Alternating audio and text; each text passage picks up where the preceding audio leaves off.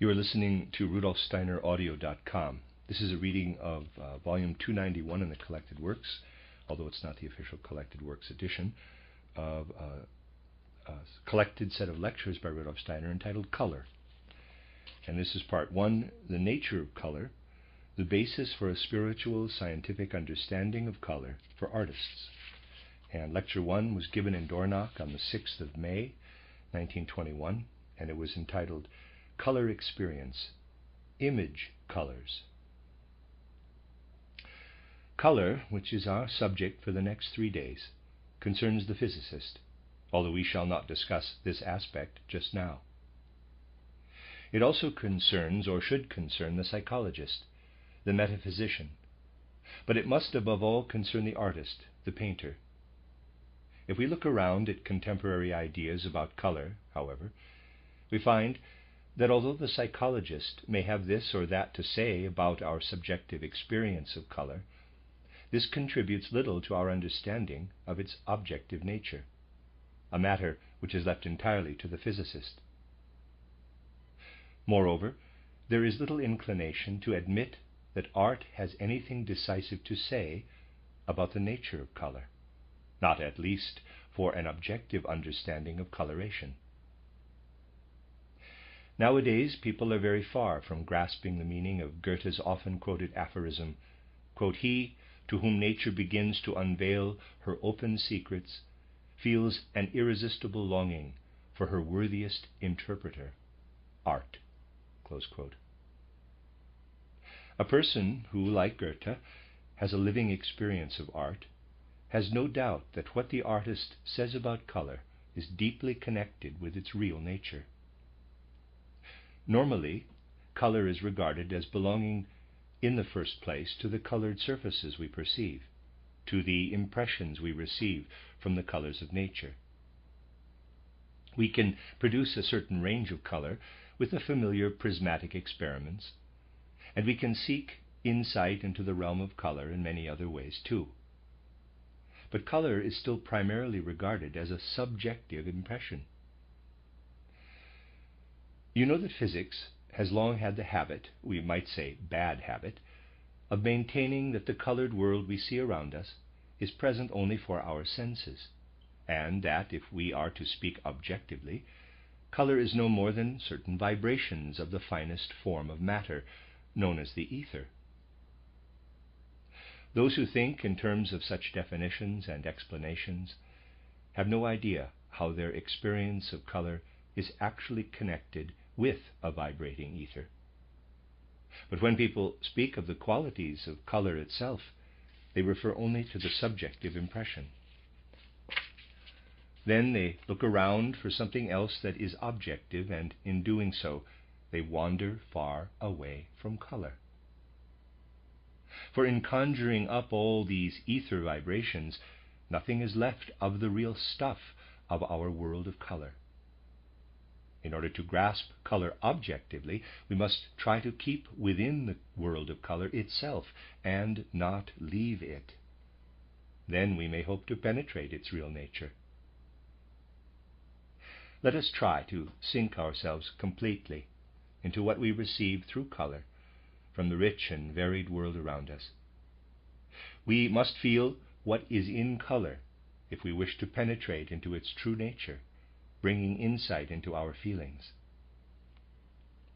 We must surround our feelings about what is living in the color which surround us.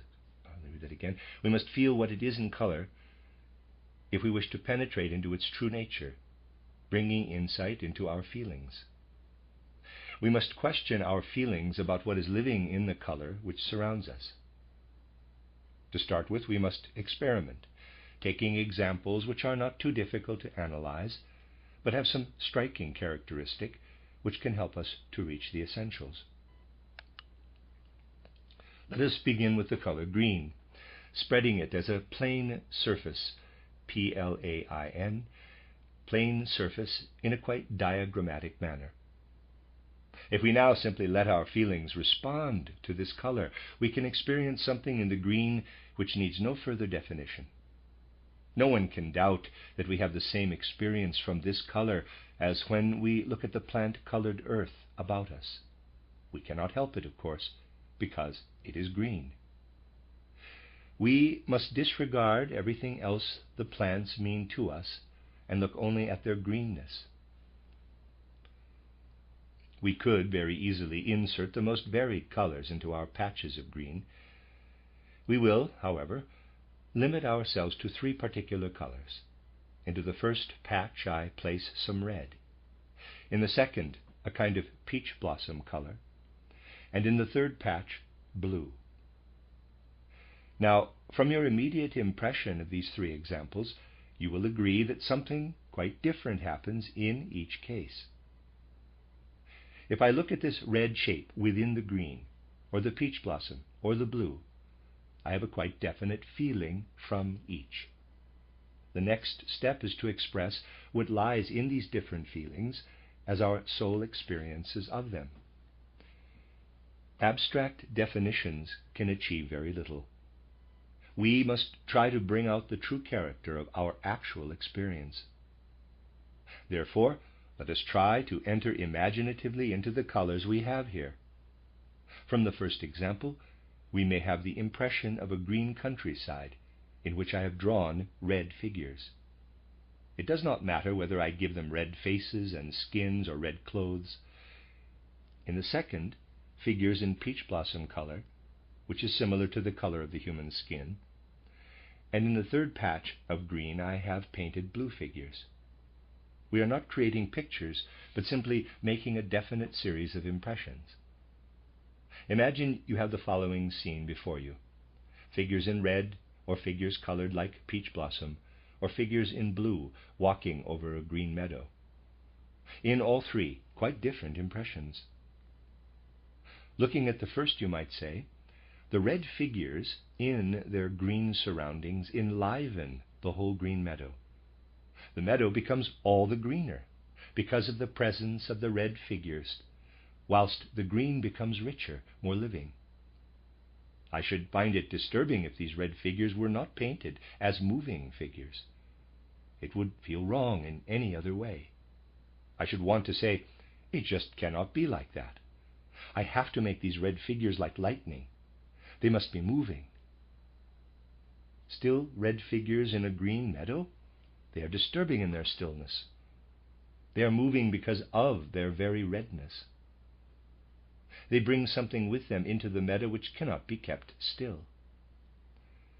We must experience a quite definite range of feelings if we are to gain any insight. The second picture is entirely harmonious. The peach blossom figures can stay there quite peacefully. They can stay there forever. My feeling tells me that these peach blossom figures have no especial relationship with the meadow and do not affect it by making it seem greener. They are quite natural. They can stand where they like without troubling me. They have no inner connection with the green meadow. Now let us look at the third example, blue figures in the green meadow. The green surely does not remain unchanged. The blue begins to dissipate the green meadow in which the figures stand. The meadow's greenness is paralyzed. It is no longer green. Let us try to grasp imaginatively what is going on. Blue figures, they could just as well be blue spirits, are wandering about in a green meadow. This then ceases to be green and takes on a bluish hue. The meadow itself becomes bluish and ceases to be green. And if these blue figures were to remain long in the green meadow, it would all slip away from me. Then I would find myself thinking that the blue figures are trying to carry off the meadow and dispose of it in some deep abyss. A green meadow just cannot stay as it is if there are blue figures in it. They take it up and make off with it. This is how one can experience color. And we must be able to have color experience, or we cannot grasp what the world of color is at all. The imagination is a fine and beautiful instrument, but we must experiment with it if we want to discover this for ourselves. We must ask what happens to a green meadow in which red figures move. does it not become more vividly green, its greenness more intense, so that the green begins to burn?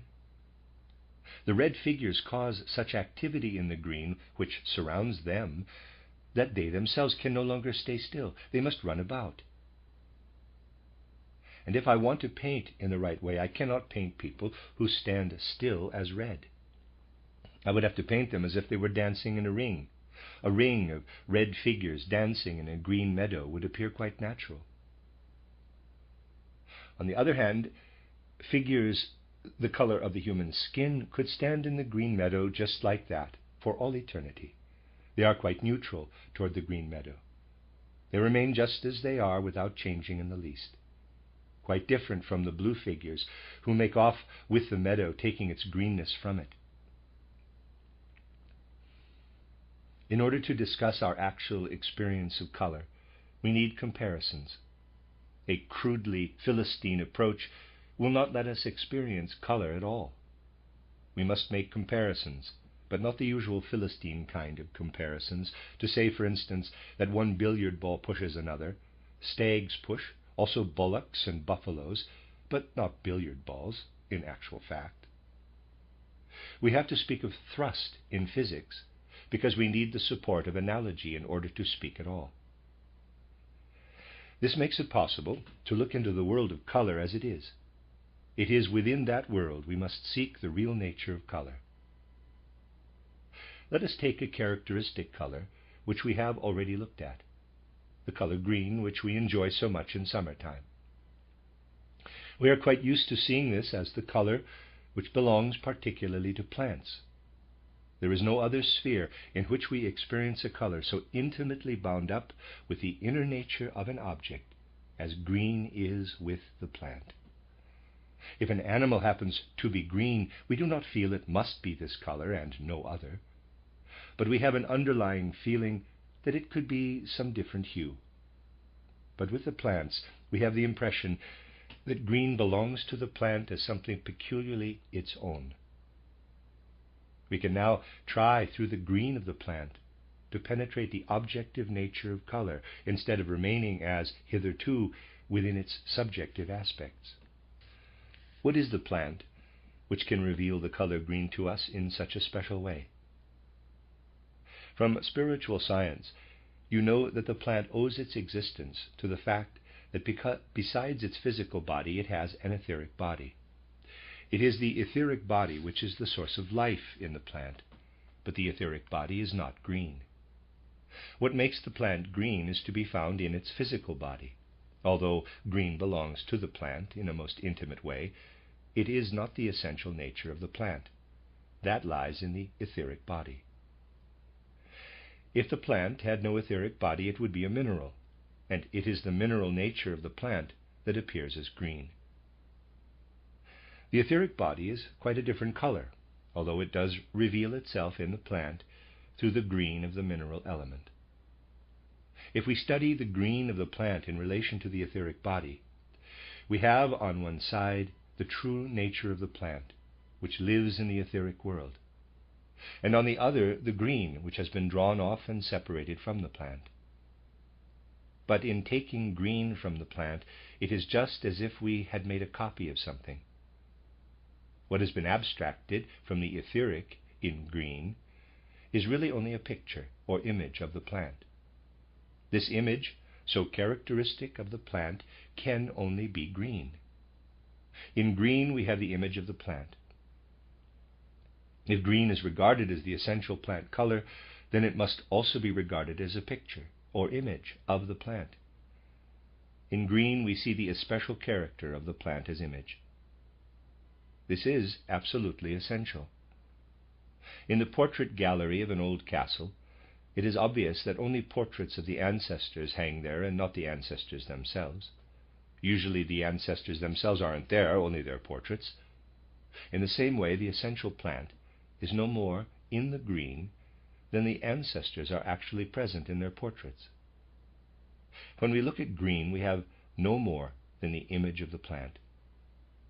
Now, think once more how green is peculiar to the plant, and remember how the plant is, above all, the most characteristic form of life. The animal possesses a soul. Man has soul and spirit. The mineral is without life. Life is the particular characteristic of the plant. The animal has, in addition, a soul. The mineral kingdom is also without soul. Man has, besides these qualities, a spirit. We cannot say of man, animal, or mineral that life is the essential quality. In each case it is something else. With the plant, life is its essential characteristic. The color green is the image of this life. We can therefore say quite objectively, green represents the lifeless image of the living. Proceeding inductively, as the learned should do, we have now arrived at the point where an objective description of the color green is possible. Just as the photograph can be described as a picture of someone or something, so green can be described as the lifeless image of that which is living. I have passed from mere reflection on the subjective impression to the realization that green is the lifeless image of the living. Now let us take another color, peach blossom. To be more precise, I should rather speak of the color of the human skin, which naturally differs from one person to another, but this is really what I mean when I speak of peach blossom, the human color or the color of the human skin. Now let us try to understand its essential nature. Usually we look at it only from outside. We look at a man and see the color of his skin only from outside. Can we become aware of it, know it from within, as we have tried to do with the green of the plant? We can, if we do it in the following way. If a man really tries to become aware that he is a being of soul, and thinks of this inner life of soul as being present within his physical form, then he will also realize that the soul must be visible to some extent in the physical form. His nature is revealed by the way the soul flows into his physical form in the color of his skin. What this means can best be realized by looking at a man whose soul is no longer fully present in his skin, whose outer form is no longer ensouled. What happens to such a man? He turns green.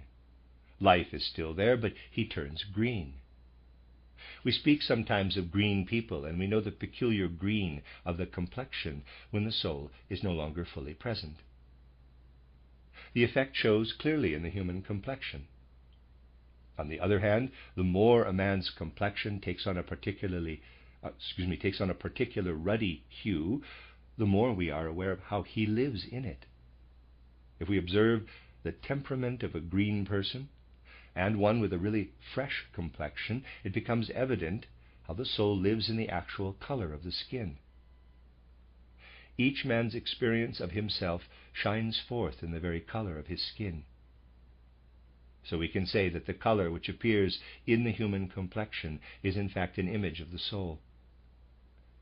Of all the varied colors in the world around us, peach blossom is the color we would select as being the nearest to that of the human skin. In painting, we can only imitate the color of the human skin by various artistic devices. Now, whilst the color of the human being is indeed the image of the soul, it is quite clearly not the soul itself. It is the living image of the soul. The soul, experiencing itself, is revealed in the color of the human skin. And this color is not lifeless, like the green of the plant. Only when his soul withdraws does a person turn green. Then he can become a corpse. But in this color we have something that is alive. Peach blossom represents the living image of the soul. We have now considered two colors. In both cases they have been images. We have endeavored to understand the objective nature of color, not merely to take the subjective impression and invent a theory of wave motion to explain it, which is then imagined to be objective. It would be quite absurd to divorce human life from the color of the human skin. It is a quite different physical experience to have pink cheeks or a greenish pallor. A definite inner existence is revealed through the color. Let us now take a third color, blue. it is impossible to find anything of which we can say that blue is characteristic in the way that green is characteristic of the plant, nor could we speak of blue as we could of peach blossom and the human complexion. Amongst animals there is no single color which is characteristic of their nature, as the color of this complexion is of man, or green is of the plant. With blue we cannot start, as we have done so far, from natural phenomena. If we want to continue our exploration of the nature of color, we should leave blue aside for the moment and turn to the lighter colors. If we take the color known as white, we shall find that we shall progress more quickly and easily. White cannot be said in the first place to be the characteristic color of any being in the outer world. We could, of course, turn to the mineral kingdom, but it would be better to look in quite another direction, to form an objective idea of the color white. Let us imagine we have some white in front of us, and light is allowed to play upon it, illuminating it. At once we feel a certain kinship between the white and the light. At first this is merely an impression, but it becomes more than impression the moment we turn to the sun itself. For the sun has a certain whiteness in its light, and is the source from which all natural illumination on earth is derived. But neither what we see as the sun, nor as white, with its inner kinship to light, appear in the same way as external colors do. External colors appear on objects. The whiteness of the sun, which represents light to us, does not appear directly on objects. Later on we will consider the kind of color we may call the white of paper or chalk, but that will mean making rather a detour. First of all, in order to understand white, we should let ourselves be led by white to the light as such. In order to strengthen this feeling, we need only remember that the opposite of white is black. We have no doubt that black is darkness. We can very easily identify white with brightness, with the light as such. In short, we find an inner connection between light and white when we allow our feelings to speak to us. We will investigate this further in the next few days. If we reflect on the nature of light and are not tempted to cling to the Newtonian fallacy, but observe things without prejudice, we shall say there is a special connection between white, appearing as color, and light. We will at first leave true white on one side. We know of light as such, however, in a different way to the other colors. Do we really perceive light? We would not see color at all if we were not in an illumined space. Light makes color visible, but we cannot say that we perceive light just as we do color. Light is certainly present in the space in which we see color. It is the nature of light to make color visible, but we do not see light as we do red, yellow, or blue. Wherever it is bright, there is light, but we do not see the light. Light must fall on something if we are to perceive it. It must be caught and reflected. Color exists on the surface of objects, but we cannot say that light is fixed to anything. It is always in movement. But when we wake in the morning and the light streams around and through us, we become inwardly aware of ourselves. We feel an inner kinship between the light and our own essential being.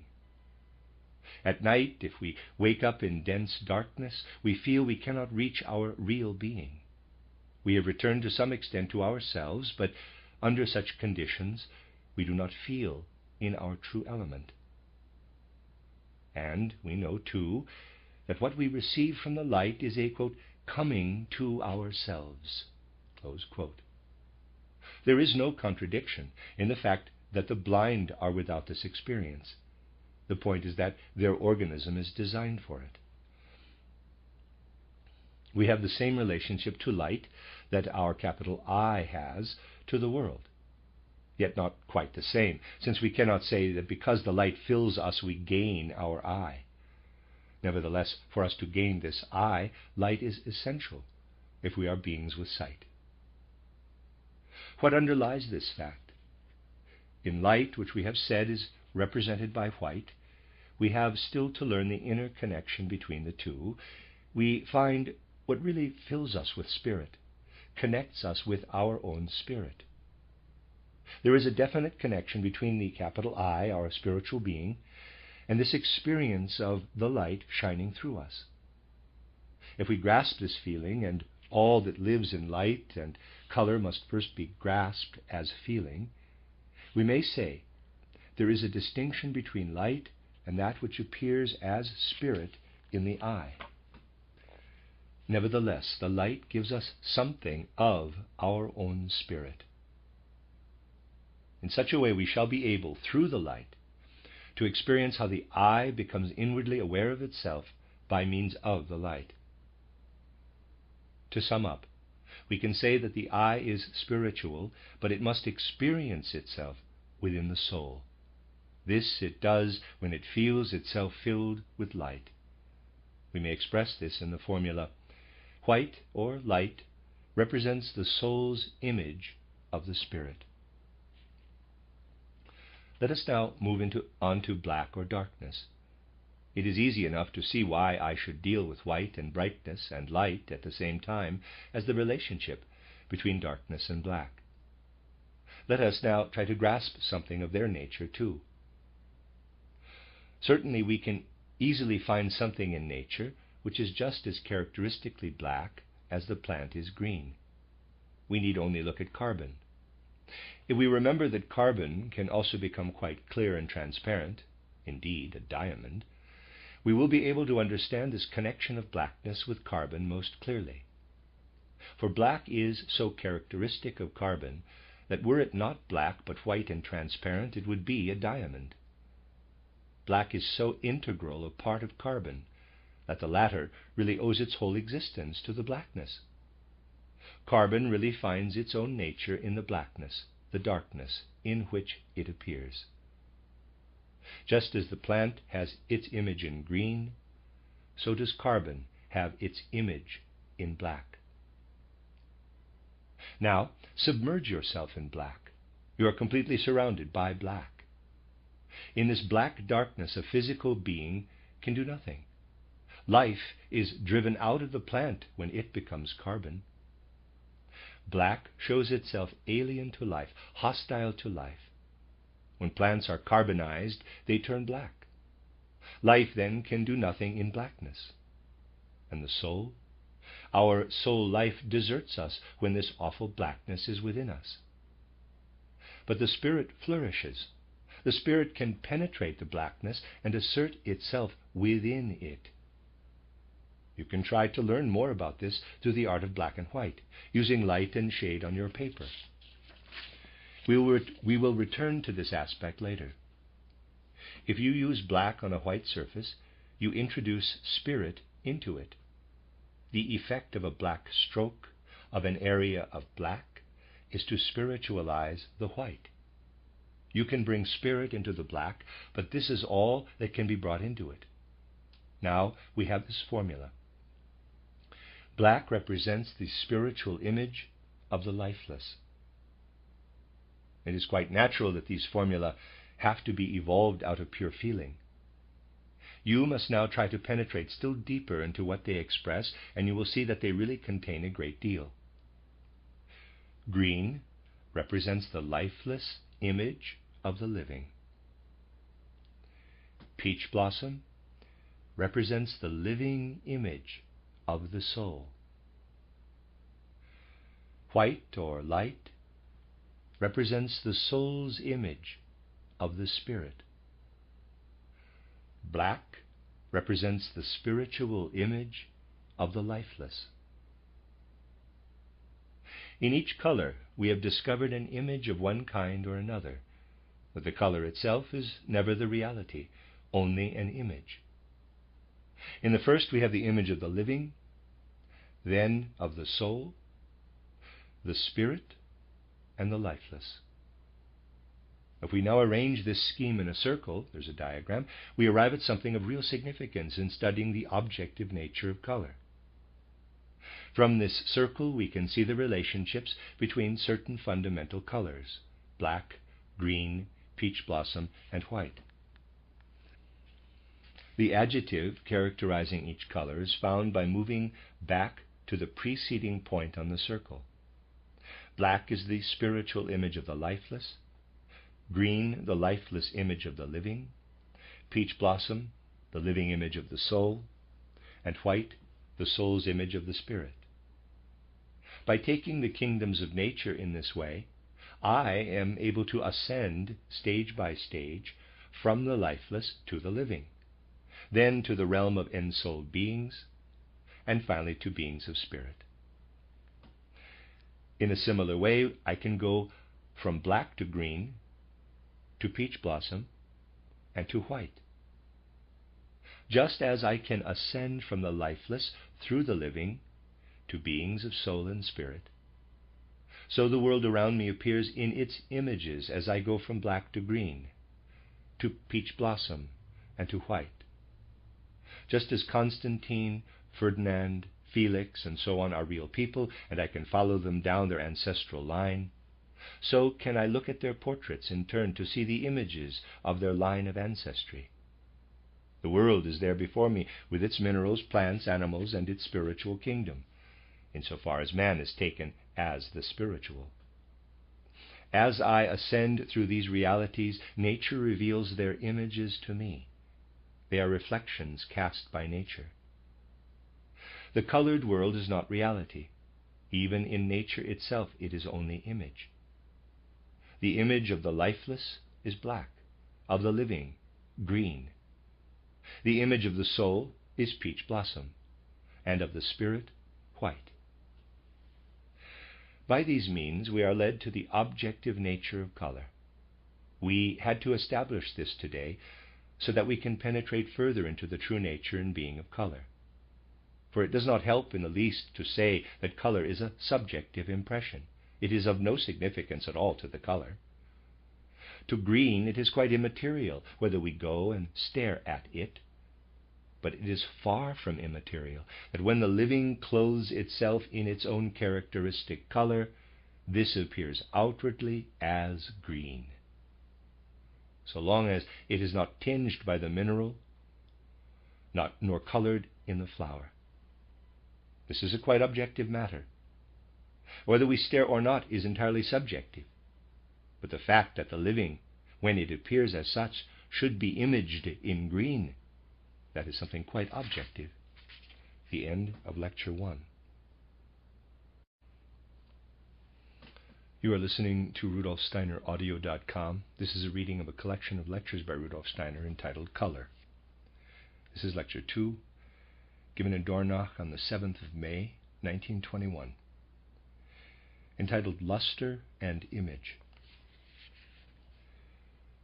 Yesterday we tried to understand the nature of color from one particular aspect, which led us to the four colors black, green, peach blossom, and white. We found that we could describe them as already present in the world with the character of images. We saw how this image character appears when one form of existence is taken up in another. How, for instance, the living must be taken up in the lifeless for the image of the living, green, to appear. Let me read that again. We saw how this image character appears when one form of existence is taken up in another. How, for instance, the living must be taken up in the lifeless for the image of the living, green, to appear. Today I would like to take yesterday's experience a stage further. I shall do this by making a distinction between that which gives and that which receives, between that element in which the image is formed and that which causes the image. Then I shall be able to develop the following structure for you. I will start by distinguishing the shadow thrower from the illuminant. You will understand these expressions if you recall all that we experienced yesterday. If it is the spirit which throws the shadow, the spirit receives what is thrown upon it. And if it is the lifeless which illumines, this is apparently a contradiction, but in reality it is not so, then black is formed, as we saw, in the spirit as the image of the lifeless. And there's a diagram. If the lifeless is the shadow thrower, and the living is what illumines, then green will appear, as in the plant. If the living is the shadow thrower, and the soul nature is the illuminant, then peach blossom is the image. If the soul throws the shadow, and the spirit is what illumines, then white will appear as image. There's a little chart here, and I'm going to try and read it one more time. See how this works.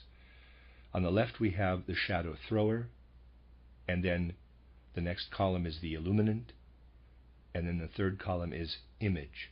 And I'm going to read them left to right, so I'll start with shadow thrower always, then illuminant, and then image, 3 at a time. Here we go. Shadow thrower beginning, the spirit, illuminant, the lifeless, image, black. Okay, I'm not going to say those words anymore. I'm just going to say it across. The spirit, the lifeless, black. The lifeless, the living, green. The living, the soul, peach blossom. The soul, the spirit, white. We have then 4 colors with this image character. We may say that in each there is one element which throws a shadow and another that illumines. The two together make a picture or image. We have found 4 colors. Black and white must be counted as colors. 4 colors with an image character. Black, green, peach blossom, and white. There are, of course, other colors, and we need to discover their essential nature too. We will try to do this once again through a certain sensitivity to the impressions we receive and not through abstract concepts. Then you will see that it is possible to attain a sensitive understanding by dwelling on the following. Imagine a placid white. Into this placid white we introduce 2 different colors from opposite sides. From one side yellow, from the other blue. You must imagine this placid white, it can be a plain white surface, into which we let yellow play from one side and from the other blue. We then obtain green. We must visualize exactly what happens. We take a placid white into which we let yellow and blue play from either side, and these give us the green, which we have already discovered from quite another point of view. Now, if we enter livingly into the way in which colors come into being, we cannot look for the nature of peach blossom as we look for green. We must try to find it in quite another way, in the following manner. Imagine that I paint black here, underneath it some white, here some more black, underneath it again white, and so on, black, white. You must imagine that the black and white are not still, but in movement, weaving into one another. This is the opposite of the first example. Then we had a placid white into which we let yellow and blue play from left and right in a continuous process. Now I take black and white. I cannot, of course, paint it, so you must imagine them weaving into one another. And just as I let yellow and blue play in from left and right, so now I let this interweaving movement of black and white be shown through, irradiated by red. If I were to choose the right shade, then, through this interplay of black and white, into which I let the red shine, I would get peach blossom. Notice that we must make use of quite a different method. In one case we take a placid white, one of our series of image colors, which we obliterate by letting two other new colors play into it. In the other case, we take two of the colors we already have, black and white, and set them in movement. Then we take another new color, red, and let it shine through the black and white. The same thing will strike you if you observe the living.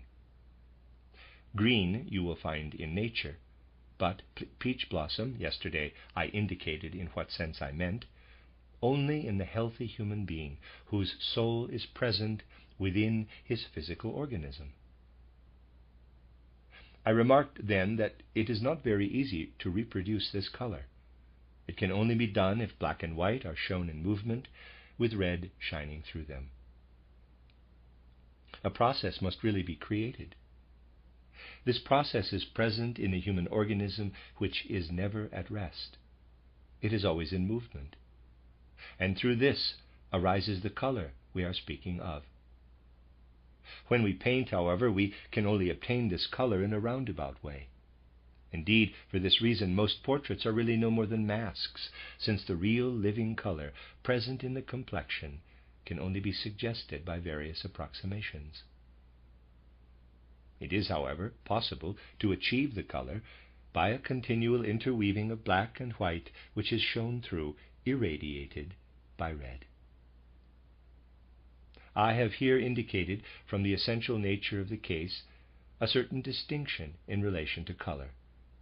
I have shown how we can make use of two of these image colors, how in one instance we can take white by itself at rest, and play two new colors into it in order to produce another image color, green. Again, taking two image colors, black and white, we can set them weaving in and out of one another and illumine them with a further color in order to obtain the second image color, peach blossom. We have obtained green and peach blossom in quite different ways. In one instance, we needed two luminous colors, yellow and blue. In the other, one luminous color, red. We should now be able to elaborate further what we discovered yesterday about the nature of color if we consider another aspect. We can say the following: green, by its nature, allows itself to be circumscribed. We do not find it objectionable if we spread green over a surface and give it definite boundaries. But just think of doing this with peach blossom. Peach blossom confined within boundaries. This would not be true to artistic feeling. Peach blossom can really only be handled as a kind of mood, where any thought of definite boundaries is out of the question. This is a real experience for anyone who has a feeling for color. Think, for instance, of something green, perhaps a card table with its green covering. Because a game is a limited pedantic activity, completely Philistine, we can quite easily associate it with a room in which there are green tables. An invitation to play cards at lilac-colored tables would be enough to make one want to run away. On the other hand, a lilac-colored room, a room decorated entirely in lilac, would lend itself very well to mystical conversation, in the best and worst sense. Considered in this way, colors do not work in an anti-moral fashion, but are amoral. Thus we discover that it follows from the very nature of the color, from its inner character, that green may be confined within definite limits, whilst lilac or peach blossom, the human skin color, will always disperse into something indefinite. We will now try to understand the colors we omitted yesterday from a similar standpoint. Let us take yellow in its essential inner quality and attempt to spread it on a surface. You will see that a yellow surface with definite boundaries is a repulsive thing. It is quite unbearable to artistic feeling. The soul cannot bear a yellow surface which is limited. We must make yellow paler at the edges, then paler still.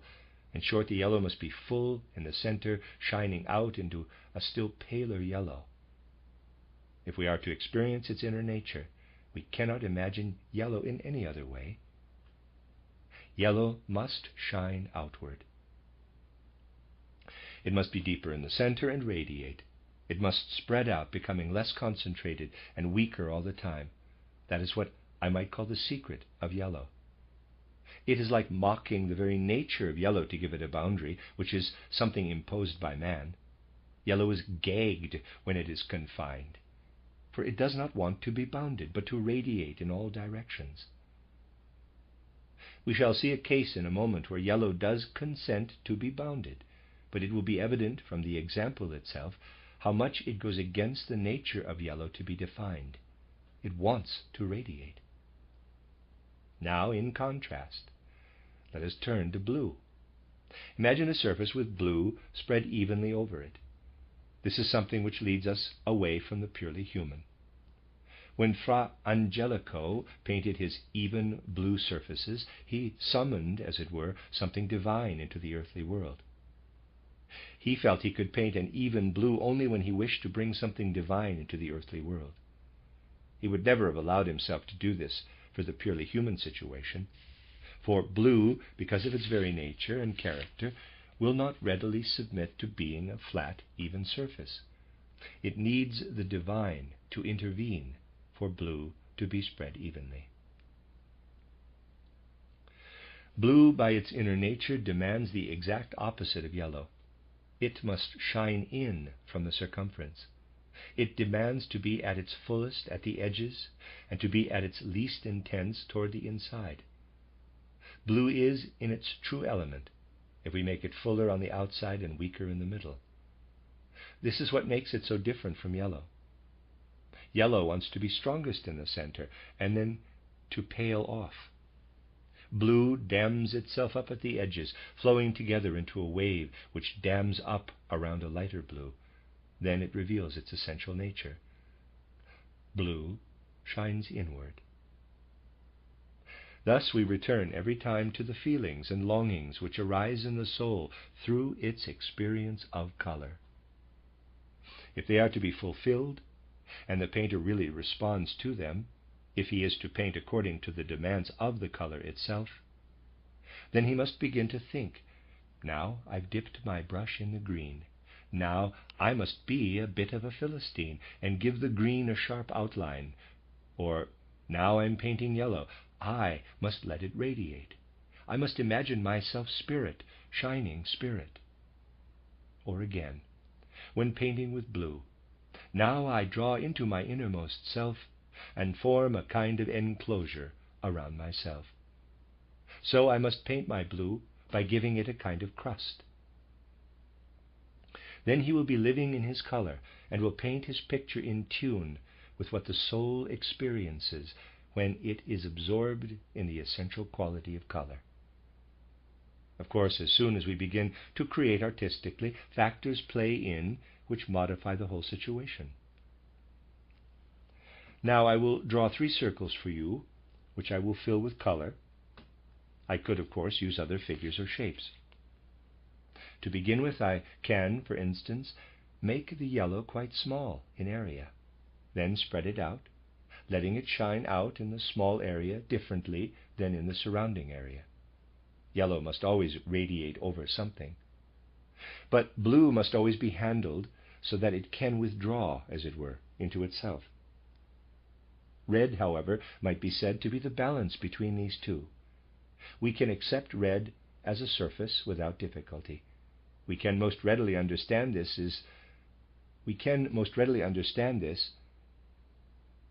in how we see how different it is from peach blossom, in which it appears, as we have seen, as an illuminant.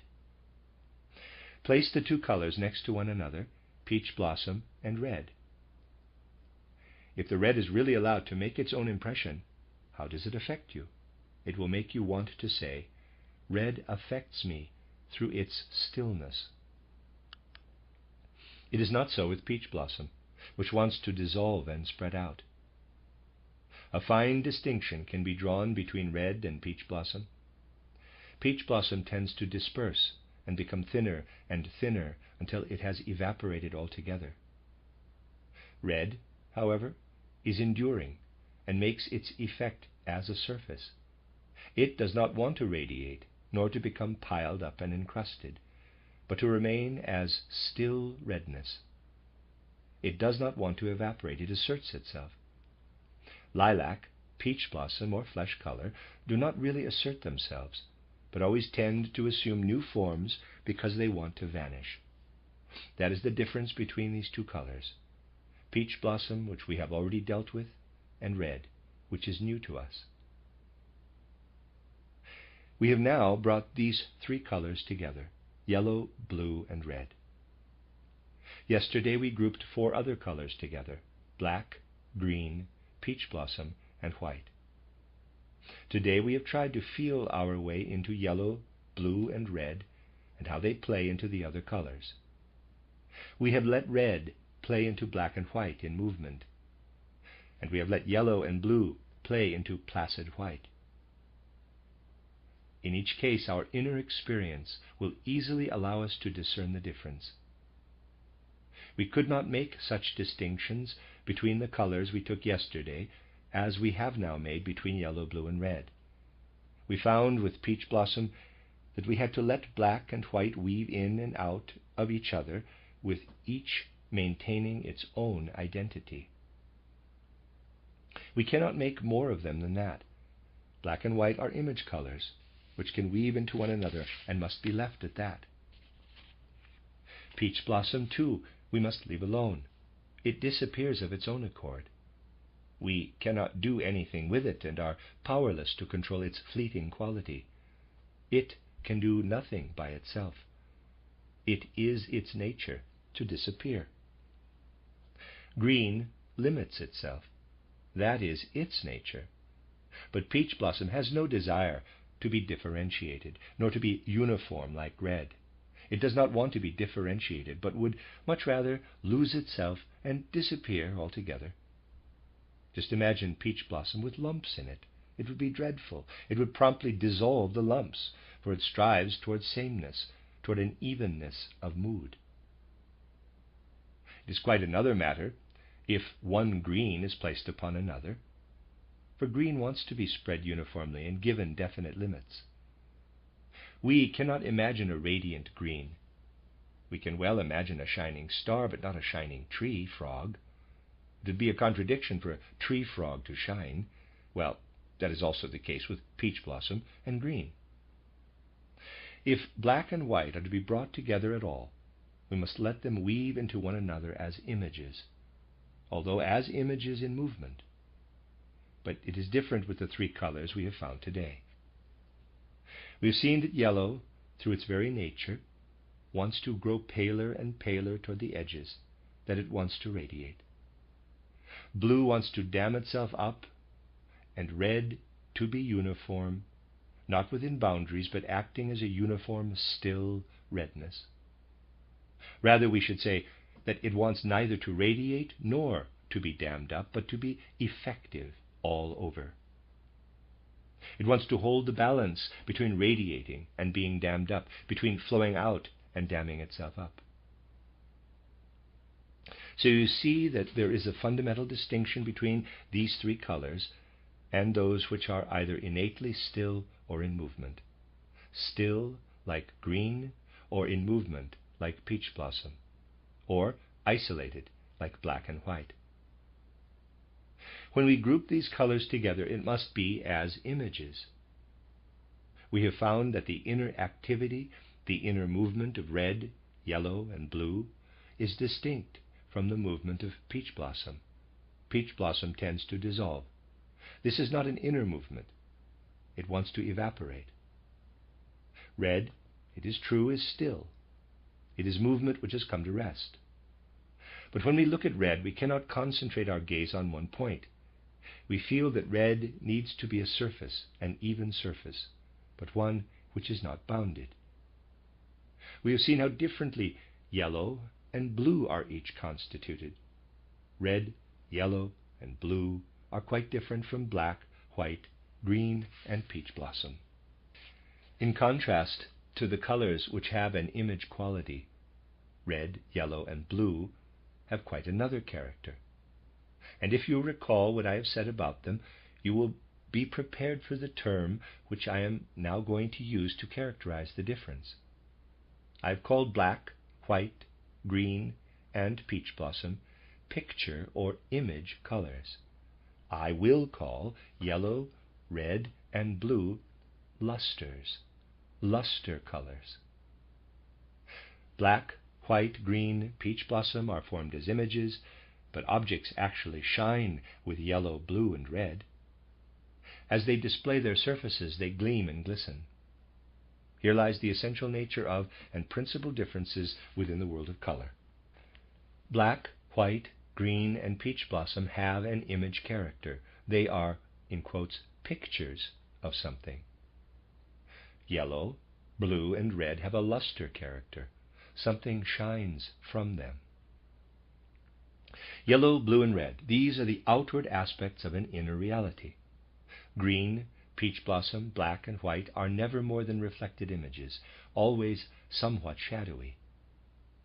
So we can say, speaking in the widest sense, that black, green, peach blossom, and white are fundamentally shadow colors.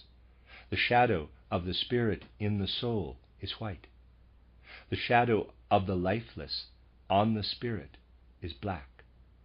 The shadow of the living on the lifeless is green. The shadow of the soul on the living is peach blossom. Shadow and image are closely related to each other. In blue, red, and yellow, however, there is something luminous, not shadowy, something that declares its inner quality outwardly. So on the one hand we have images or shadows, and on the other we have, in red, blue, and yellow, variations of something that shines. Therefore I call them lusters. Objects glisten and gleam in certain ways. The essential nature of these colors lies in their radiant quality. Yellow radiating outward, blue radiating inward towards itself, and red the balance between them, radiating evenly. When this evenly shining color illumines white and black, which are in movement, peach blossom arises. When yellow plays from one side and blue from the other onto a quiescent white, green arises. Here we have things which are thrown together quite chaotically in physics, and this includes everything said about color today. The spectrum scale is simply noted down: red, orange, yellow, green, blue, indigo, violet. There is no mention of what plays within it. Let us run along the scale. Starting with the luster red, the luster quality gradually diminishes until we reach an image or shadow in green. Then we come to a luster of an opposite kind, to the first, to blue, the luster which is dammed up. At this point we must leave the physical realm and the usual color spectrum entirely in order to reach what can only be represented in movement, the peach blossom color, which arises when white and black are shown through, irradiated by red. If you take the usual diagram found in physics, then all you have is red, orange, yellow, green, blue, indigo, violet. Now, if I do not show it as it appears on the physical plane, but as it is in the next highest world, I would have to bend the warm and cold sides of the spectrum so that it is drawn like this: red, orange, yellow, green, blue, indigo, violet. If I were to bend the band of color, which was stretched out in a line back upon itself, I would have my peach blossom color up here at the top. I have come back again to an image color. Image color 1 above and 2 below, luster 3 left and 4 right. Now only the other two colors, black and white, remain hidden. If I bring the white up here from below up, it would stay in the green. But then the black comes down to meet it from above, and they begin to ripple into each other, creating with the red luster peach blossom. I have to imagine white and black overlapping and weaving into each other. In this way I obtain a complex arrangement of colors, which, however, reveals more of the nature of color than you will find in books on physics. We have spoken of luster color, but luster means that something shines. What is it then that shines? With yellow, you need consider only the following, but you must do it with feeling and not with abstract understanding. I cannot help being so moved by the impression that yellow makes on me that it lives on within me. Think how joyful yellow makes everyone. And being joyful, after all, means being filled with a greater variety of soul. Through yellow, we become more attuned to our own capital I. We are, in other words, filled with spirit. If you take yellow in its original stage, fading outward, and think of it shining within you because it is a luster color, shining into you as spirit, you will have to say, yellow is the luster of the spirit. Blue, gathering itself together inwardly, dammed up, enclosed within itself, is the luster of the soul. Red, filling space evenly, is the luster of the living. Yellow is the luster of the spirit, blue is the luster of the soul, red is the luster of the living. Green is the image of the living, and red the luster of the living. You can see this very easily by looking at a fairly strong red on a white surface and then looking away quickly. You will see a green after image. The same surface will appear as a green after image. The red shines into you and forms within you its own image. But what is the image of the living inwardly? You must destroy the life to have the image.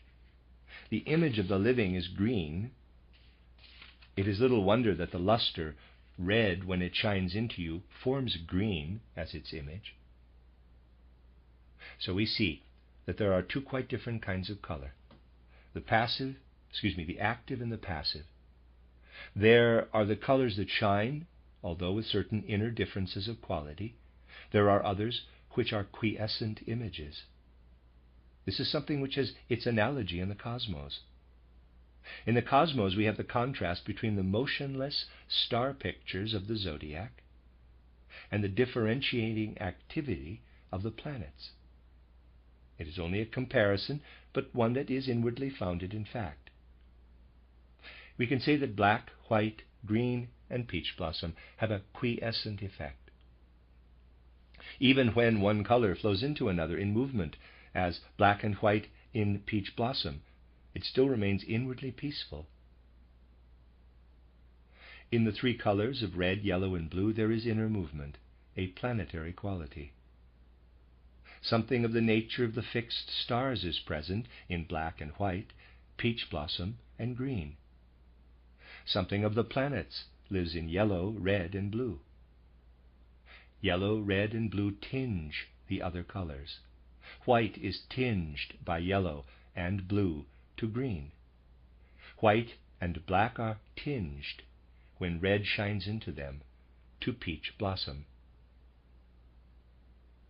Here we have a definite color cosmos. We see the world as interweaving color. We must go to the colors themselves in order to understand the laws that govern them. We must not be diverted into other paths, but must keep to color itself. When we have a proper grasp of color, we will see in the colors themselves what their mutual relationships are and what produces their luminous, shining quality or their shadowy picture nature. Think what this signifies for art. The artist knows that when he handles yellow, blue, and red, he must induce in his picture something that expresses an inwardly dynamic quality, which itself gives character. If he is working with peach blossom and green on black and white, then he knows that an image quality is already present in the color. Such a science of color is so inwardly living that it can pass immediately from the soul's experience into art. If you grasp the nature of color in such a way that the colors themselves reveal their qualities, if you realize that yellow needs to appear deeper at the center and fade away toward the edges because that is its nature, if you then fix yellow by painting it as an even surface, you will need to do something with it. What should this be? Something must be put into the yellow which deprives it of its original character, its own will. The yellow must be imbued with weight. When yellow is given weight, it becomes the color of gold. In doing so, this yellowness is taken out of yellow. Although remaining to some extent yellow, you have deprived it of its true nature. If you paint a picture with a gold ground, it needs to be spread evenly over the surface. You have, however, given the yellow weight, inner weight. You have taken its own will from it and fixed it down. The painters of earlier times, who had a natural feeling for such things, sensed the lustre of the spirit in yellow. In yellow they looked up to the spirit, to the lustre of the spirit. But they wanted to give earthly expression to the spirit. They had to give yellow weight. When, like Cimabue, they painted a gold ground, they gave the spirit a dwelling on earth. They realized the heavenly in their pictures. Readers aside, I am pronouncing Cimabue, C-I-M-A-B-U-E. I apologize for my pronunciation, Cimabue.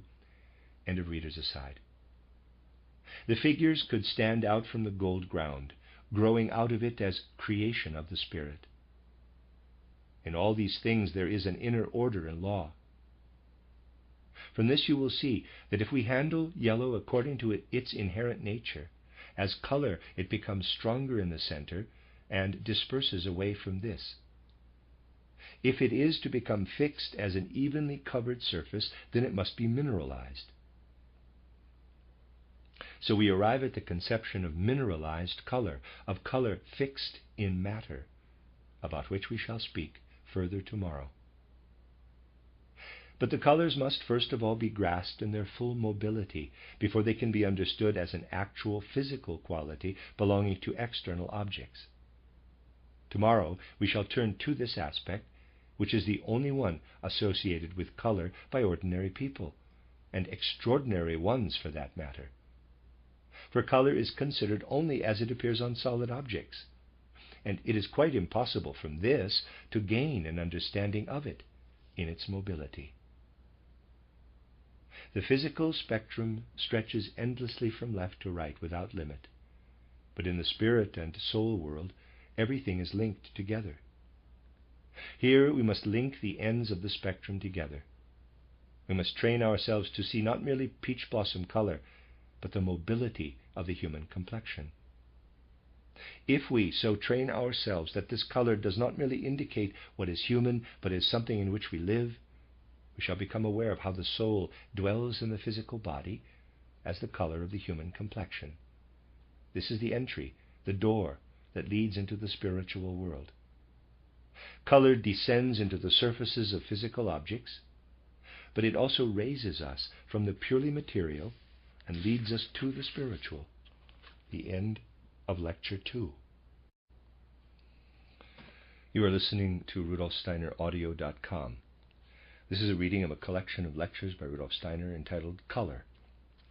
This is Lecture 3, given in Dornach on the 8th of May, 1921, entitled Color in Matter, Painting Out of Color. In the realm of color, we have made a distinction between those colors, black, white, green, and peach blossom, which we recognize from their qualities as image, and those colors which I have described as having a luster quality, blue, yellow, and red.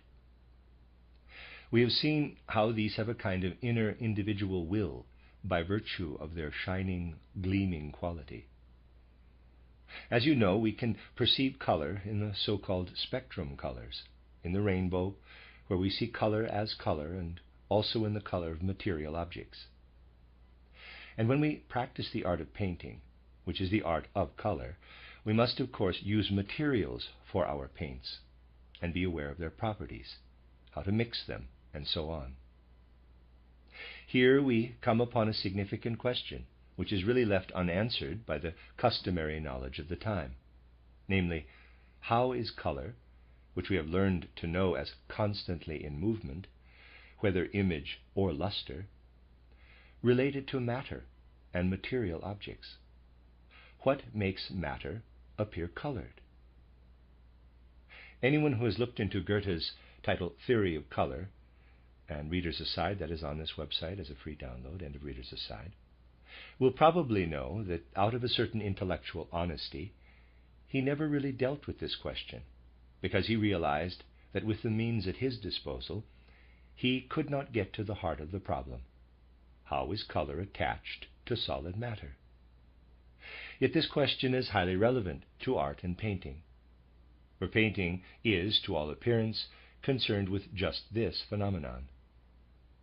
We apply the color and try to evoke an impression with it. So it is at this point, when we want to apply our investigations into the nature of color to the art of painting, that we become interested in the appearance of color in matter. Since physicists have in recent times regarded the theory of color as a part of optics, we find explanations of the nature of color in material objects worthy of recent physics. We find, for example, the characteristic explanation of the question, why is an object red? It is red because it absorbs all the other colors and reflects only red. This is an explanation characteristic of recent physics, for it is based more or less on the kind of logic which says, why is a man stupid? Fundamentally, he is stupid because he has absorbed a great deal of cleverness and radiates only stupidity. If one turns this logical principle, so common in color theory, to the rest of life, you see what interesting results can occur. As we have already remarked, Goethe was more honest about this question. He followed the problem as far as the means at his disposal allowed. Then he came to a halt, as it were, in face of the question, how does matter become colored? You will recall how we first came upon the image character of the first four colors we dealt with. We saw how it was a question of one form of existence producing its shadow or image in another. We saw how green arises when the living appears as image in the lifeless. And then how peach blossom color arises when the soul appears as image in the living. We saw also how white arises when the spiritual forms its image in the soul. And finally, how black arises when the lifeless forms its image in the spiritual. There we have all the colors which have the character of image. The rest have the character of lustre. In the external world, green is the most clearly visible expression of this image character. Black and white are, in a certain sense, borderline cases, and for this reason are not generally considered by many to be colors. Peach blossom, we have seen, is really only to be grasped in movement. Thus in green, the image character is most typically portrayed, and with it we have the color which is really attached to the external world, in particular to the plant kingdom.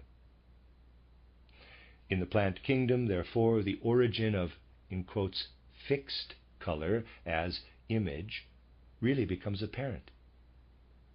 It is now perhaps a question of discovering in the green of plants what is the true quality, the essential nature of green. In doing so, we must go a good deal further with the problem than would normally be considered necessary today. We know from titled Occult Science that the plant kingdom was really formed during the previous metamorphosis of our present earth.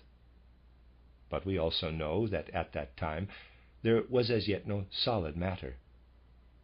In the plant kingdom, then, we have something which has been formed during the former metamorphosis of the earth, and was then transformed during its further evolution. The plants were formed in the fluid conditions of the old moon evolution, when there was no solid matter. This fluid state was permeated with flowing color. There was no need for it to be fixed to anything, or at least only to the surface. Only on the surface did the fluid element begin to solidify. So it would be possible to say, looking back to this earlier stage of evolution, that in the formation of the plant we are concerned with an essential fluid condition in which green, as also color generally, existed in flowing movement. And it was only during the Earth period of evolution, as you can see from Title Occult Science, that the plants were able to take on a firm form and incorporate the mineral element. It became possible for the plant to have a definite and no longer fluctuating nature, so that what we now describe as the plant appears for the first time during Earth evolution. Only then could color assume the character which we see in the plant today, and appear as fixed green. Green is not the only color usually seen in a plant, which, as we know, in the course of its metamorphosis, takes on other colors. It has yellow, blue, or white flowers, or red flowers or fruit, as in the melon, for instance, which is transformed from green into yellow. Quite a superficial observation shows us what happens when the plant takes on a color other than green. When this happens, you can quite easily observe that the appearance of these other colors is connected with the sun, with direct sunlight. Just consider how plants hide themselves and curl up if they cannot hold up their flowers to the sunlight. There is a connection, if only a superficial one, between the sun and certain parts of the plant not being colored green. The sun, as it were, metamorphoses the green. It encroaches upon the green and transforms it. Having related the varied colors of the plant with a heavenly body, even if only superficially, it will not be a difficult matter to turn to the statements in Title Occult Science and ask what its observations reveal about other possible connections between the coloring of plants and the stars. Here we have to ask ourselves, what kind of heavenly body has the strongest effect on Earth, working in an opposite way to the sun, to produce in the plant what the sunlight later metamorphoses, negates, as it were, and transforms into other colors? What in fact causes green to arise within the plant kingdom? We will be led to that heavenly body which appears as the polar opposite of the sun, the moon. Spiritual science can establish, I can only touch upon these things today, the connection between the green of the plant and the moon, and also between the other colors and the sun, by contrasting the properties of moonlight as opposed to sunlight, and especially by the way that moonlight works within sun darkness. Thus in the plant we have an interplay of sun and moon influences. But at the same time we have an explanation of why green becomes an image and does not appear luminous in the plant as the other colors do. The other colors in the plant have a shining lustre quality. If you observe the colors of flowers with the right kind of feeling, you will see that they shine at you. Compare them with green. It is, in quotes, fixed to the plant. You will see here nothing other than a copy of what you perceive in the cosmos. Sunlight shines. Moonlight is the image of the sunlight. In the same way, the image of light, color as image, appears in the green of the plant. It is through the sun that lustre colors appear in the plant. The image color, as something fixed, appears in green. These things cannot be grasped by crude physical ideas.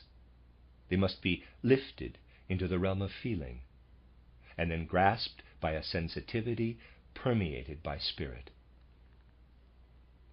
What is understood in this way is transformed into art. Physics, with its clumsy approach to the world of color, drives every artistic quality from its observations, with the result that the artist has not the least idea what to make of its pronouncements concerning color. But when we look at a plant in such a way that we know that cosmic forces are at work, and that sun and moon forces interplay to produce color in the plant, we have the basic elements for understanding how, with plants at least, color is fixed in an object and becomes material. It is due to image and not lustre influences from the cosmos that color becomes material.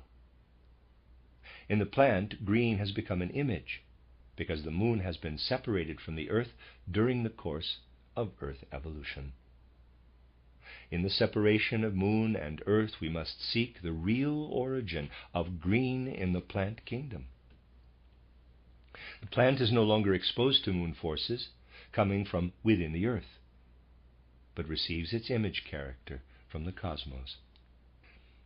In our feelings, we comprehend the reciprocal relationships brought about by cosmic influences in the plant. We can therefore appreciate the character of green and the other colors in the plant through our sensitivity and through an artistic feeling for the nature of color. If you study the history of painting, you may find it remarkable that the great painters of earlier periods painted people and human situations, but rarely nature, at least so far as the plant kingdom is concerned. Of course, a superficial explanation for this can be found easily enough. One can explain it by saying that people in earlier times were not used to observing nature and therefore did not paint it. This is a very superficial explanation, but people are easily satisfied with such explanations. Something very different lies behind this. Landscape painting only arises when materialism and an intellectual outlook grip mankind, and an abstract view of life increasingly dominates civilization and culture. Landscape painting is really the product of the last 3 or 4 centuries. Only since then have men acquired the cast of soul which makes them capable of painting landscapes. Why? Looking at the paintings of an earlier period, one is struck by their distinctive character. Precisely because we have learned to distinguish, we shall be discussing this in greater detail, between the image and lustre character of color, we discover that no such distinction was made by early artists in their paintings. They did not recognize, as we found ourselves impelled to do yesterday, the inner will of the lustre colors. They were generally unconcerned that yellow required a dissolving circumference. They were only aware of it when they depicted a more spiritual element, not when they painted the everyday world. Nor had they any concern for what we demanded of blue, a little more so in the case of red. You can see this in certain pictures of Leonardo and others, Titian, for example. But in general, we can say that the earlier painters did not make the distinction between image and lustre colors. Why? They stood in quite a different relationship to the world of color. They experienced the lustre quality of color as image, and treated it as image in their paintings. But if one gives an image character to what appears in the world of color as lustre, if one turns everything into image, one cannot paint landscapes, which include plants. Why not? If you want to paint a landscape with plants which give an effective impression of life, then you must paint the plants in their individual colors, including green, somewhat darker than they really are. You must make the green or the reds or yellows of different plants generally darker than they are. But then, having made the color darker than it is, and tied it down as image, you must veil the whole picture with a yellowish white atmosphere. You must envelop the whole in a yellowish whitish light. Then you can really express the nature of the plant in the right manner. You must paint a luminous veil over the image, introducing a lustrous quality.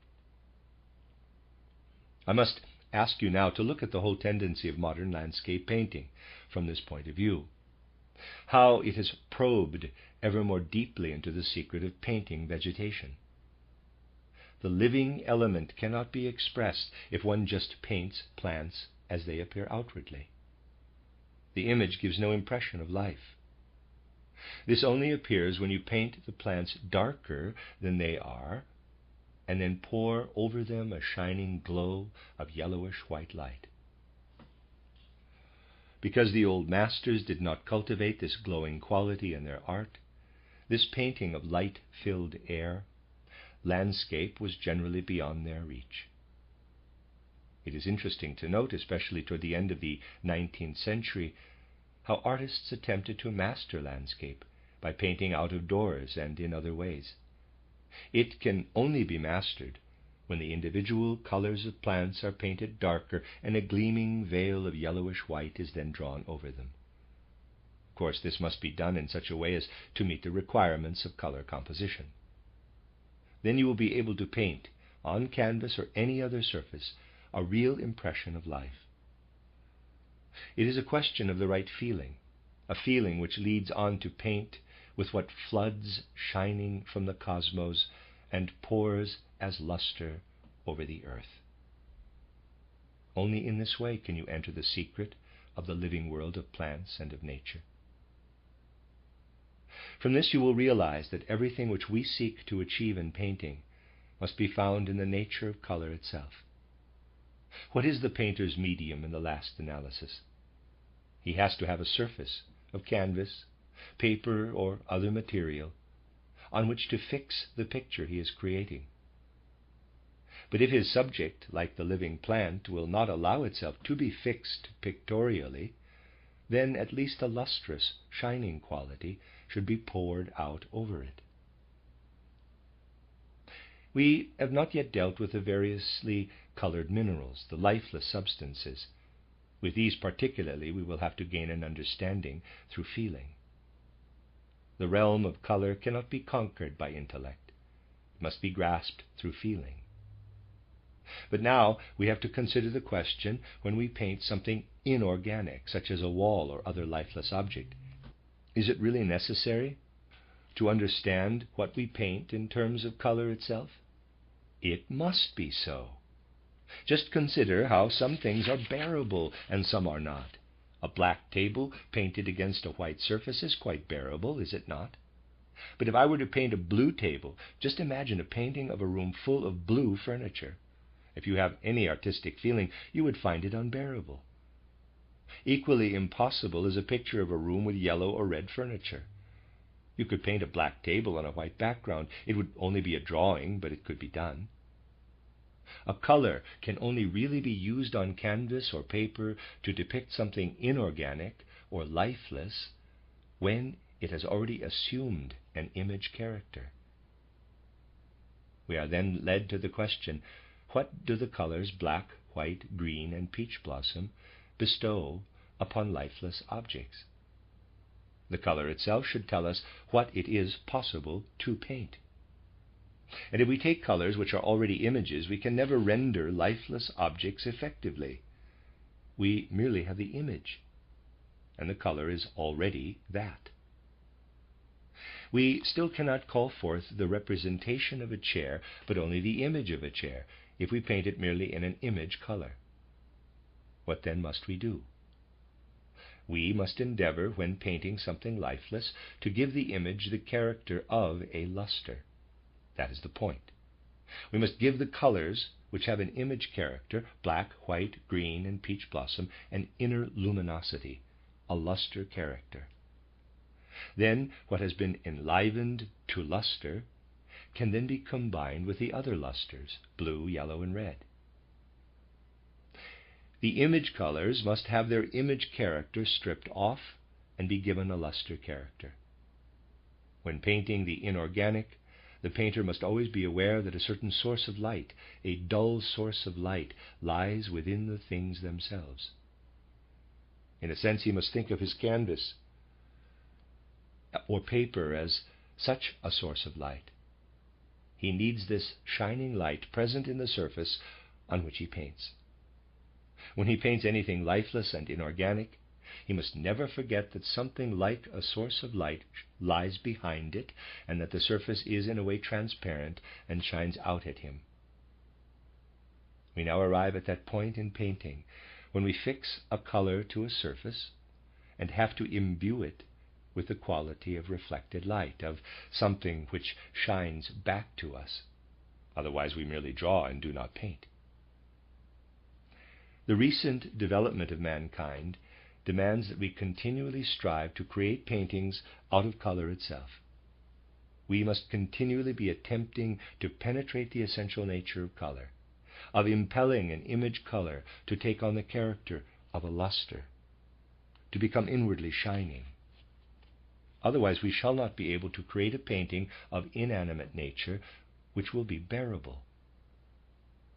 If a wall is depicted in a painting, it will not be a wall, but only the image of one, unless the color is made inwardly luminous. We must make the colors shine inwardly. They will then, in a certain sense, become mineralized. For this reason, it would be good to give up painting from the palette, which leads merely to smearing coloring matter onto a surface and makes it impossible to evoke the inwardly shining quality in the right way. We should try to paint increasingly from pots of liquid paint, with color that is liquid and has a flowing, shining quality. Generally speaking, the introduction of the palette has brought an inartistic element into painting. The palette has brought a materialistic form of painting, a failure to understand the true nature of color. For color is never really absorbed by any material body, but lives within it and emanates from it.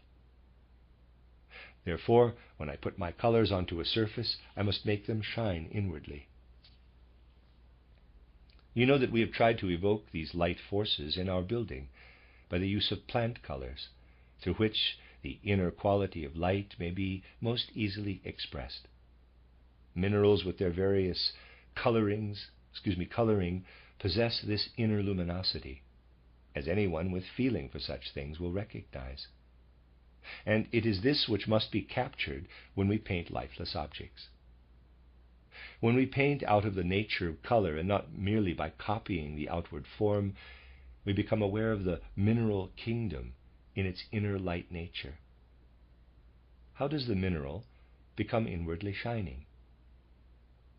If we take up a mineral, its color is visible because we see it in sunlight. But sunlight is less active in this instance than it is with the plant. In the plant, the sunlight conjures forth the other colors in addition to green.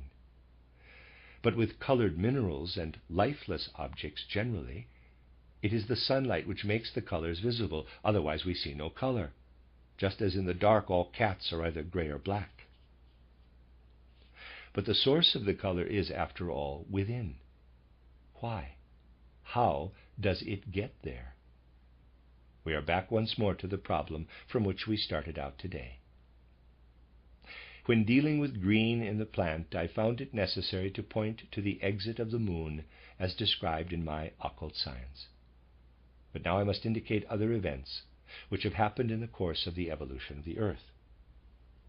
If you follow what is said in occult science about the development of the earth, you will find that the heavenly bodies which surround the earth and belong to its planetary system were once connected with the whole earth. They were expelled in just the same way as the moon. This is, of course, connected with the nature of the sun, but speaking only of the earth, we can regard it as one exodus. And this exodus of the other planets is connected with the intrinsic coloring of lifeless things.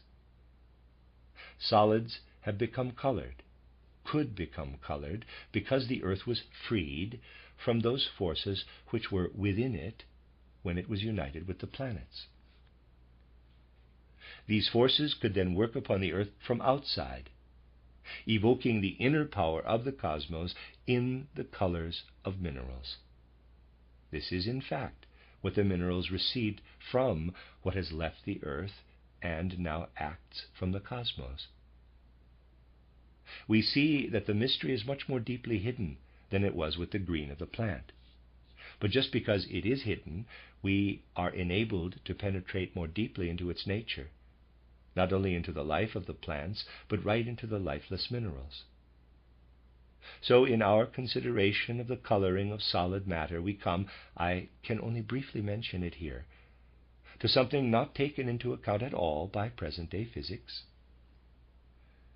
We are led to cosmic effects.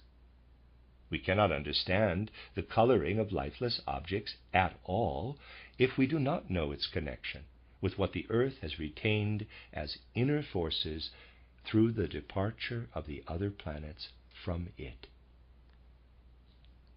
We will now have to explain how one mineral or another may be red, for instance, because of the interaction of the earth and one of the planets, say Mars or Mercury. Or how some may be a yellow color because of the interaction of the earth with Jupiter or Venus, and so on. The colors of minerals will always be a riddle, so long as the connection between the earth and what lies outside it in the cosmos is not understood. When we approach the living plant, we must not forget how sunlight and moonlight bestow on it the colors which shine from it as lustre, and the green which becomes fixed to the surface.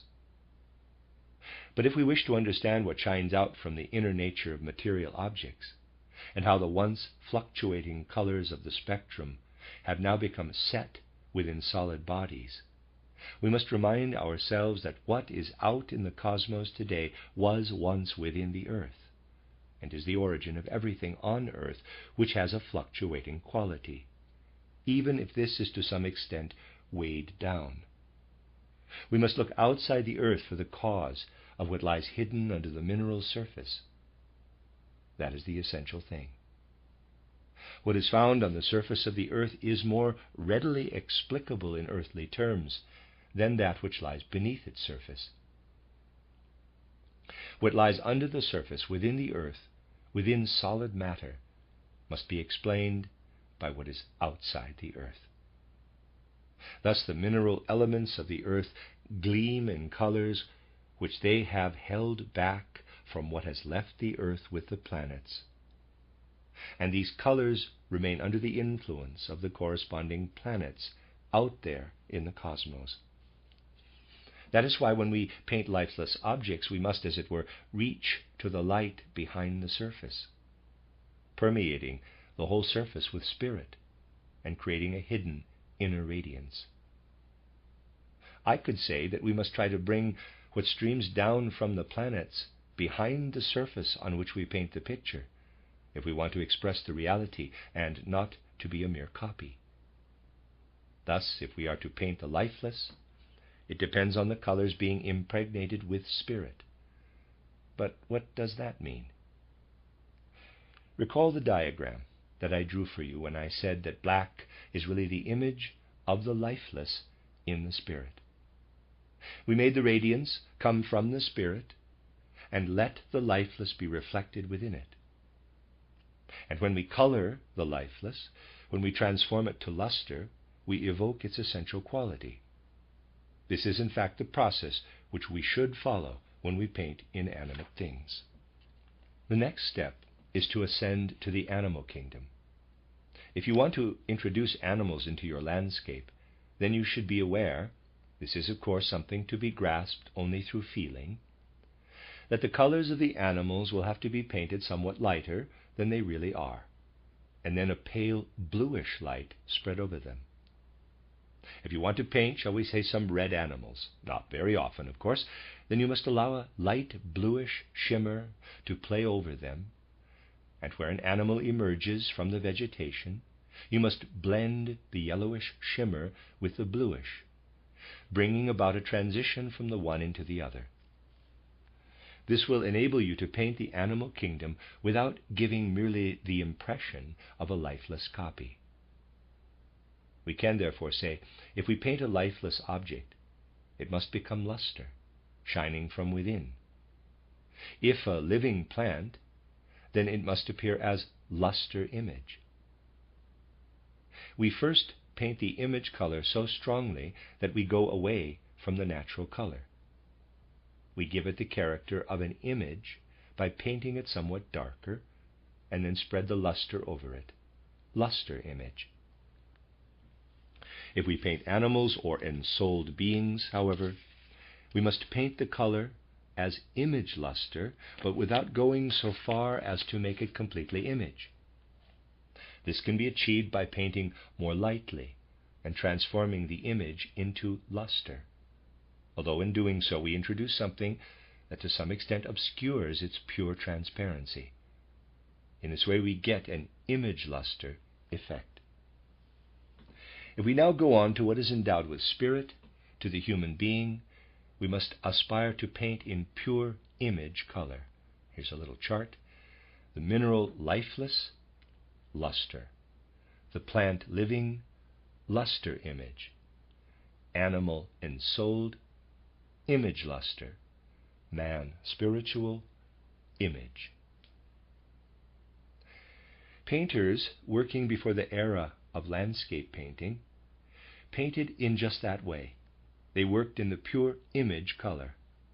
Here we come to the unmixed image. This means that these colors, which we have learned to know as lusters, must now be grasped as image colors. This is so because when we come to man, we need in a sense to take the luster quality from the colors and to treat them as images. Normally, when we brush yellow over the surface of our picture, we feel we must do so in a certain way. The yellow insists on being frayed out, as it were, and washed away at the edges. Yellow will not have it otherwise. If we paint human beings, however, we find we can ignore the color's real nature and transform it into image. When we change luster into image in this way, we approach the human, and we need not worry about anything but the pure transparency of the medium when we paint human beings. Above all, one needs to develop a feeling for the change that takes place in a color when it is transformed into image.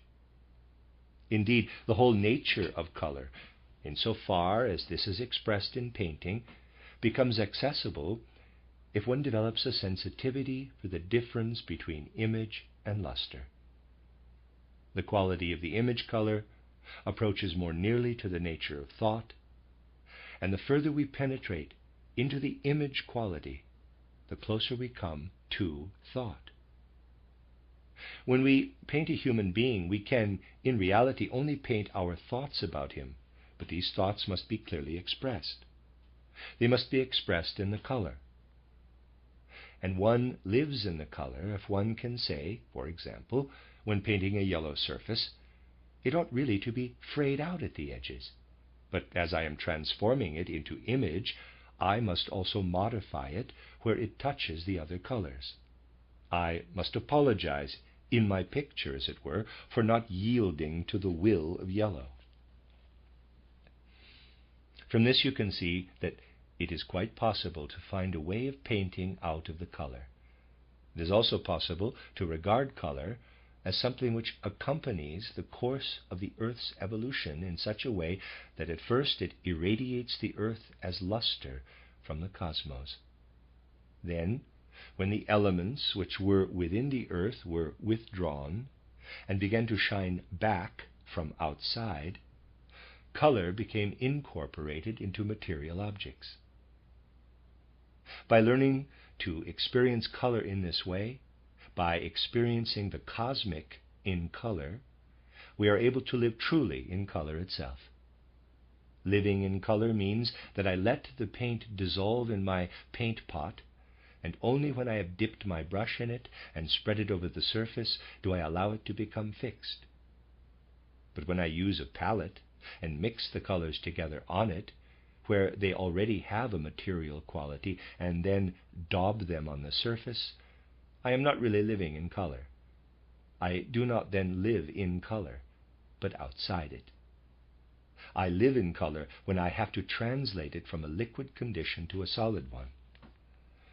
I can then experience to a certain extent how color has evolved from the old moon stage of evolution to that of the earth, where it first became fixed. What is fixed can only exist upon the earth. In this way we gain a relationship to color. My soul must live with the color.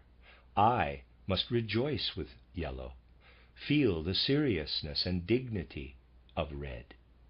I must share with blue its soft, I might also say, tearful mood. I must spiritualize the color if I am to transform it into inner capacities. Without such a spiritual understanding of color, I ought not to paint, and especially not the lifeless mineral kingdom. This does not mean that one should paint symbolically in a quite inartistic way. This color must not be treated as if it signified anything other than itself. It must be handled so that one can live within it. When the palette was substituted for the paint pot, a real living color ceased.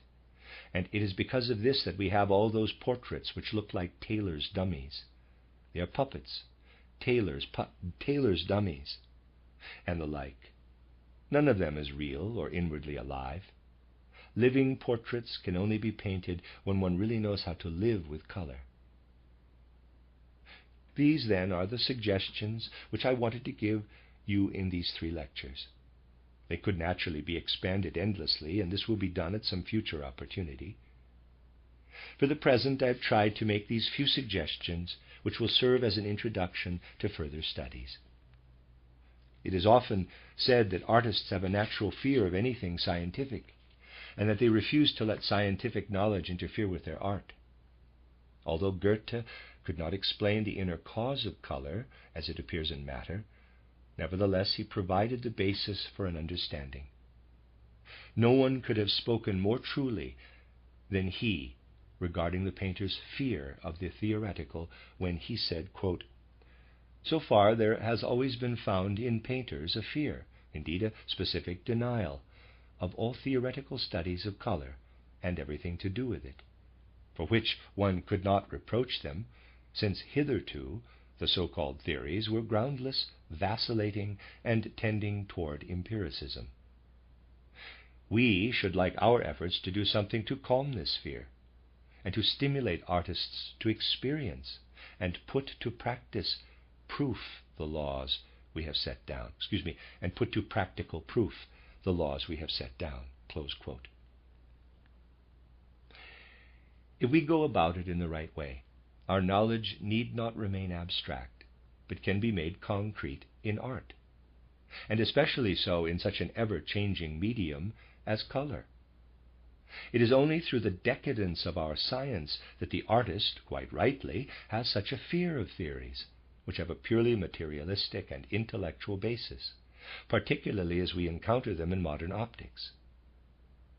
Just because color is such an ever-changing element, it is most desirable that the painter does not allow his color to solidify on the palette, as he usually does today, but keeps it fluid in the pot. It is just running away from the issue, however, when the physicist comes along and draws his lines on the board and tries to explain yellow or violet by means of these lines. This does not really belong to physics. Physics is only concerned with light in space, but color can only be studied properly by taking into account the realm of soul. For it is sheer nonsense to say that color is merely subjective. And if one goes on to maintain that there is some objective cause outside which works upon us, upon our eye, this is nonsense, and implies an inadequate conception of the eye, I. The eye itself is within the color. The human eye and astral body are not to be separated at all from color.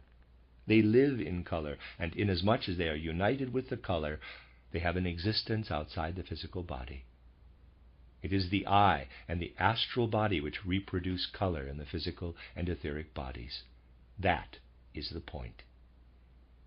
The whole notion of there being an objective element in color which has an effect upon a subjective element is thus nonsense. For the eye and the astral body are within the color anyway, and enter with the color. Color actually bears the eye and astral body into the physical and etheric bodies. The whole conception must simply be turned upside down if one is to penetrate to reality. Everything which has thus found its way into physics and been narrowed down into lines and diagrams must be released again. It would be a good idea if for a while the drawing of diagrams were barred from physics when color is spoken of, and the attempt made to grasp the ever-changing movement and life of color. That is what really counts. Then one can get right away from theory and reach the artistic. Then one can fashion a method of studying color which the painter will be able to understand, because in uniting himself with and living in such a method, he will discover that it is not theoretical at all, but intimately bound up with color. And when he really lives in color, the color will itself be able to answer his question about the way in which it should be applied. It means that we should try to have a conversation with the colors, so that they themselves shall say how they wish to be on the surface of the picture. A method of observation which seeks to be realistic leads inevitably into the sphere of art. But the science of physics has ruined this method for us. Therefore, it must be said with all emphasis that these things which belong primarily to psychology or aesthetics should not be further distorted by a physical way of thinking, but really need quite a different kind of observation. In Goetheanism, we find a way of knowledge which embraces the realm of soul and spirit, but which needs to be developed further. Goethe, for example, was not able to reach the distinction between the image and lustre colors. We must follow Goethe's approach in a living way in our thinking, so that we can continually go further.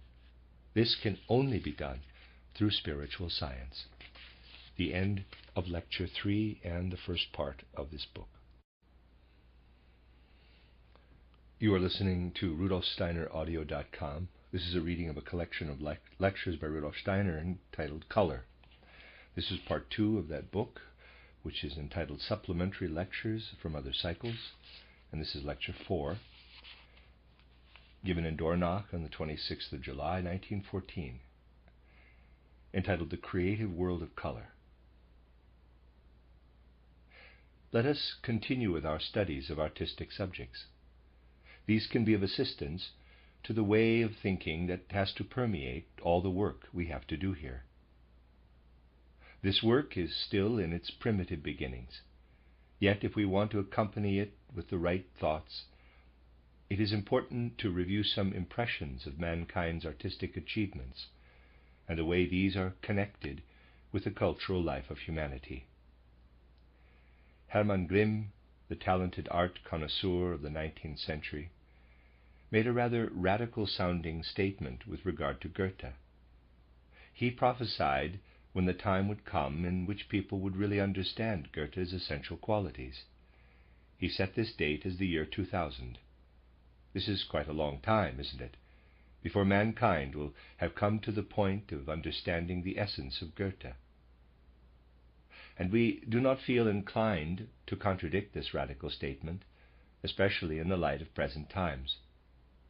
For what does Hermann Grimm judge to be Goethe's prime quality? Not the fact that Goethe was a poet and created one or another particular work of art, but that he put his full humanity into all that he created, and that this was the basis of all his individual creations. We can certainly say that our time is very far away from an understanding of the kind of full humanity that lived in Goethe. Obviously, I am not putting the blame yet again on science's specialized method of observation. From one point of view, this specialized method of observation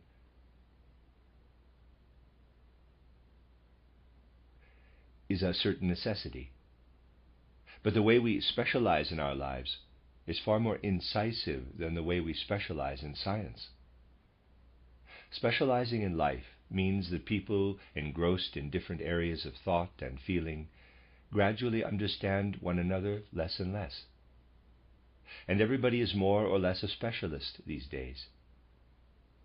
But we encounter this specialist attitude particularly strongly when we consider the way art is developing.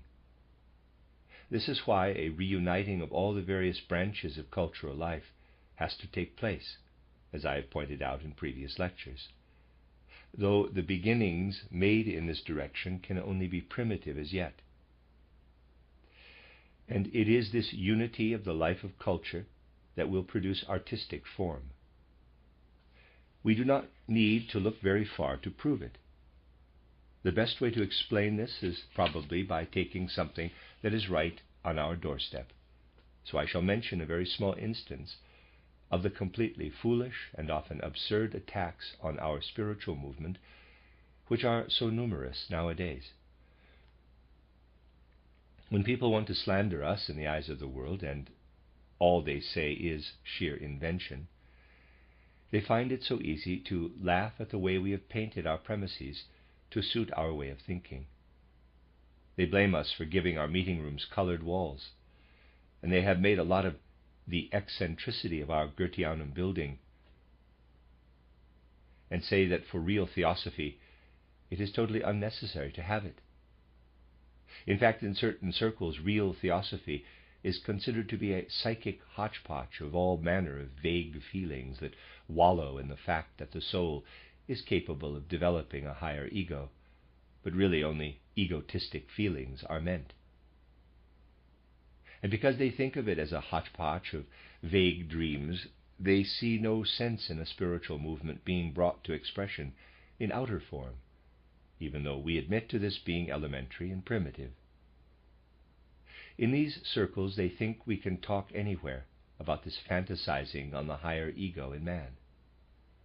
So why all this fuss about expressing these in all kinds of strange forms? Now, we cannot expect that people who throw out reproaches of this sort can really think. In fact, there are very few people nowadays of whom you can expect this. All the same, we must get certain points absolutely clear, so that we can at least give ourselves the proper answers to the questions. I should like to draw your attention to an artist who had a remarkable gift for drawing and painting, and who lived at the end of the 18th century. Carstens. I have no intention of evaluating Carstens' art, nor showing you any of his pictures or telling you his biography. I wish merely to point out that even if not for painting, Carstens had a strong talent for drawing. If we look into what motivated Carstens and look at his artistic aspirations, we can see to a certain extent what, in his particular case, was lacking. He wanted to use his brush to draw ideas and incorporate them in pictures. Yet he was not in the same position as a Raphael or a Leonardo or Dante. To give an example from the realm of poetry, Raphael, Leonardo, and Dante lived in an age when culture was alive and full of content, and really encompassed the life of the human soul. When Raphael painted Madonnas, there was a deeper reason for this. The essence of the Madonna lived in human hearts and souls, and meant, in the noblest sense, something came from the soul of the masses that could join with these artistic creations. When Dante led the human soul up to spiritual realms, his subject matter only needed to be taken from what reverberated to a certain extent in every human soul. We could say that these artists had the substance of the current culture within their own souls. Take any work of science of that time, however, out of the way it may Take any work of science at that time, however out of the way it may have been, and you will find it saturated with living threads that connected it to what was alive in everyone, even people of the humblest social stratum. The learned men within the cultural circles out of which Raphael created his Madonnas were thoroughly familiar with the idea of the Madonna, and this idea was alive in them. Works of art were therefore like an expression of cultural life in general. And this is what occurred again in the individual Goethe in a way that corresponded to the turn of the 18th to 19th century.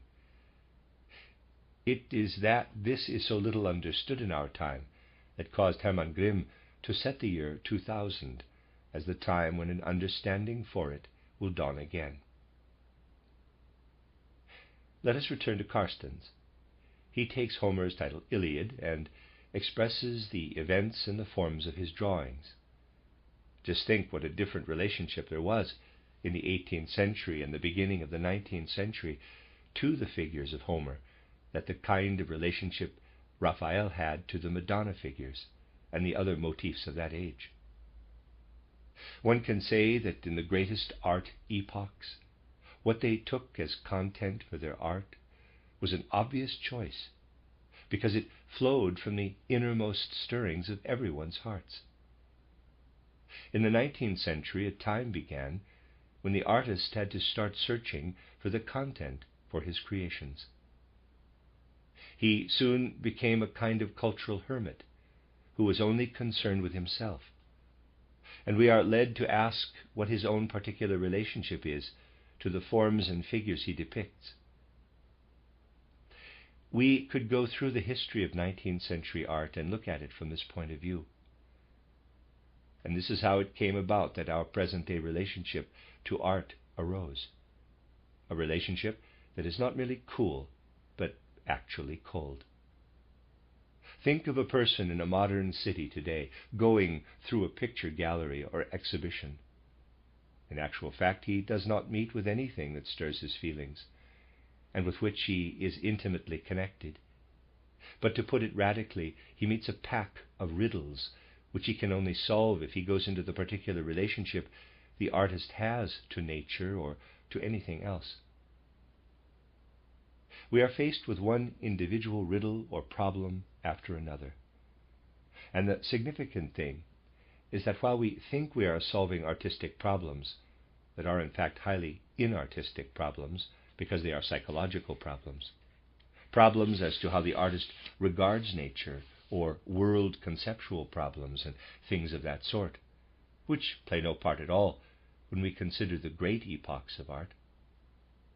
What mattered in those epochs were real questions of art, real aesthetic questions, and these applied to the viewer as well, because the concern of the artist was how it should be done, not what he should do, because the what was merely the substance he was steeped in.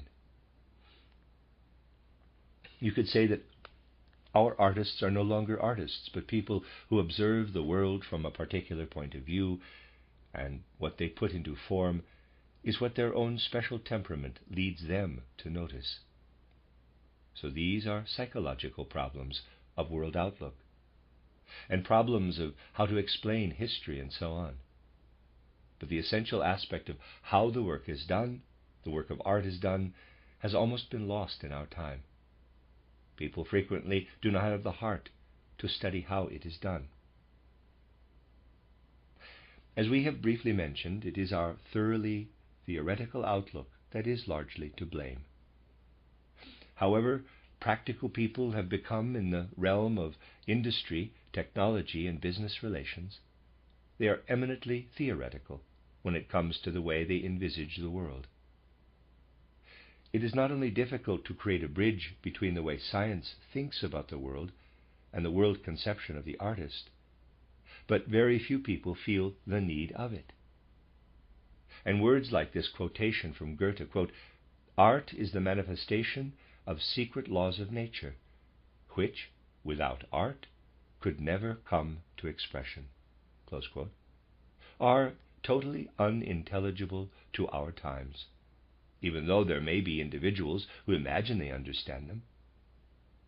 For our modern age clings to the most external and abstract of natural laws, those which are closest to mathematics, to the most abstract element of mathematics, and will not recognize any departure into a reality that extends beyond abstract mathematics or things that are constructed on abstract mathematical lines. Therefore, it is no wonder that our age has actually lost that living element of soul, which is sensitive to the kind of substantiality that is at work in world processes, and which has to be present if art is to arise. Art will never arise out of scientific concepts, nor out of abstract theosophical concepts, at least nothing but empty allegory and formal symbolism. The thoughts the modern world has about the world are in themselves inartistic, and actually aspire to be so. Think of the colors, and what our scientific outlook has made of them. Vibrations of the most abstract part of matter, the ether. Ether vibrations of so and so many wavelengths, and so on. Just imagine how far removed the waves of vibrating ether envisaged by our present-day science are from the living quality of color. How could it be otherwise than that we forget altogether to pay any attention to the life and essential quality of color? At the end of our last gathering, we pointed out that the element of color is fundamentally flowing and alive, and that our soul life lives in it. And I said that a time will come when we shall again recognize the living connection between the flowing world of color and the colored objects and creatures around us. People find this difficult because, having to develop their ego during Earth evolution, human beings have, as it were, ascended out of this flowing sea of color to the level of clear self-awareness. With his ego, man raises himself out of the flowing ocean of color, in which the animal world is still fully immersed.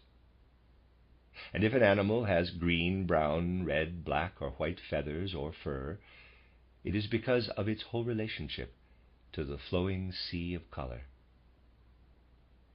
Just as we look at objects with our ego, an animal looks at them with his astral body, and into this astral body flow the forces of the animal's group soul. It is nonsense to imagine that animals, even the higher ones, see the world as human beings do. But the truth of this is totally unintelligible to present-day man. Modern man imagines that if he is in the presence of a horse, the horse sees him in exactly the same way as he sees the horse. What is more natural for modern man to believe than that, because the horse has eyes, it sees him in the same way as he sees the horse? Yet this is absolute nonsense. For horses would not see us without being clairvoyant, any more than we would see angels without being clairvoyant. For horses see us as spiritual, not as physical beings. And only because they have a certain kind of clairvoyance do we appear to them as beings of an angelic nature. The part of us they see is quite different from the part of them we see. Our human configuration gives us a very ghost-like appearance, even to the higher animals. If the animals could talk, not the kind of language we put into their mouths, but their own real language, it would be clear to us that it would never occur to an animal to think of us as beings of a similar nature to themselves, but as ghost-like beings of a higher level. They may regard their own bodies as consisting of flesh and blood, but they certainly do not regard human beings as being like that. If one says this today, it sounds absolute nonsense to modern brains, of course, because modern times are so far away from the truth. Due to the kind of relationship that exists between an animal's astral body and the group soul, sensitivity to the living creativity of color streams into an animal.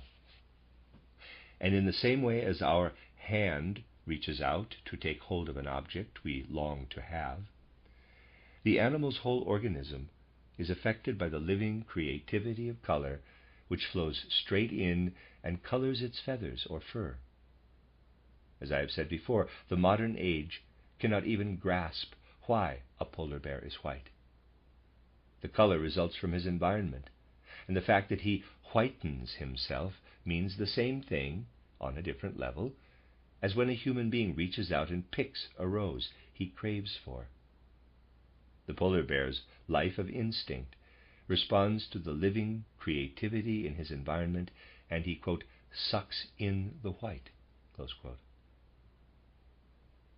This living participation in color has been submerged in human beings to the extent that they have begun to develop their ego. We would never have been capable of ego development if we had remained as united with the living sea of color that on seeing, say, a red color, a rosy dawn, for example, it would have aroused in us the urge to transfer the dawn colors in a creative, imaginative way to parts of our skin.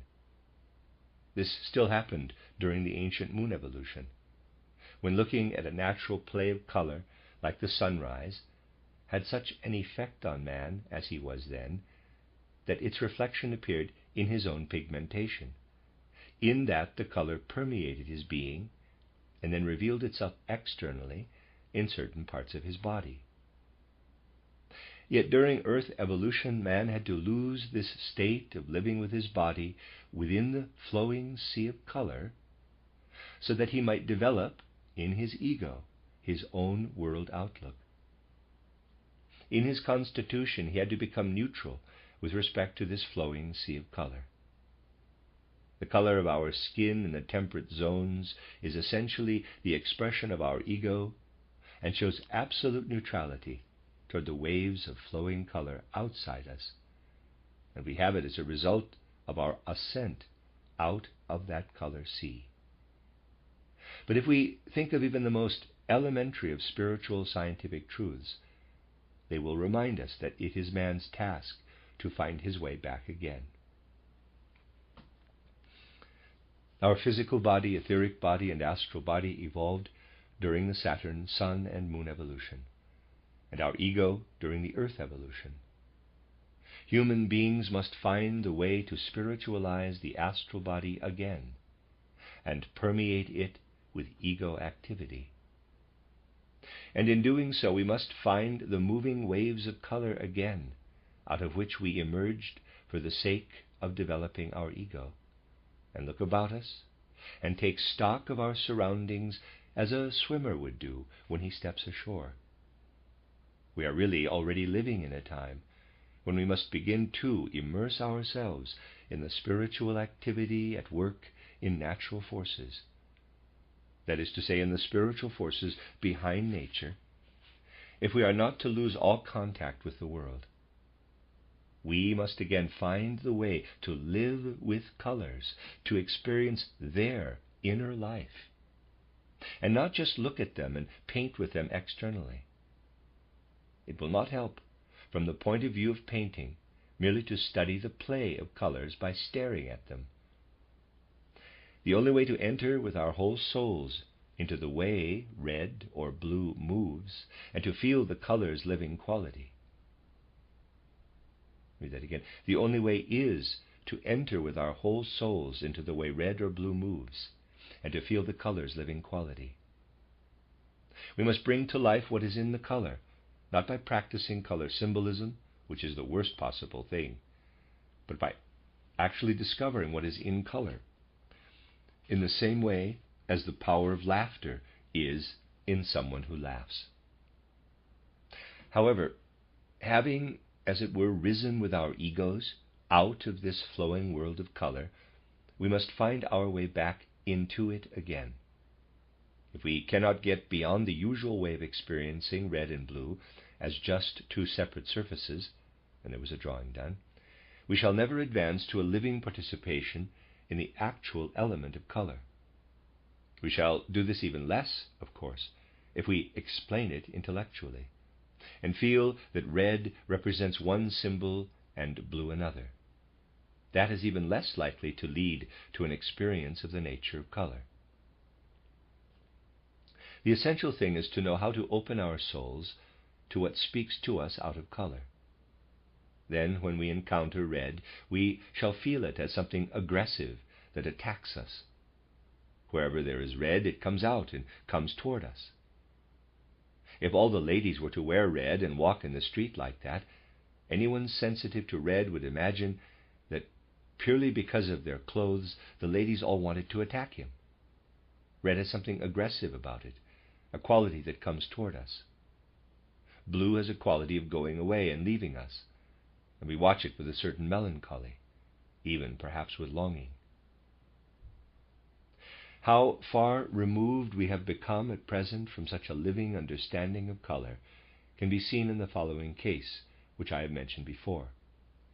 The excellent artist Hildebrandt expressly emphasized that color is only on the surface, and that there is nothing beyond color and surface, that color is different from form, which among other things can reproduce distances.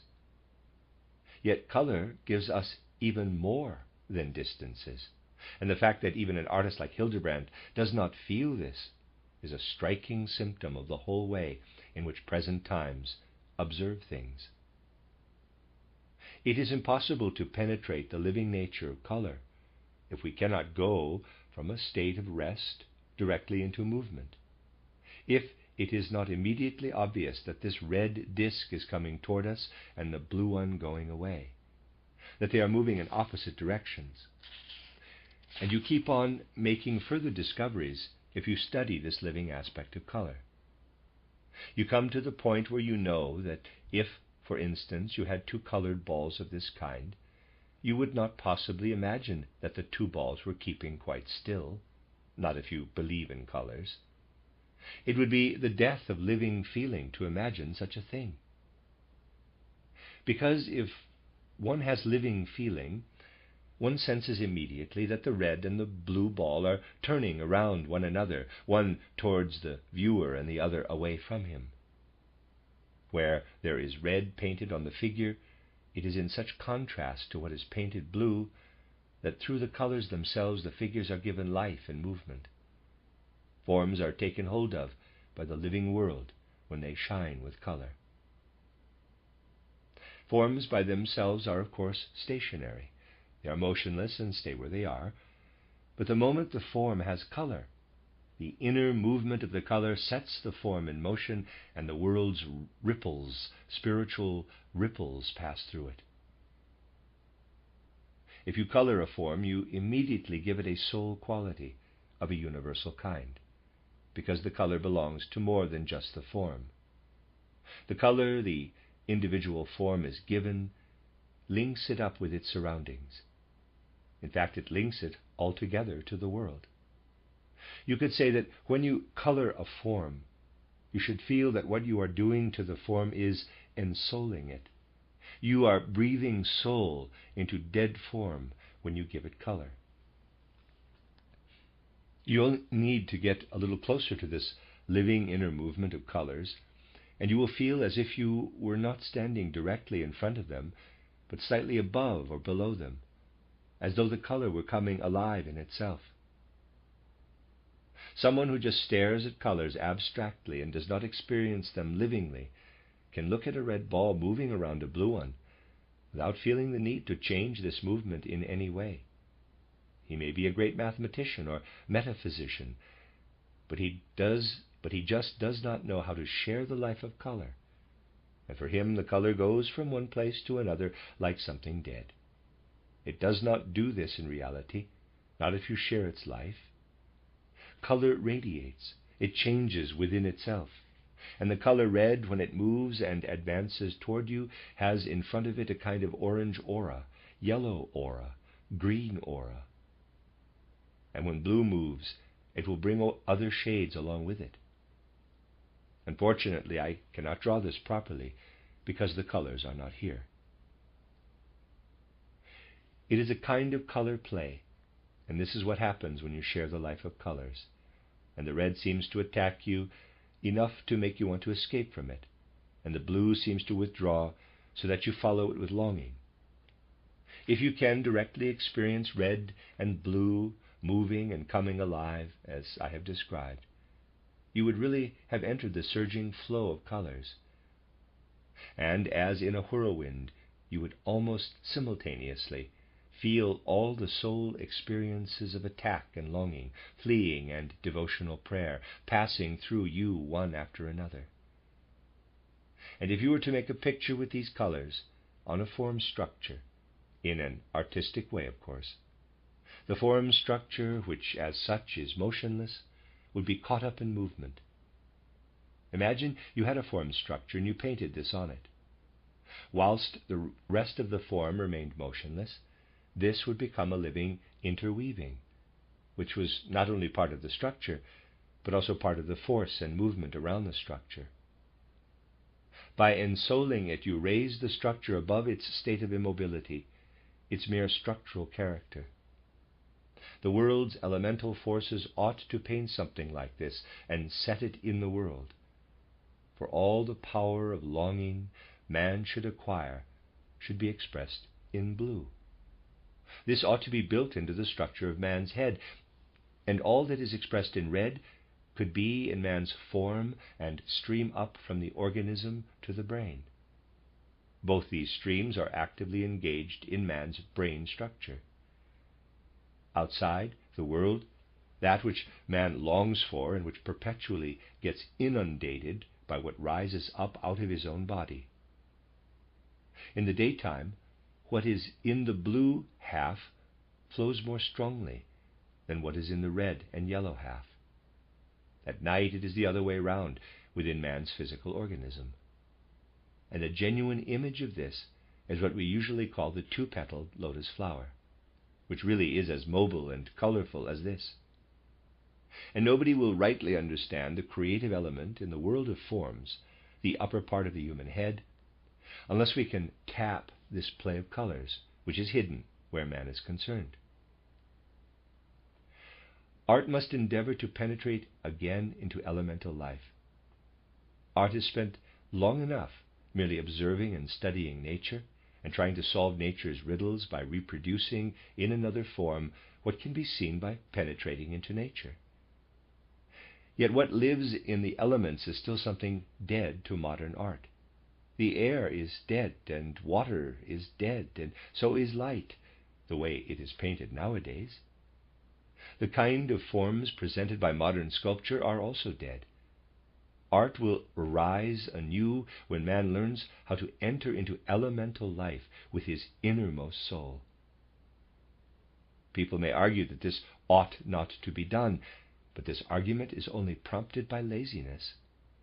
Human beings will either live their way with full humanity into the forces of the elements and accept the soul and spirit in the creations around them, or art will become more and more the product of individual hermits, in which case we might come across things of considerable interest with regard to the psychology of individuals, but art would never give us the achievements which only art can give. We are speaking very much of future times when we say things like this. But what must happen is that we go to meet the future with eyes that have acquired insight through spiritual science. Otherwise we shall only be able to see a dead and dying future ahead of us. This is why we must seek to have an inner connection between all our work with forms and colors and our spiritual knowledge, which moves us to the innermost depths of our souls and is alive in us in spirit. Then we shall be like Raphael, who could become the artist of the Madonna because the Madonnas were alive in him, just as they were also alive in the scholars, the farmers, and the craftsmen of his time. That is how he became the real artist of the Madonnas. Not until we succeed in bringing the life of our world conception into our forms, not as abstract forms or dead knowledge, but livingly and purely artistically as living soul substance without any symbolism or allegory, not until then shall we have any idea of what is meant by the kind of art I have just been describing. Therefore, there must be unity between what is created externally and what there is in man's innermost soul, as was the case with Goethe, due to some special karma. Bridges must be built between what are still abstract ideas of spiritual science and what flows from our hands, our chisel, or our brush. Our civilization and culture, which is abstract and for the most part superficial, is a hindrance at the moment to the creation of such bridges, and prevents creations from coming alive. This explains the unfounded belief that spiritual knowledge could be the death of art. It has certainly killed many a thing in a number of people, like the inclination to make allegories and symbols and to keep asking, quote, "What is the meaning of this?"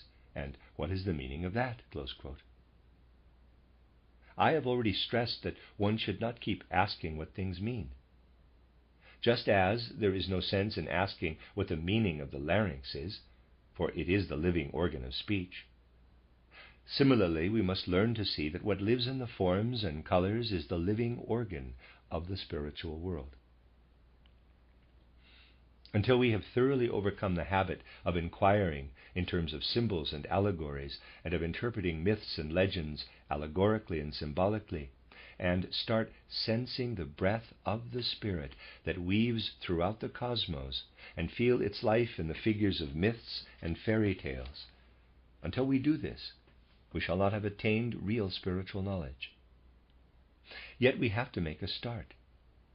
It will be imperfect, and no one should think that we mistake mere beginnings for perfection. But the objection people are making about our spiritual movement at present is just as silly as previous objections, namely that what we are trying to carry out with our Goetheanum building has no connection with our spiritual movement. We know the reasons for their argument as well as they do. That we could pretend there is a connection between all that twaddle about higher ego and all that raving about deification of the human soul and the external forms is no news to us. And we know, too, of course, that the study of spiritual science on a conceptual level can be done anywhere. But we feel that over and above the intellectual cultivation of spiritual science, when spiritual science enters livingly into human souls, it requires a different setting from the kind our dying civilization can offer. And we certainly do not need the outside world to tell us the platitude that spiritual science can be studied intellectually in any rooms other than those which have come alive with our forms. We must take the real ideal of spiritual science more seriously, and ever more seriously. We have a long way to go until we shall feel the full earnestness, the full motivating power of our spiritual ideals in our souls. It is easy to talk about spiritual science and its expression in the external world without conveying its real essence. When you see people making the worst possible attacks on our spiritual movement and the way these hail down upon us, you have a strange feeling. When you read of these attacks, well, if you are in full possession of your wits, you begin to wonder what they are actually describing. They are the most fantastic things. They have not the slightest thing to do with us. And these are the things they are attacking. There is so little appreciation of a new spiritual element that people make a caricature of it which does not in the least resemble it, then talk about this false caricature and attack it. There are even individuals who imagine they should refute stuff like this. One can turn on them, but one cannot refute something they have invented and which has no resemblance to what they wish to describe. We must take heed of how little sense for truth and truthfulness is at the bottom of things like this. For if we pay attention to this aspect, it will strengthen our grasp of spiritual science, both in ourselves and in the way we should bring it to life in the material world. People's attitudes to spiritual science at the present time shows that the world has become neither more tolerant nor more understanding. Perhaps doing studies like this one on color is the best way of celebrating our inner union with spiritual science. For when we ourselves experience the life of color, we step out of our own skins and take part in cosmic life. Color is the soul element of nature and of the whole cosmos, soul spelled S-O-U-L, and we have a share in this soul element when we experience color. I wanted to tell you about things like this today so that next time we can go further into the nature of the world of color and of painting. It was necessary to include in these discussions references to the attacks now being made on us from all sides, attacks made by a world that at bottom can really understand nothing at all about our spiritual scientific movement. One can but hope that the people in our movement will find that by deepening themselves in every direction, our spiritual movement enables them to find their bearings with regard to a fact that is really symptomatic of our time, namely an upsurge of untruthfulness in dealing with a spiritual approach to life. It will certainly not be our fault if our spiritual movement is cut off from the world, as though we all wanted to be hermits. People are welcome to have as much of it as they wish.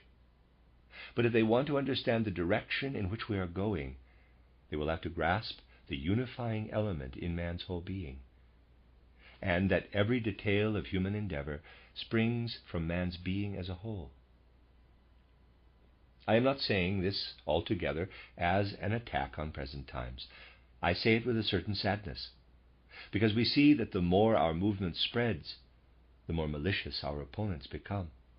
Not consciously, perhaps, but in a more or less unconscious way they are really malicious.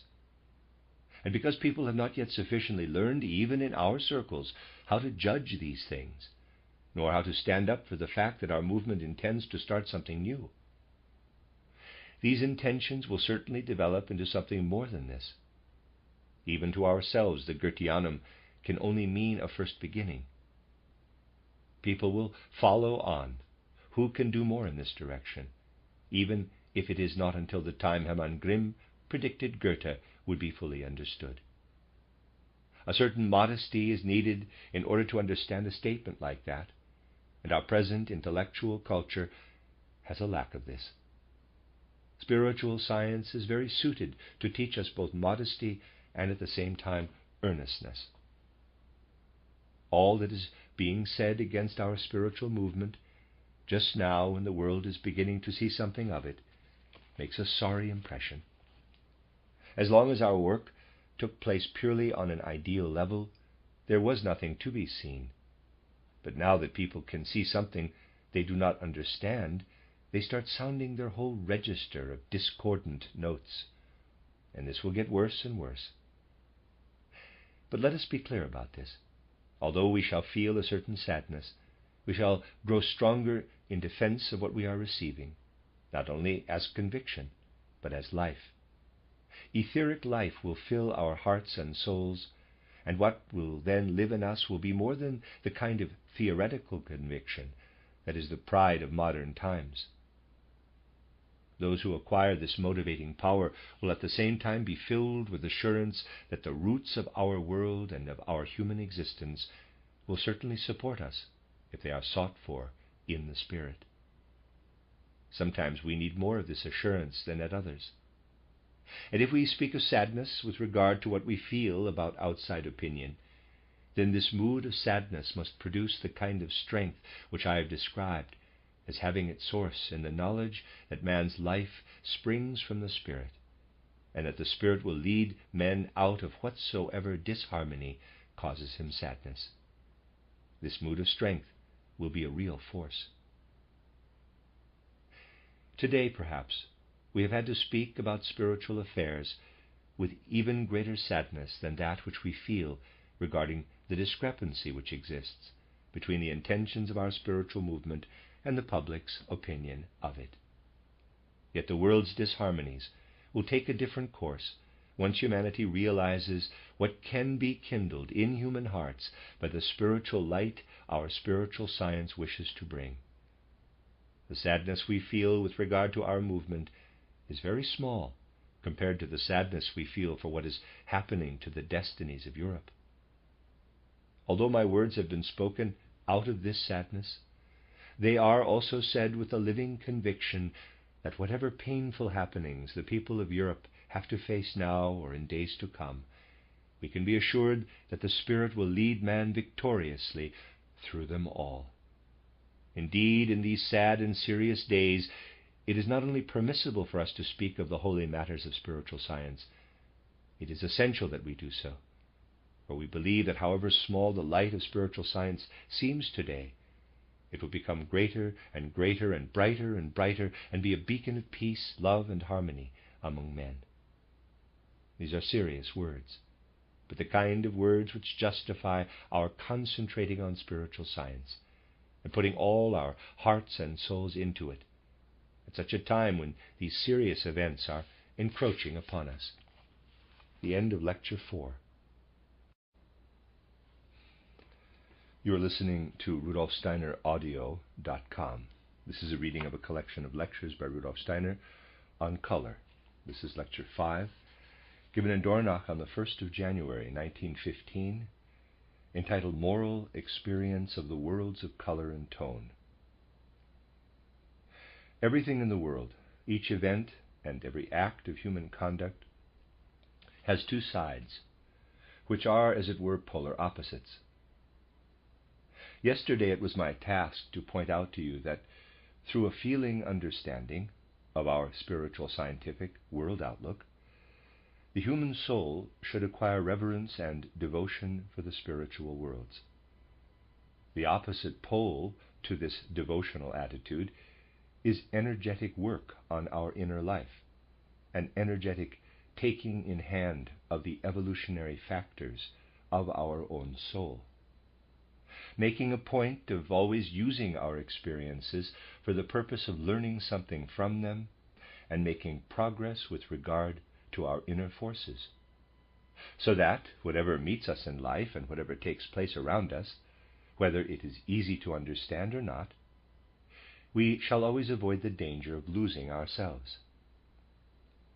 May we always have the chance of keeping hold of ourselves and of finding within ourselves the strength to develop an understanding for what can come to meet us in an often incomprehensible way. And may the kind of devotion for things we were talking about yesterday make such an impact on the development of our souls that we acquire a proper understanding of universal existence. This is the New Year greeting I wanted to give you today at the start of the year. We have just been remembering devotion, and I would like to follow that with a reminder of the energetic work on our inner life. The full moon shining down on us out of the cosmos on New Year's Eve is a symbol for the sequence in which we are remembering these things. If it had to be the other way round and the year had started with the new moon, I should have done the right thing in bringing these reminders to you in the opposite order. I should then have closed the year with a reminder of the power of inner development and would have left the thoughts on reverence until today. We must attach more and more importance to really noticing a symbol like this that shines on us out of the macrocosm. And in our quiet moments this year, let this indication work on us in such a way that it can have a special significance to think first about the transformation the power of reverence can bring about in us, then to follow this with thinking about the transformation that the power of inner preservation, the maintaining of inner soul energy, should bring about in us. The sequence of these thoughts has been set for the coming year by the writing of the stars. And the world will gradually come to realize again that reading the stellar script really has a meaning for man. So let us try, even in details like this, to pay heed to the great law of human existence and to strive for harmony between the macrocosm and the microcosm. The macrocosm is speaking to us over these days in the most obvious way, and we shall find how to keep our microcosm in harmony with the macrocosm if we conduct ourselves in accordance with it in the course of this year that has begun amidst such painful events. If you try and notice what has been the prevailing mood of our talks in the last 2 days, you will discover that regarding the facts that spiritual science has made significant for us, we live in a time of change, in a time of hope, as it were. For we should now be getting an inkling of the direction the further course of human cultural development should take, of the change that has to come about from a purely materialistic world conception to a spiritual one. What is meant here, however, cannot really fully take place unless it enters every sphere of life and particularly takes hold of the spiritual culture areas to a marked degree. We have already had various indications showing that an understanding of the spiritual scientific outlook, which has taken hold of our feelings and is not merely rational, is bound to bring a change into both artistic creativity and artistic appreciation, because the forces we gain from this can give us an artistic conception of the world. And in our Goetheanum building, we have just made the attempt to show at least a small part of what can take on artistic form out of the spiritual scientific impulses.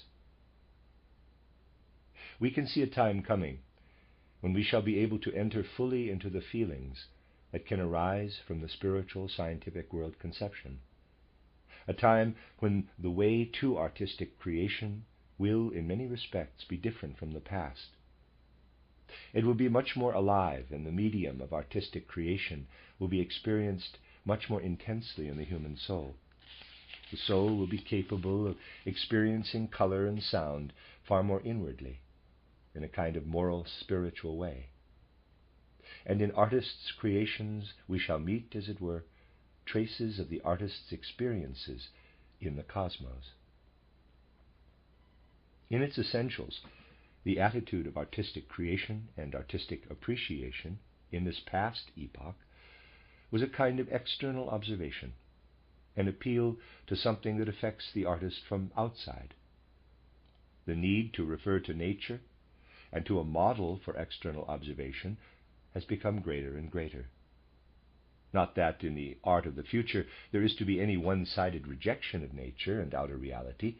Far from it, for there will be a much more intimate union with the external world, so strong a union that it will cover not merely the external impression of color and sound and form, but that which one can experience behind the sound and color and form, what is revealed in them. Human beings will make important discoveries in the future in this respect. They will actually unite their moral, spiritual nature with the results of sense perception. An infinite deepening of the human soul can be foreseen in this domain. Let us pick a particular example to start from.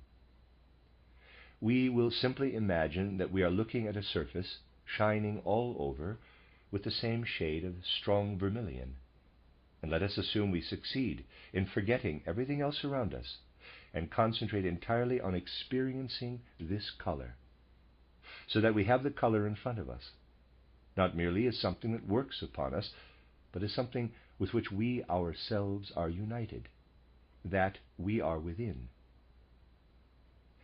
You will then be able to feel as though you were in the world, and in this world the whole of you has become color, the whole of our innermost soul, and wherever your soul goes in the world, you will be a soul filled with red, living in, with, and out of red. Yet you will not be able to experience this intensely in the soul unless the corresponding feeling is transformed into moral experience, real moral experience. If we swim through the world as though we were red, had identified ourselves with red, and our very soul and the whole world were entirely red, we shall not be able to help feeling that this whole red world is filling us with the substance of divine wrath, coming toward us from all sides in response to all the possibilities of evil and sin in us. In this infinite red space, we shall be able to feel as though we were before the judgment of God, and our moral feeling will become the kind of moral experience our souls can have in infinite space. And when the reaction comes, when something emerges in our soul, as we are having this experience in infinite red, or I should also say in the one and only red, I can only describe it by saying we learn to pray. If you can experience the raying and glowing of divine wrath, together with all the possibilities of evil in the soul, and if you can experience in the red how one learns to pray, the experience of red is enormously deepened. We can also experience the form red takes on when it enters space. We can then understand how we can experience a being that radiates goodness and is full of divine kindness and mercy, a being that we want to feel in the realm of space. Then we shall feel the need to express this divine mercy and goodness in a form which arises out of the color itself. We shall feel the need to let space be pushed aside so that goodness and mercy may shine forth. Before space was there, it was all concentrated at the center. And now goodness and mercy enter space. And just as clouds are driven apart, space is rent asunder and recedes to make way for mercy. And we have the feeling that what is being scattered must be drawn in red. Here in the center we shall have to indicate faintly a kind of magenta shining into the scattering red. We shall then be present with our whole soul as the color takes on form. And with our whole soul we shall feel an echo of how the beings who belong especially to our earth process felt when they had ascended to the Elohim stage and learned to fashion the world of forms out of colors. I'm going to read that sentence again. And with our whole soul we shall feel an echo of how the beings who belong especially to our earth process felt when they had ascended to the Elohim stage and learned to fashion the world of forms out of colors. We shall learn to experience something of the creative activity of the spirits of form, who are the Elohim. And we shall then understand how color can create forms, as indicated in our first mystery play. We shall also understand something of how the surface nature of the color becomes something that has to be overcome, as it were, because we accompany color into the cosmos. If strong desire is also present, a feeling can arise such as Lustre has when he sees the portrait of Capasius and says he would like to pierce the canvas. You will see that an attempt has been made in these mystery plays really to show in artistic form what it is like for the soul when it endeavors to expand in the cosmic forces and to feel what the spirits of the cosmos are feeling. That was, in fact, the beginning of all art. But the materialistic age had to come, an ancient art with its divine quality of differentiation, in which spirit was revealed in matter, had to change into secondary, materialistic, quote, after art, close quote, which the art of the materialistic age is, in essence, the kind of art which cannot create, but only imitate. The sign of all secondary art, all after art, is that it needs objects to imitate, and that it does not produce the form primarily out of the material. Let us take another example. Let us imagine we do the same thing with a more orange-colored surface than we did with the red surface. We shall experience something quite different this time.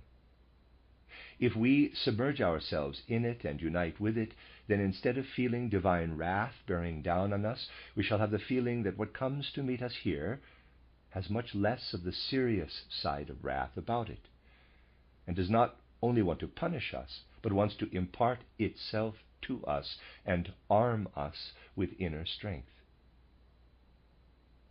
When we go into the world and unite with the orange surface, we move in such a way that with every step we take, we feel that by experiencing orange, by living in the forces of orange, we are becoming stronger and stronger, and that what comes to us out of orange does not come merely to punish us and break us with its judgment, but is a source of strength. This is how we go into the world in orange. We then feel the longing to understand the inner nature of things and to unite it with ourselves.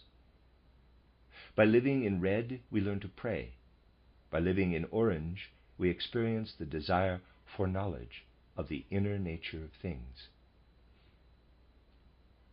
If we do the same thing with a yellow surface, we feel as though we were transported back to the beginning of our cycle of time.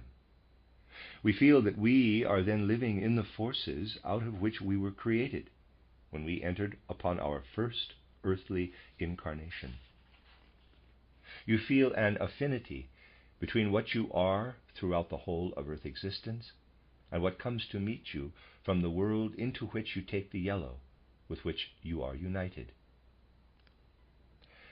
And if you identify yourself with green and accompany green into the world, which can be done very easily by gazing at a green meadow, shutting out everything else and concentrating completely upon it, and then trying to immerse yourself in the green meadow as if the green were the surface of a colored sea, you experience an inner increase in strength in what you are in that particular incarnation. You feel yourself become inwardly healthy, yet at the same time becoming inwardly more egotistic. You feel the stimulus of the egotistic forces within you. If you did the same with a blue surface, you would go through the world with the desire to accompany the blue forever and to overcome your egotism, become macrocosmic, as it were, and develop devotion. And you would find it a blessing if you could remain like this for your meeting with divine mercy. You would feel blessed by divine mercy if you could go through the world like this. Thus we learn to know the inner nature of color. And as I said before, we can foresee a time when an artist's preparation will mean a moral experience in color of this kind, when the experience preparatory to artistic creation will be much more inward and intuitive than it ever was in past ages.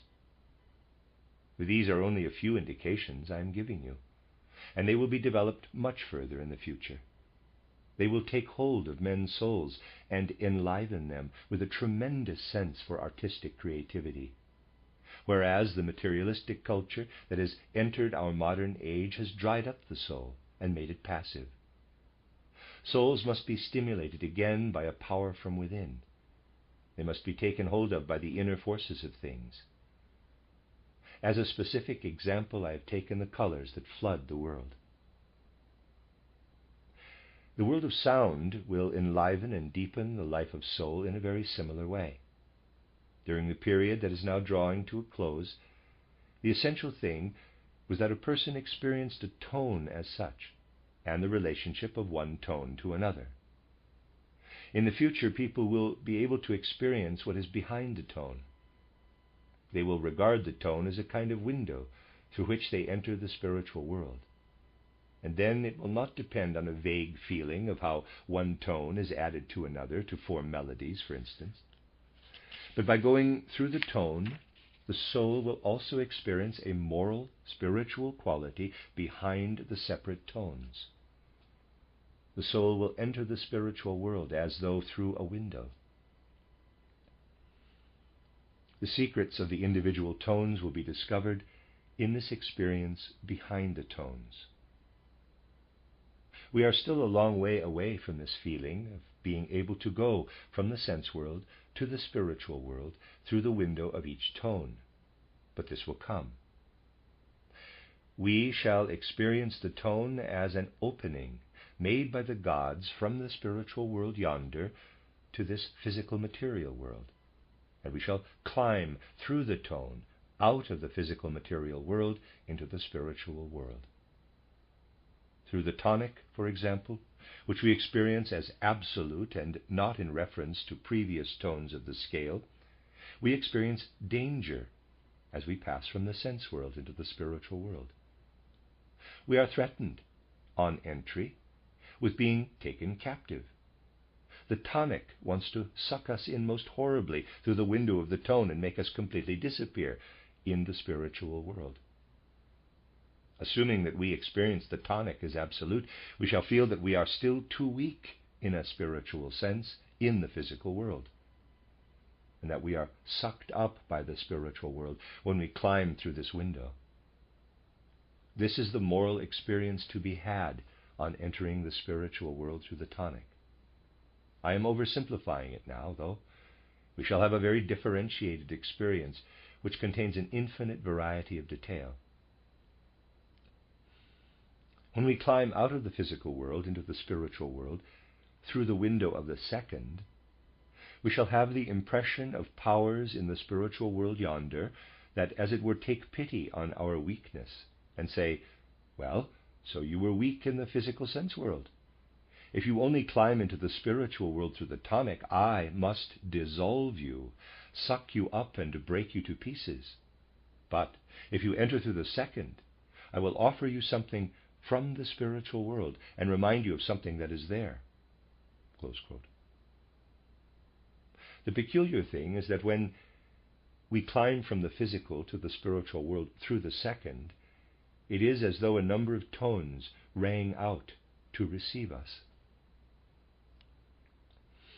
We enter a totally silent world if we enter the spiritual world through the absolute tonic. If we enter through the second, we come to a world where, if we listen, various quiet, high-pitched tones ring out, wanting to comfort us in our weakness. Yet we must go through the window in a way we most certainly could not do in a physical material house, for the owner would give us a strange look if we were to walk in through the window and take the whole window with us. But in the spiritual world, that is what you have to do. Take the tones with you, and in union with them, live over there in the beyond, the other side of the thin partition that separates us from the physical material world, and in which we have to imagine the tones as windows. If you enter the spiritual world through the third, you will have the feeling of an even greater weakness. If you enter the spiritual world this way, you will feel that you are really very weak in the physical material world, where its spiritual content is concerned. But with regard to the third, and remember that you have become sound, you yourself have become a third, you will feel that there are friends over there who, although they themselves are not thirds, approach you according to the kind of disposition you had in the physical material world.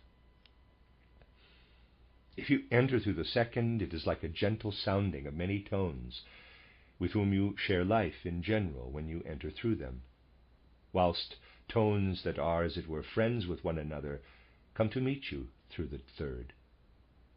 People who want to become composers will have to enter especially through the third, for that is where the tone sequences are, the tone compositions that will stimulate their artistic creativity. You will not always be met by the same tone friends, for which ones you meet will depend on your mood, your feeling, and your temperament. In fact, how you are disposed to life at the time of going through the third into the spiritual life. This results in an infinite variety of possibilities. If you penetrate through the fourth into the spiritual world, you will have a strange experience.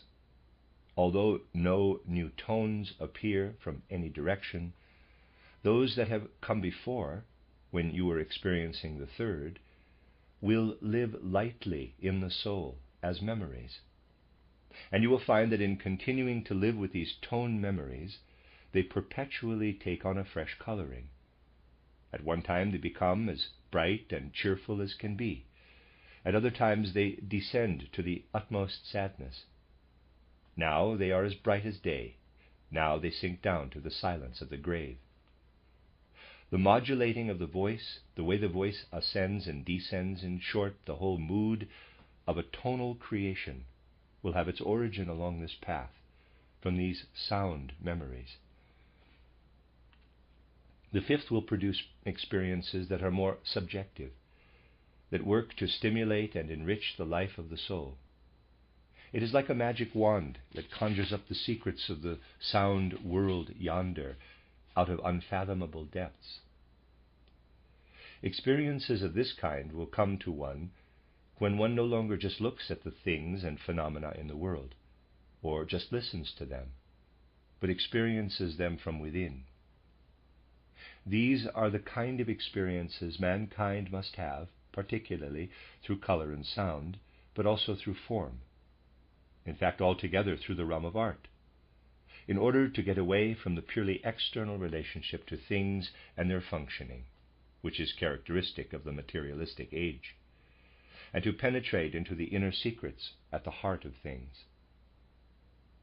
Then something tremendously significant will happen to man, and he will be filled with the awareness of his connection with the divine spiritual powers, which are subconscious when his awareness is confined to the material realm, and which guide and lead him through the world.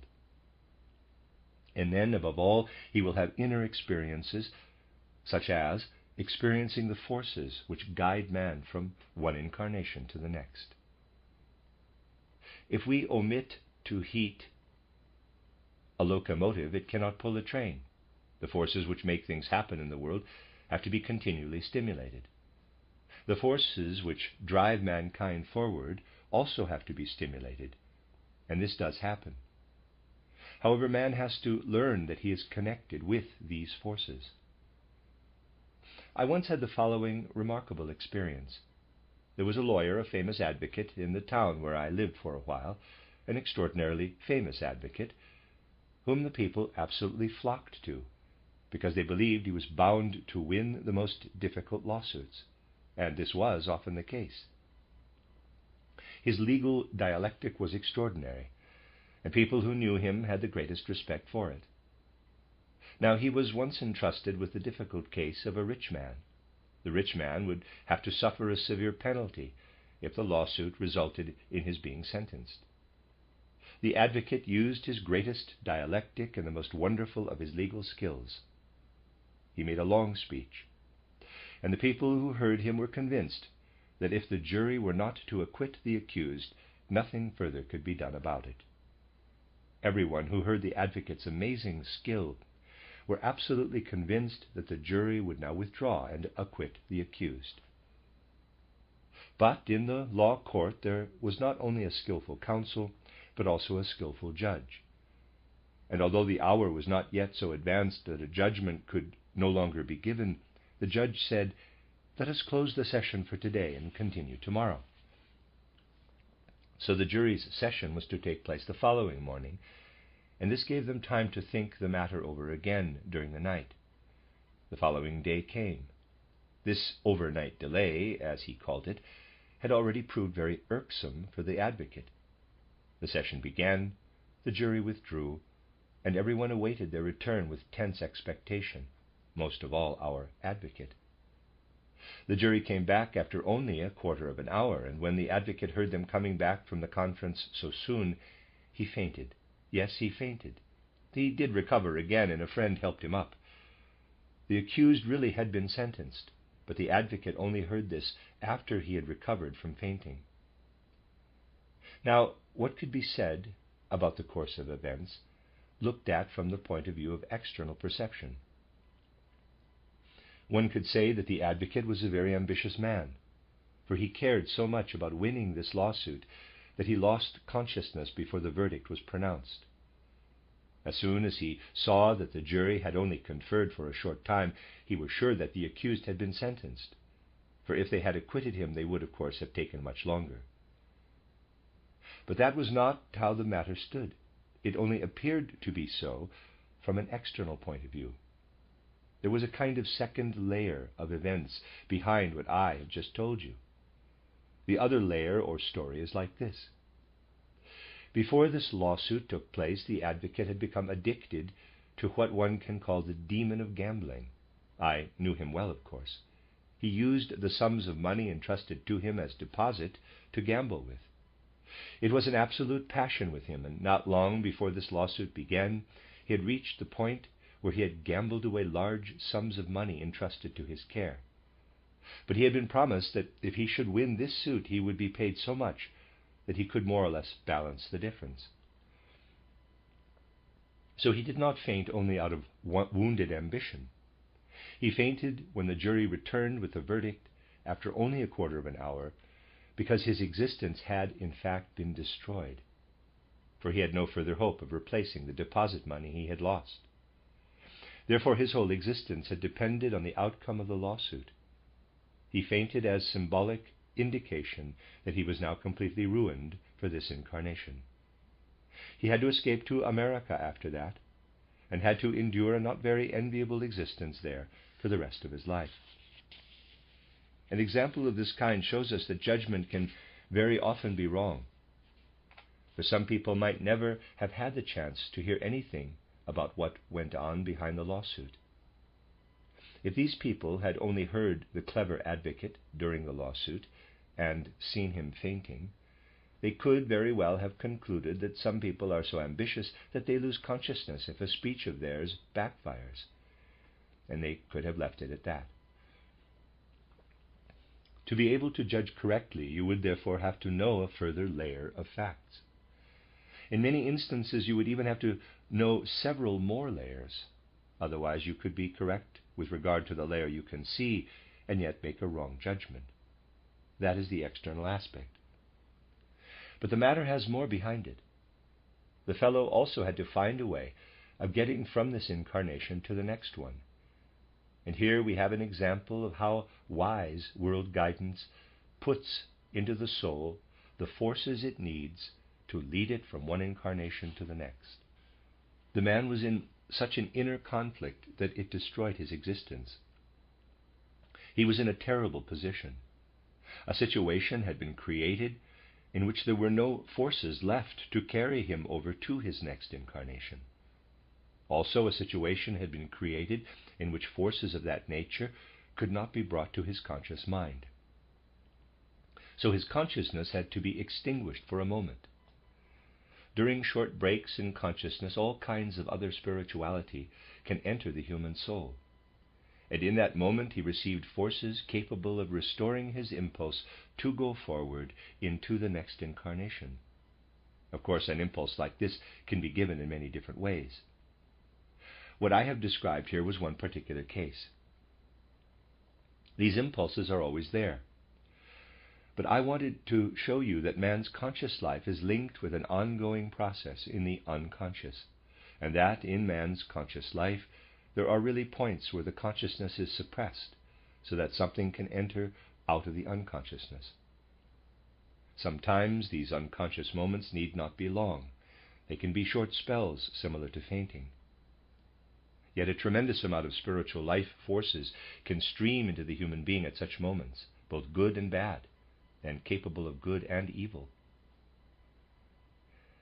What I want to show you with this example is that in observing the world, mankind must try to notice links of this kind, which are of no significance to a materialistic outlook.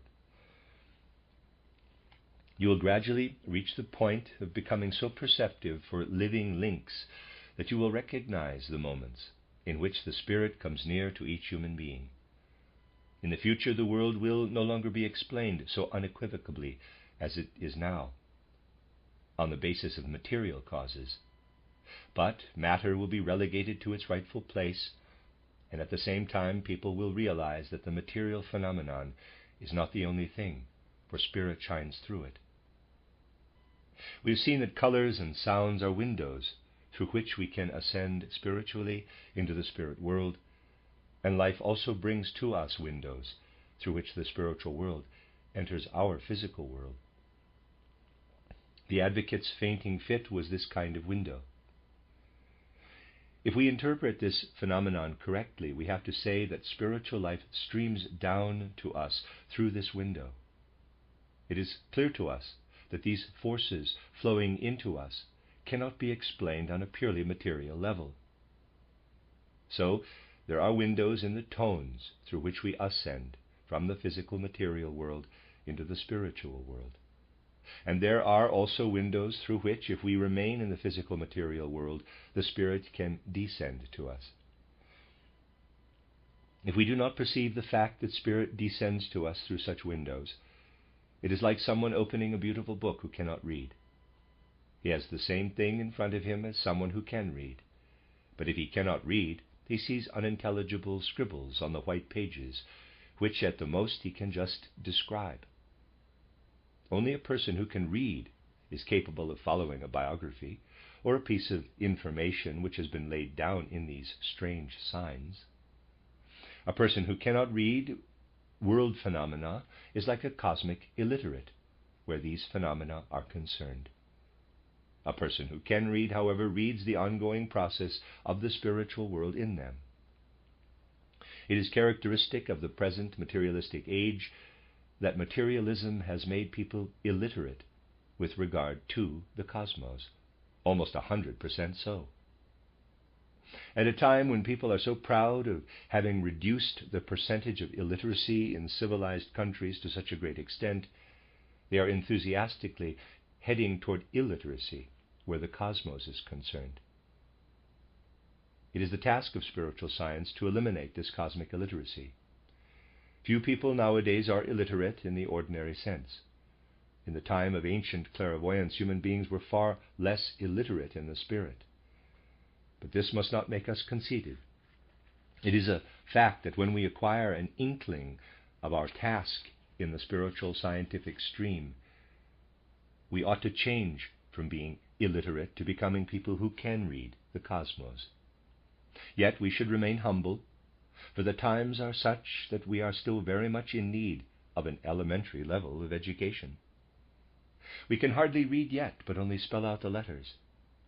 Yet we can be gripped by the impulse to change, an impulse which is breaking in upon mankind through these things. And if we are gripped by them, we shall have the right attitude to what the signs of the times are demanding of us, and we shall enter into them as people who rightly belong to the spiritual, scientific, world conceptual stream. The end of Lecture 5. You are listening to RudolfSteinerAudio.com. This is a reading of a collection of lectures by Rudolf Steiner entitled Color. This is Lecture 6, given in Dornach on the 5th of December, 1920, entitled Light and Darkness, Two World Entities. From yesterday's talks, you will have realized that a world outlook which thinks of the world as filled with cosmic thought is a one-sided one, and Hegel was a particularly prominent exponent of this outlook. However, it is just as partial to think of the basic structure of the world as being of the nature of will, and this was Schopenhauer's outlook. We saw that an inclination to look at the world as though it was the result of thought is indicative of Western man, who tends more in the direction of thought. We were able to show that Hegel's philosophy of thought has a different form in Western world conceptions, and that Schopenhauer's inclinations are more characteristic of Eastern people, as seen in the fact that Schopenhauer has a special leaning toward Buddhism and Oriental world conceptions altogether. Fundamentally speaking, we can only judge outlooks of this kind if we look at them from a spiritual scientific point of view. From this point of view, it seems abstract to sum up the world under the heading of thought or under the heading of will, and as I have often said, modern times is particularly fond of such abstractions. Spiritual science must give mankind a concrete view of the world again, a view that accords with reality. And it is just this kind of realistic worldview which will open our eyes to why one-sided, partial outlooks like the above gain a footing. Hegel and Schopenhauer were, of course, great people and men of genius, and what people of their caliber saw is certainly there in the world. It just has to be looked at in the right way. Let us start today by being clear about the fact that as human beings we experience thought within ourselves. When someone speaks of his thought experiences, he has a direct experience of it. We could not experience thought of course, if the world were not full of thoughts. For how could we draw thoughts out of our sense perceptions if thoughts were not there, as such, in the world? Now, as we know from previous studies, man's head organization is constructed in a way that makes it especially capable of taking in thoughts from the world. It was formed and structured by thought.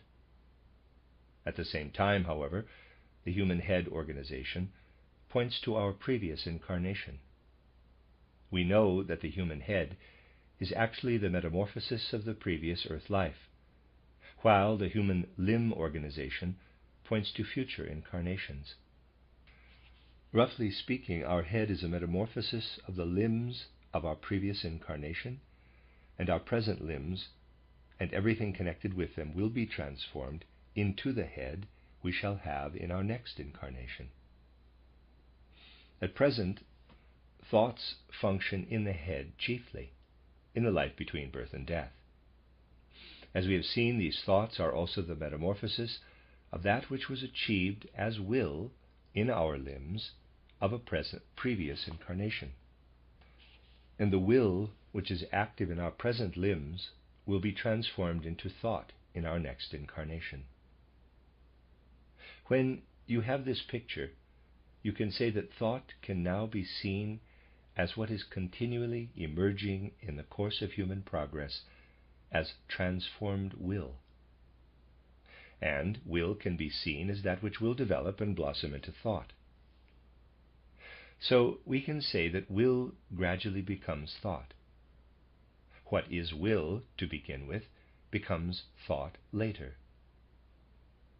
If we observe ourselves, our head organization will direct us back to our past, when it bore the character of will. If we look toward the future, then with regard to the will character which we ascribe at present to our limbs, we must say that in the future it will become the thought organization, namely that which is developed in the head. But we have both these organisms in us all the time. The cosmos organizes us in such a way that thought from the past and will that moves toward the future meet in us. Now, if we look at this from the point of view that spiritual scientific research can give us, we see especially clearly how thought and will combine to build man's organism, which is revealed in his whole external organization. Anyone who develops to the level of imagination, inspiration, and intuition does not see man's externally visible head only, but he sees, quite objectively, the thought organism man has by virtue of having a head. He sees the thoughts. So we can say that between birth and death, with the faculties which are normal in us at present, we see the configuration of the head. If the faculties of imagination, inspiration, and intuition are developed, then the thought forces which are the basis of the head organization, and which come from earlier incarnations, become visible, to use the word in a figurative sense. How do they become visible? The only expression we can use for this visibility, which is obviously of a soul spiritual nature, is that they become luminous. Of course, if the type of people who want to remain materialists criticize this kind of thing, we immediately see what a huge lack there is nowadays of the kind of sensitivity then can grasp what is meant by this. I have stated clearly enough in my Theosophy title and other works that of course I do not mean that a new physical world or a new edition of it appears when we look at man's thought organization with imagination, inspiration, and intuition. This experience is just the same as our experience of light in the physical world. To be exact, we should have to say that external light evoked a certain experience in the human being. Imagination gives him the same experience of the thought element in the head as sense perception gives him of light in the external world. So we can say that the element of thought, looked at objectively, is seen as light, or rather it is experienced as light. In that we are thinking human beings, we live in the light. We see external light with physical senses. We do not see the light that becomes thought because we live in it. In fact, as thinking beings, we are it. We cannot see what we ourselves really are. If we step out of these thoughts and enter imagination, inspiration, and intuition, we then confront it and see the thought element as light. If we are speaking about the complete world, we can say that we have the light within us, only it does not appear to us as light there because we live in it. And by having it and making use of it, it becomes our thought. You take possession of the light, as it were. You take into yourself the light that otherwise appears outside you. You differentiate it and work with it. This is what your thinking is. It is being active in light. You are a being of light. But you do not know that you are, because you live right in it. But the thinking you do is how you live in light. And when you see thinking from outside, you certainly see light. Now, imagine the cosmos, and there's a drawing. You see it during the day, of course, flooded with light. But now, imagine you were to look at the cosmos from outside. And now let us do the opposite. We have just been talking of the human head, which has the development of thought within it and sees light outside. In the cosmos, we have light which is perceived by the senses. If we get outside the cosmos and look at it from beyond, what does it look like? Like a web of thoughts. The cosmos seen from inside is light, and seen from outside is thought. The human head seen from inside is thought, and seen from outside is light. This way of thinking of the cosmos can be extraordinarily useful and instructive if you want to go into it and make use of it. Your thinking, in fact your whole soul life, will become much more mobile than usual if you learn to picture things such as, quote, if I were to get outside myself, as I always do when I go to sleep, and look back upon my head, that is, upon myself as a being of thought, I should see myself as luminous. If I were to get outside the world, outside the light-filled world, and see it from beyond, I would see it as a thought image, as a being consisting of thought, close quote. You see, light and thought belong together. Light and thought are the same thing, seen from different sides. Now, our thoughts are actually that part of us which comes from the past. They are the maturest thing about us, and are the result of earlier incarnations. What was once will has become thought, and as thought it appears as light. You will be able to feel from this that where there is light, there is thought. But what is its nature? Thought in which a world is perpetually dying away. A past world dies away in thought, or we could say in light. This is one of the world's mysteries. We look out into the cosmos. It is flooded with light. Thought lives in light. But it is a dying world that lives in this thought-filled light. The world is perpetually dying away in the light. When a person like Hegel observes the world, he observes the continuous dying away of the world. People who are drawn to the withering, dying, fading element of the world become men of thought. As it dies away, the world becomes beautiful.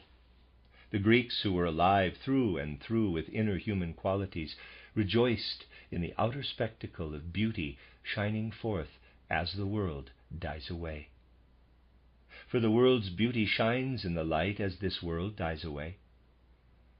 The world will not be beautiful if it cannot die, and as the world dies, it shines. Thus what comes forth from the light of the constantly dying world is beauty. This is how to look at the world qualitatively. Galileo was the first person in modern times to look at the world quantitatively, and at the present time people are especially proud if they can explain natural phenomena by means of mathematics, the deadest part of things. And whenever it is possible, science does it this way. Hegel certainly made use of richer concepts than mathematical ones for understanding the world, but he was attracted to what has reached its maturity and is dying. I would say that Hegel looked at the world like a person standing in front of a tree in full bloom, just when the fruit is about to form but is not yet there, and the blossoms are fully out. That is when the power of the light is active in the tree, light-born thought. This is the way Hegel looked at all world phenomena. He observed life in its fullest flowering, when things had reached the end of their development and were in their most concrete form. Schopenhauer took a different view of the world. If we want to examine Schopenhauer's impulse, we must look at the other pole in man, at what is beginning. This is the will element, which is in our limbs. Our experience of this is the same as our experience of the world in sleep, as I have often mentioned. We experience the will element unconsciously. Is there some way of looking at this element of will from outside, as we did with thought? Let us think of the will in human limbs. If we were to look at it from the other side, from the standpoint of imagination, inspiration, and intuition, what would be comparable there to our seeing thought as light? What does will look like when we see it with the developed power of clairvoyant vision? In this case, too, we can also experience something externally.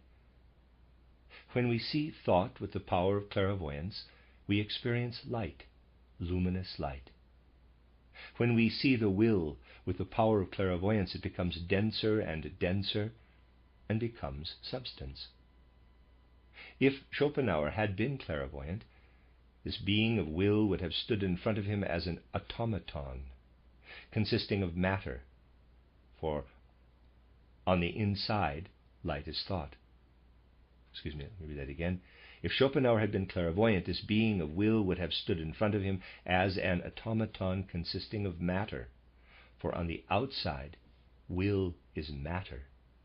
On the inside, matter is will, just as on the inside, light is thought. On the outside, will is matter, just as on the outside, thought is light. This is why I could say in previous talks that when people delve down mystically into their own will nature, those who pretend to be engaging in mysticism, but are really seeking their own well-being, the worst kind of egoism, these would-be mystics believe they will find the Spirit. Yet if they went far enough with this inner search, they would discover the real material nature of man's inner world. For it is nothing other than delving down into matter. If you delve into the nature of the will, you discover the true nature of matter. Present-day philosophers of nature are merely imagining things when they say that matter consists of molecules and atoms. You find the true nature of matter when you enter into yourself mystically. There you find the other side of will, which is matter. And in matter, that is, in will, you discover basically a world that is constantly in a state of germinating and beginning. You look out into the world, and there you are surrounded by light. In this light, a past world is dying away. You tread on hard matter, and the world's strength bears you up. Beauty shines forth as thought in the light. In the shining of beauty, the world of the past dies away. The world rises in its strength and its power, but also in its darkness. The future world rises in darkness, in the element of matter and will. If a time came when physicists were to take the truth seriously, They would give up speculating about atoms and molecules and would say, quote, "The outer world consists of the past, and what is inside this does not consist of molecules and atoms, but the future," close quote. And if people were ever to say things like, quote, "The past shines visibly into the present, and concealed in the past is the future," close quote, they would be speaking correctly. For wherever we look, the present is always a combination of the activity of past and future. The future actually lies in the strength of matter. The past radiates in the beauty of light. Light having the meaning of revelation of any kind. For what we mean by light in this context also appears in sound and in warmth, of course. Man can only understand what he himself is if he sees himself as a seed of the future enveloped in what comes from the past, the light aura of thought. One can say, quote, "From a spiritual point of view, man is the past to the extent that he has an aura of beauty.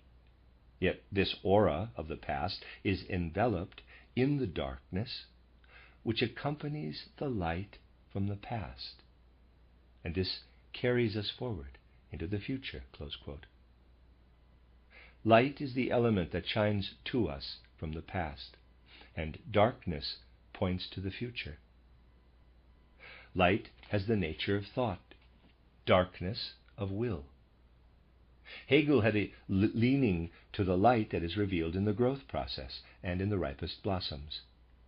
When Schopenhauer observed the world, he was like a person standing in front of a tree and who is not actually enjoying the magnificence of the blossoms, but has an inner urge driving him to wait for the moment when the fruit begins to swell.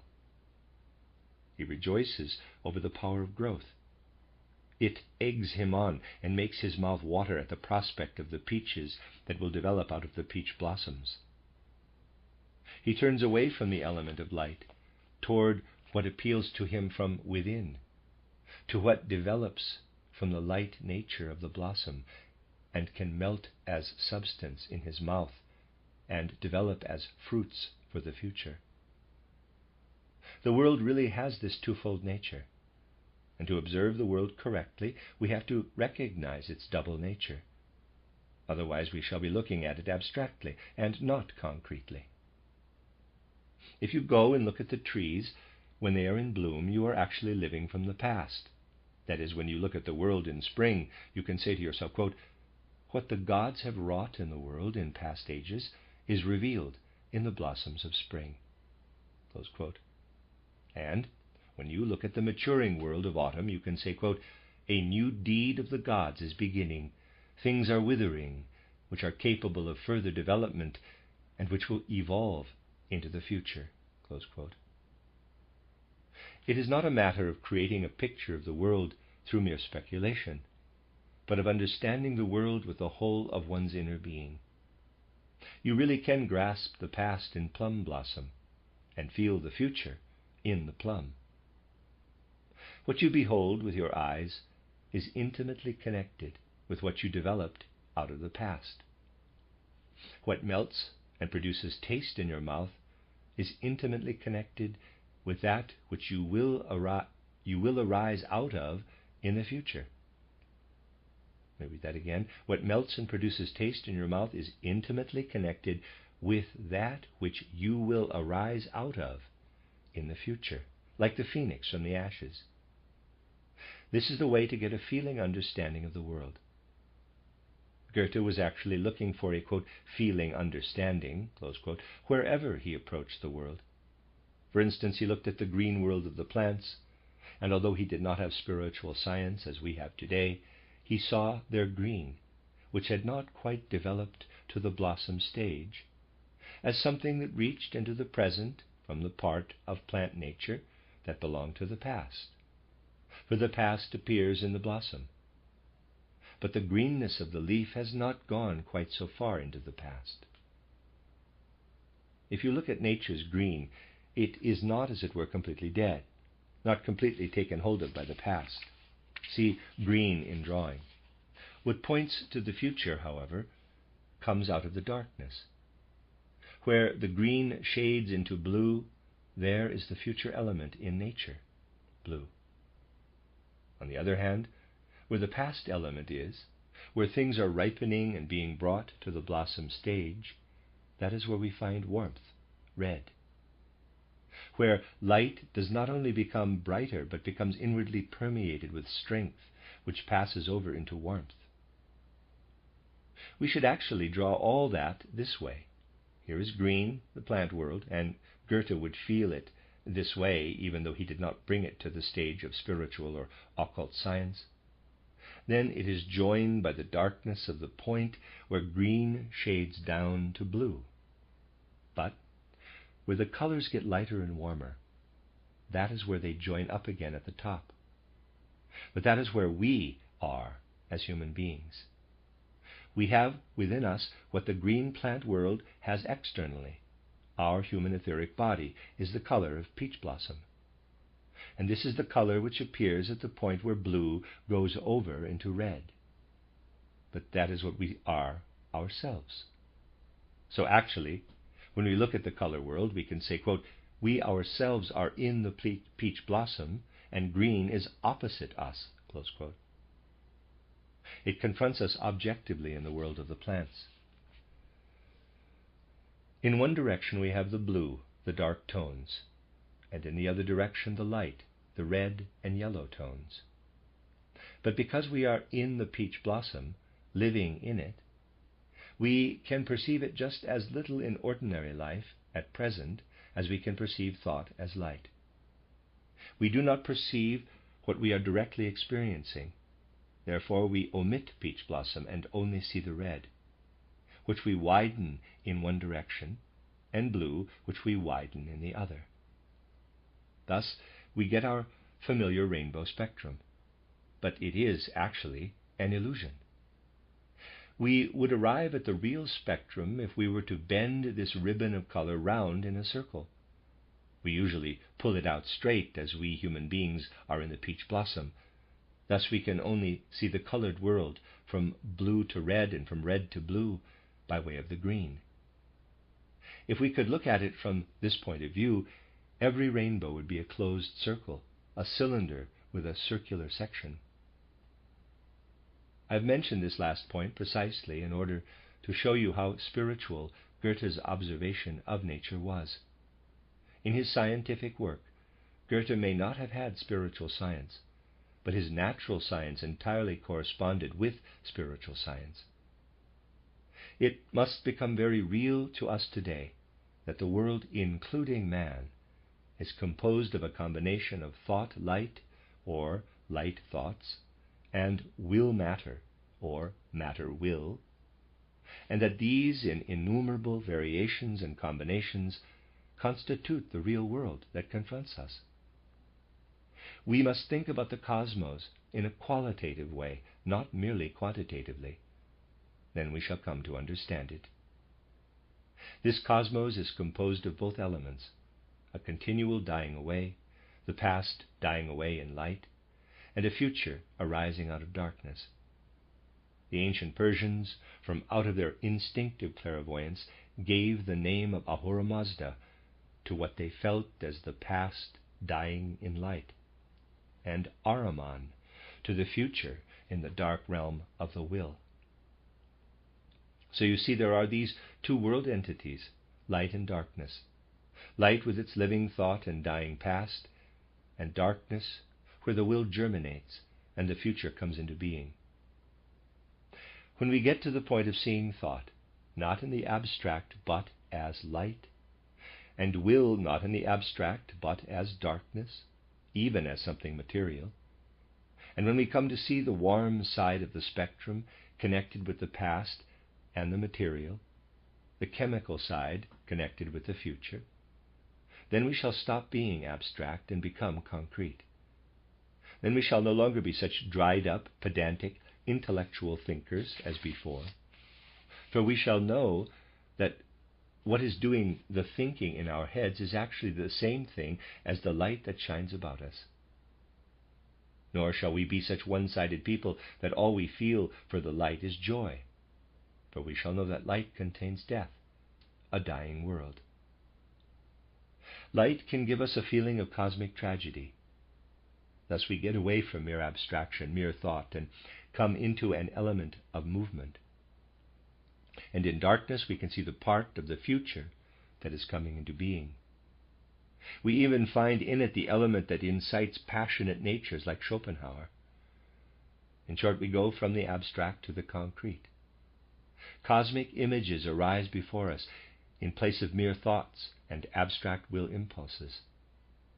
That is what we were going in search of today.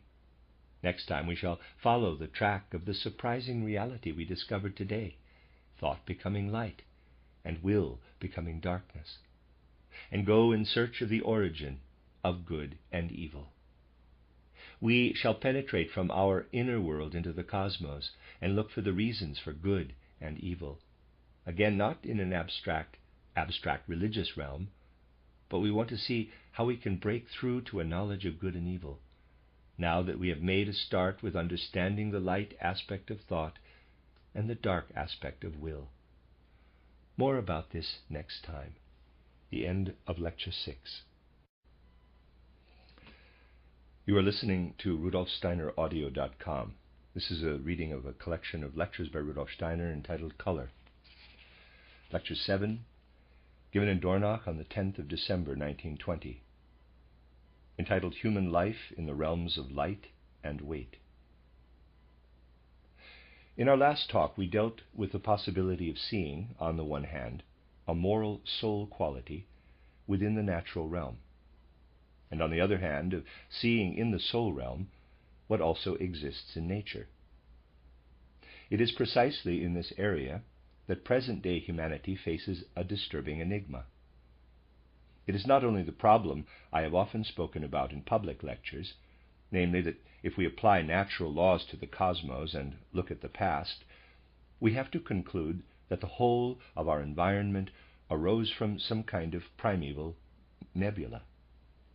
That is, a substance of a purely material nature, which then becomes differentiated in one way or another, producing the realms of the minerals, plants, animals, and also mankind. At the end of the world, even though all this will be in a different form, it will again be of a purely physical nature. By then, all the morality and ideals that arose in us will be gone and forgotten. The physical world will be one big cemetery, and all that has taken place in us on a soul level will have no significance at all when the world comes to an end, for it was only froth and bubble. On this basis, reality would consist solely of the natural kingdoms that arose physically out of primeval nebula and achieved a tremendously differentiated evolution, only to return in the end to a common cosmic slag heap. If a person is honest with himself as regards the natural scientific outlook of today, he will have to see things in the way I have just described.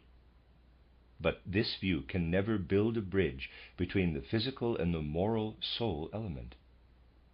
Therefore, if this view is not to lead to complete materialism, which sees material processes as the only things in existence, one needs to fabricate a kind of second world, an abstractly construed world, which would only be accessible to faith, seeing that the first world is given over to science. And the attitude of faith is, quote, "The good that arises in the human soul cannot be left unrewarded," close quote. There must be certain powers, and however philosophical the argument becomes, it comes down to this: there must be powers which reward the good and punish evil. In our times there really are people who believe in both these outlooks, despite there being no bridge between them. Some people accept all that a purely natural scientific world outlook has to offer, go along with the Kant-Laplace theory of primeval nebula at the beginning of our evolution, and a burnt-out slag heap at the end of it. Yet they also have some kind of religious belief that good works will somehow find their reward and wicked sinners be punished.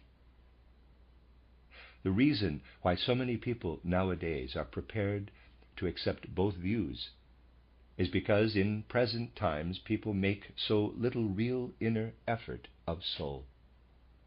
If people were really active in their soul life, one and the same person could not possibly accept, on the one hand, a world order which excludes the existence of morality, and assume, on the other hand, powers that reward good and punish evil.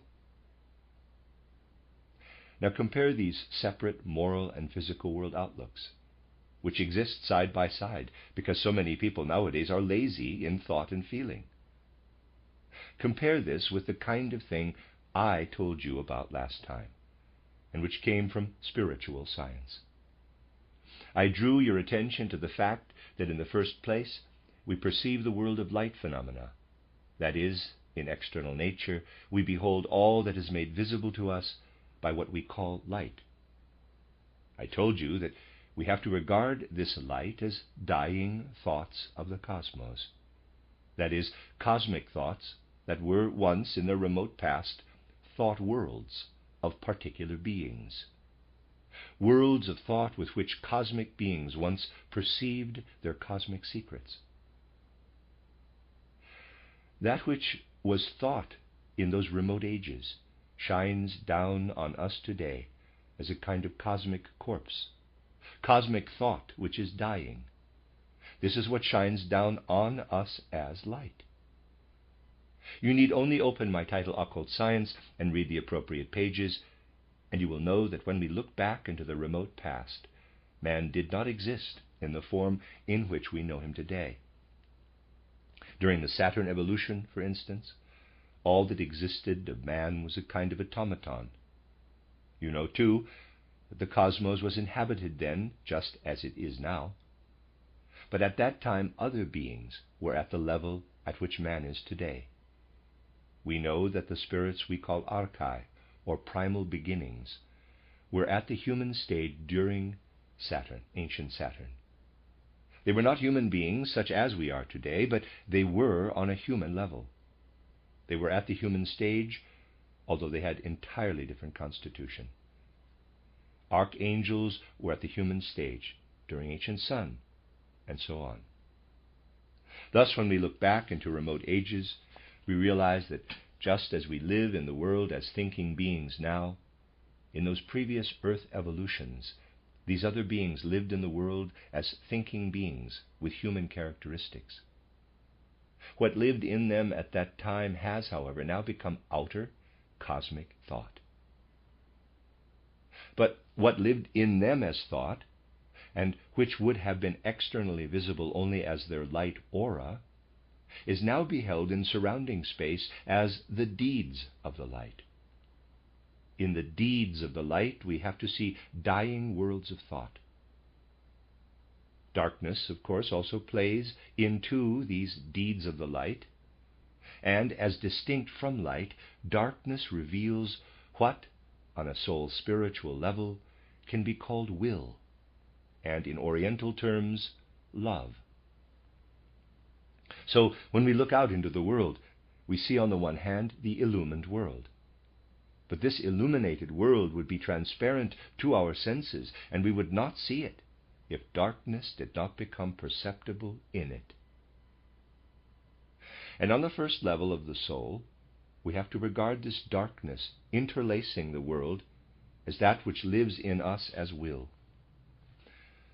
Just as the outer world can be seen to be a harmony of darkness and light, our inner world can also be seen as light and darkness, insofar as it enters space. Only to our own consciousness, light is thought, mental image, and the darkness within us is will, which becomes virtue, love, and so on. As you see, we arrive at a world outlook in which not everything of a soul nature is soul, and nothing but soul, and not everything in outer nature sheer nature, and nothing but nature. But we arrive at a world outlook according to which outer nature is the result of earlier moral processes, and light is dying thought worlds. This makes us realize that the thoughts we bear within us, whilst they live in us in the form of thoughts, owe their origin and motivating power to a remote past. However, we are constantly sending will into our thoughts from out of the rest of our organism. For what we specifically call pure thoughts are remains from an ancient past, interpenetrated by will. So that even pure thought, as I have said most emphatically in the new edition of my title, Philosophy of Freedom, Reader's Aside, also known as Intuitive Thinking as a Spiritual Path, which is on the written works part of the website, and a Reader's Aside, is filled with will. Yet this part of us will go on into distant epochs of the future. At what is in us now in its first stages of development will then shine forth externally as outer phenomena. There will then be beings who look into the world in the way we do now on our earth, and these beings will say, quote, "A world of nature gleams forth around us. Why does it gleam in the way it does? This is because of the kind of deeds men carried out on earth. For what we now see around us is the result of what earth men bore within them as new beginnings." Close quote. We are now here, beholding outer nature. We can look at it like dry and abstract intellectuals, and can analyze light and its phenomena as the physicists do in the laboratory. Then we shall be analyzing them with inner coldness. This will certainly produce some splendid, ingenious results. But we shall not be confronting nature with our full humanity. The only way to meet nature with our whole being is to feel our way into the phenomena of the colors of the sunrise, the blue of the sky, and the green of the plant, and be sensitive to what we hear in the rippling waves. For I'm using the word light here with reference to all the sense impressions, and not only the light perceptible to the eye, EYE. What do we actually see by means of our sense impressions? We see a world which can certainly lift up our souls, and which in a certain way appears to us as being the kind of world we need in order to make a meaningful contact with a meaningful world. We are not applying our full humanity if we merely analyze the world intellectually as physicists do. To apply our full humanity, we have to say to ourselves, quote, "What gleams and sounds around us is the last glimmer of that which other beings developed within themselves in remote ages, and we should be thankful to them." Close quote. Then we shall not survey the world like dry physicists, but shall be filled with gratitude to those beings who for millions of years, during the ancient Saturn epoch, lived like we do today, as human beings, and who thought and felt in such a way that we have this glorious world around us now. It is indeed a realistic world outlook if instead of making us dry intellectuals, it makes us feel full of gratitude to the beings whose thoughts and deeds in the remote past brought this impressive world of ours into existence. Just think of this picture for a moment with the necessary intensity, and feel ourselves with the feeling of indebtedness to our remote ancestors for making our surroundings. Let us fill ourselves with this thought, and then bring ourselves to realize that we ourselves will have to base our thoughts and feelings on the kind of moral ideal which will make the beings who come after us feel as much gratitude to us for their surrounding world as we can feel to our ancient ancestors, who through the effects of their work literally surround us in shining spirits. Millions of years ago, the shining world we see today was a moral world. Millions of years hence, the moral world we now bear within us will become a shining world. Actually, only a real and proper world outlook can lead to this kind of feeling for the world. An inferior world outlook may lead to all kinds of ideas and theories about the world, but it does not fill a person's inner being, for it leaves his feelings empty. This also has a really practical side to it, although modern man hardly appreciates it as yet. However, anyone who sincerely cares about the fate of the world knows he cannot allow it to go to ruin. He would prefer to envisage a school or college of the future to which people do not go every morning at 9 o'clock with the same uncaring indifference, and leave again at 12 or 1 o'clock with the same uncaring indifference, having gained nothing, save possibly a little pride at having become even cleverer still. Assuming this is so, no, we can look forward to a future perspective, where those who come out at 12 or 1 o'clock leave college with feelings for the world which reach out to the cosmos, because in addition to cleverness, they have been given a feeling of gratitude for world becoming, gratitude to the remote past, when beings actively worked to form our natural surroundings in the way they are, and a feeling for the tremendous responsibility which falls to us through the fact that our moral impulses will, in course of time, become shining worlds. It stays mere belief, of course, if you want to go and tell people that the primeval nebula and the final slag heap are real. And in between there are people who have illusions of morality which pop up like bubbles. Their faith does not tell them that, of course, though it would have to do so if it were really sincere. Is it not entirely different if a person says to himself, quote, "There is such a thing as retribution, for nature itself is so arranged to include the fact that one's thought will become shining light," close quote. The moral world order will come to revelation. What at one time is the moral world order is at another time the physical world order.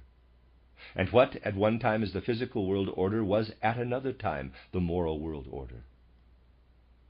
Everything of a moral nature is destined to become physical. If man can look at nature spiritually, does he need further evidence of a moral world order? No, for nature, understood in its spiritual aspect, is itself the justification for a moral world order. You arrive at this picture when you look at man in his full humanity. Let us begin with an everyday phenomenon. We know that sleeping and waking are due to man disengaging himself in his ego and astral body from his physical and etheric bodies. What does this actually signify with regard to the cosmos? Imagine the physical body, etheric body, astral body, and ego combined in the waking state. Now, imagine them divided in the sleeping state. What is the actual cosmic difference between them?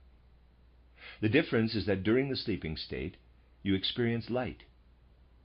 In experiencing light, you experience the dying thought world of bygone ages. And as you experience this dying thought world of bygone ages, you acquire the tendency to be receptive to perceiving the spirit that stretches into the future. It makes no difference that man has only a dim perception of this as yet. The important thing at the moment is that whilst in this state, we are sensitive to the light. When we return to our bodies, we become inwardly sensitive in our souls to the darkness, in contrast to the light. However, this is not merely negative, for we become sensitive to something else as well. Just as in sleep we were sensitive to the light, when we wake up we become sensitive to heaviness. We are, however, souls, not scales.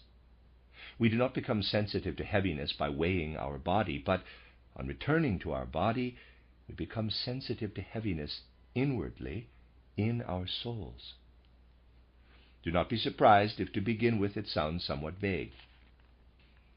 As far as soul experience is concerned, ordinary consciousness is just as asleep in the waking state as it is in the sleeping state.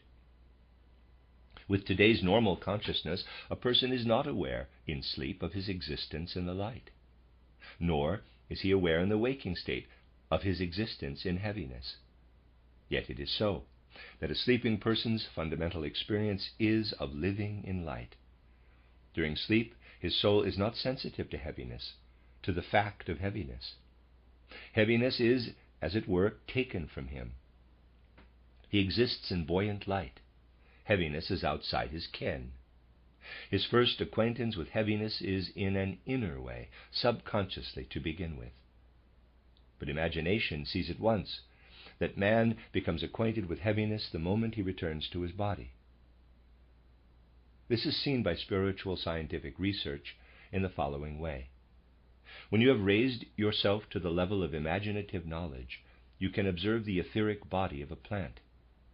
You will then have the inner experience of the plant's etheric body constantly pulling it upward, of it being weightless. On the other hand, if you look at the etheric body of a human being, it has heaviness, even for imaginative perception. You simply feel that it is heavy. And this makes you realize that man's etheric body is something that lends heaviness to the soul when it is in the body. This is, however, an archetypal phenomenon which is supersensible. During sleep, the soul lives in light, therefore in buoyancy. When the soul is awake, it lives in heaviness. The body is heavy. This force becomes transferred to the soul. The soul lives in weight. This signifies something which is then conveyed to consciousness. Think of the moment of waking. What does it consist of? When you are asleep, you lie in bed and you do not move. Your will is paralyzed. Your mental images are paralyzed too, of course. But that is only because the will is paralyzed and not shooting into your body and making use of your senses. Paralysis of the will is the chief cause. What brings movement into the will? It is the fact that the soul, feeling weight through the body.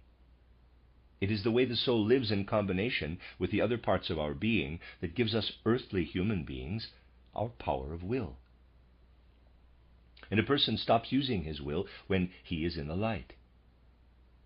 This gives you a picture of the two cosmic forces of light and heaviness, which are the two great polarities in the cosmos. Light and weight are indeed cosmic polarities. Think of the planet, where weight pulls toward the center, and light points away from the center out into the cosmos. There's a picture. We think of light as keeping still, whereas in actual fact it indicates a movement from the planet outward. Whoever thinks of weight as a force of attraction, as Newton did, is a rather radical materialist, because he is imagining a kind of genie sitting inside the earth holding a cord, which, although you cannot see it, is pulling the stone toward him. We actually speak of a force of attraction, although no one can prove its existence except in theory. People would not fancy making an illustration of it, but they do like using the term force of attraction in the Newtonian sense. In course of time, it will come about in Western civilization that everything in existence will have to be imagined in some way in visible form. So we could say to people, quote, well, now, you like imagining the force of attraction as an invisible cord. Therefore, you should at least imagine light as an outward raying movement, as a centrifugal force. Close quote. Light would have to be thought of as a centrifugal force. For people who want to keep more to reality, it is enough simply to understand the polarity, the cosmic polarity between light and weight.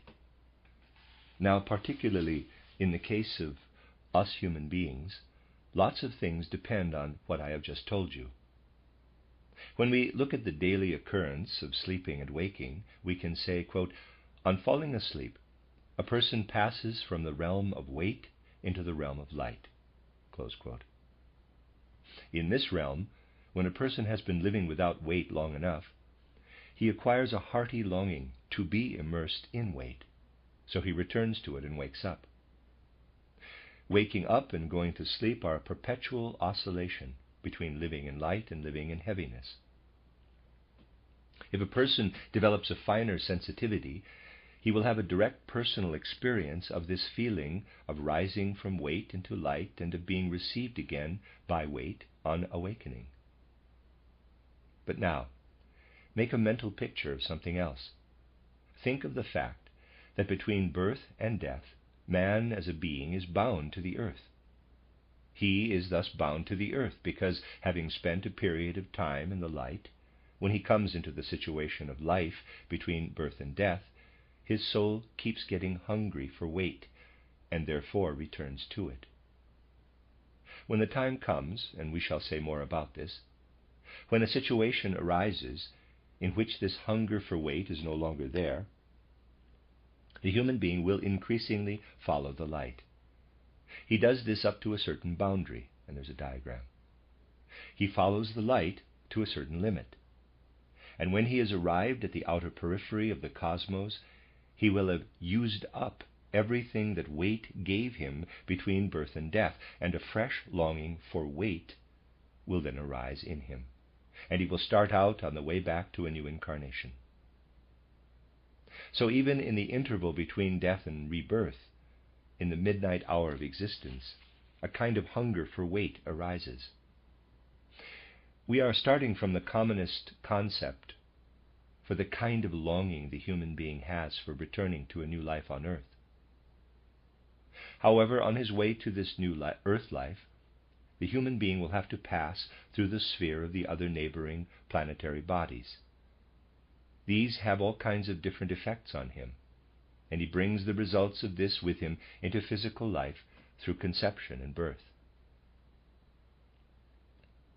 So you will realize that it is important to ask, quote, what is the situation with regard to the stars in the spheres man passes through?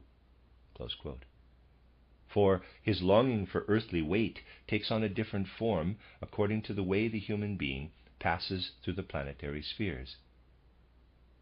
It is not only the earth which, as it were, rays out a certain heaviness, which the human being longs to return to, but the other planetary bodies through whose spheres he passes on the way to a new life also affect him with their kind of heaviness. So on his return journey, a human being can come into various different situations which justify our saying the following. On his way back to earth, a human being has the longing to live once again in earthly heaviness.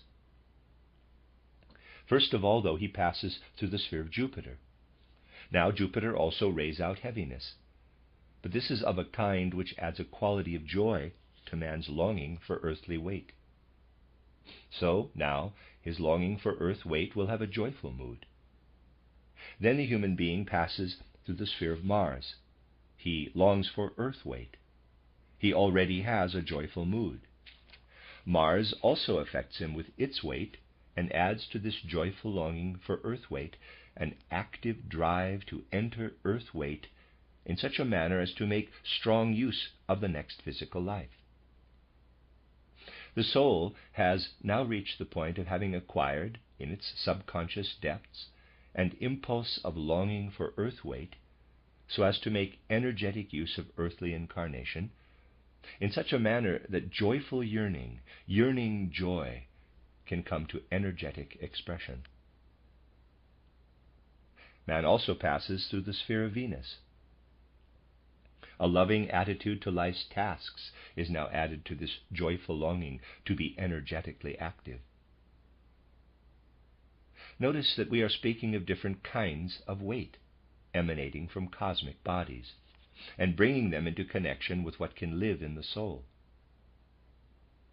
We shall attempt once again to speak about what surrounds us spatially and physically in cosmic space at one and the same time in moral terms. If it is the case that the will element lives in weight and light is the polar opposite of will, then we are justified in saying Mars reflects light, Jupiter reflects light, and Venus reflects light. The forces of weight also contain the modification brought about in them by light. We know that dying cosmic thoughts live in the light, and that will seeds of future worlds live in the forces of weight. All this rays through the souls as they pass through space. We are thinking of the world physically and at the same time morally. The physical and the moral are not separate. It is only man's limited nature which tempts him to say that we have the physical world here and the moral world there. No, they are only two different ways of looking at one world. The world which is developing into light is also developing into retribution, a retribution which will be revealed. A meaningful world order is coming to revelation out of the natural world order. We must be clear that we shall not acquire this kind of world outlook by means of a philosophical interpretation, but that one gradually grows into it by learning from spiritual science how to spiritualize physical concepts. They then become moral of themselves. And when one learns to look through the physical world into this world where physical things have ceased to be and the spiritual element is present, then one knows that that is where the moral element is to be found. Actually, people could arrive at this outlook today in a thoroughly scholarly manner if they only worked through certain ideas. I will close by bringing you this, although it will be outside the ken of most of you. Here you have this line, which is not an ellipse, for it has a wider curve. There's diagrams. You will see the line a great deal in the Goetheanum. The ellipse would be like that. That is just a variation of this line. Actually, you alter the mathematical equation. This line, This is just a variation of this line. Actually, if you alter the mathematical equation, this line can also take on this form, the lemniscate. So from a ellipsoid shape to a lemniscate shape. That is the same line as the other one. First I will go round it like this and stop here. But another time, under certain assumptions, I do not move up to the top, but round this way and back again and stop down here. This same line has got another form again. This time, if I start here, I only appear to stop here. I now have to leave this plane, leave space, go over here and come back again here. Readers aside, I know this is difficult to understand here. I'm just going to try a description. On the left he has an ellipsoid, and inside it another ellipsoid. On the right he has an ellipsoid. Inside it he has drawn a lemniscate, but then inside each lemniscate he has drawn sort of a teardrop, right side up on the bottom, upside down on the top, as it were. That sort of corresponds to the shapes of the ellipsoid. I believe he's talking about lifting the pen up out of the plane to draw the other one, since they don't connect the lines on those two inner circles inside the lemniscate circles. I hope that makes a little more sense, because I know this is difficult right here. End of readers aside. Then I have to leave space again, carry on with the line here, and stop below. The line has just been somewhat modified. It is not two lines. It is only one, and it only has one mathematical equation. It is one single line, only it goes out of space.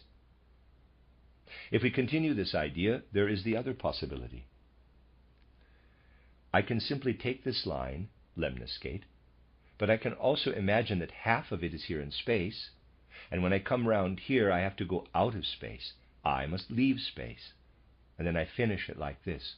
Here is the other half. Only it is outside ordinary space, not inside it. But it is there. Now, if people were to develop this method of thought, which mathematicians, for instance, could certainly do nowadays, they would arrive at the other way of leaving space and returning again. This absolutely accords with reality. For each time you resolve to do something, you think about what you intend doing. Before you engage your will, you go out of space. And when you move your hand, you enter space again. In between, you are outside space, on the other side of it. This idea must really be developed, of the other side of space. Then one would really get hold of the idea of what the supersensible is like. And above all, one would grasp the idea of morality in its reality. With today's world outlook, it is so difficult to imagine what morality is really like, because people insist on visualizing everything in space and judging it according to measure, weight, and number, whereas in actual fact, reality goes beyond space and returns to it again at every point in space. There are people who imagine a solar system with comets in it and who say, quote, "A comet appears, passes through a tremendously long ellipse, and comes back again after a long time." Close quote. This is not true of a great number of comets. In their case, the comets make their appearance, then they vanish here and cease to exist, but reform from the other side and come back here, altogether describing lines which do not return. Why? Because the comets go out of space and return in quite a different place.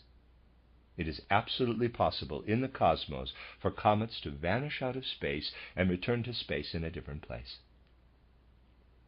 When we continue with these talks tomorrow, I will not torment you any more with ideas such as I have been giving you during the last 10 minutes, because I know they would be far removed from the usual ideas of the majority of you.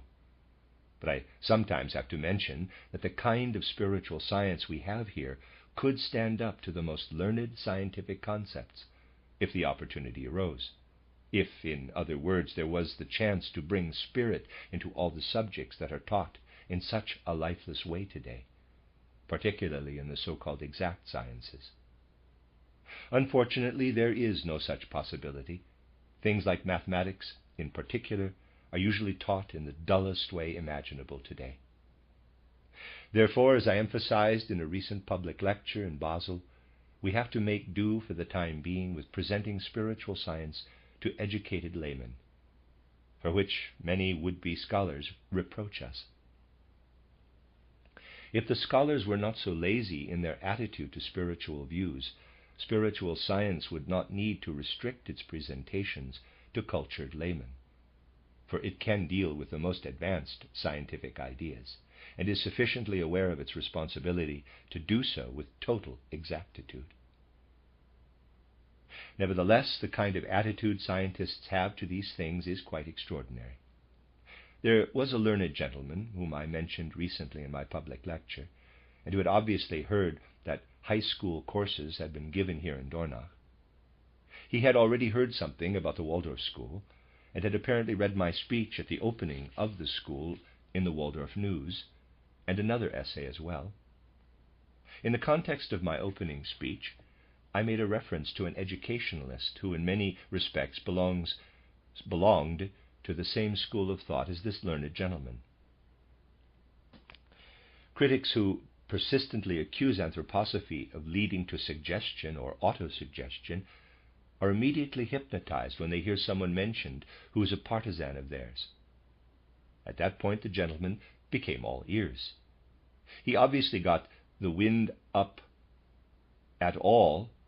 Interesting phrase, let me read that again. He obviously got the wind up at all that was going on at the Dornach high school courses. So he could not resist writing the following, quote, "At the high school courses run by the anthroposophists in Dornach, near Basel, this autumn, the hope was expressed that it might be a center from which powerful ideas would inaugurate a new evolution of our nation and instill it with new life. Anyone who examines the true value of the ethical principles of this movement cannot share this hope, and the preceding lines are intended to encourage you to examine them." Close quote. Now, why were these preceding lines, in quotes, actually written? The ethical principles of the high school courses must be critically examined, for they are bound to have something to do with what a man like that wishes to expound, which is what he calls moral depression.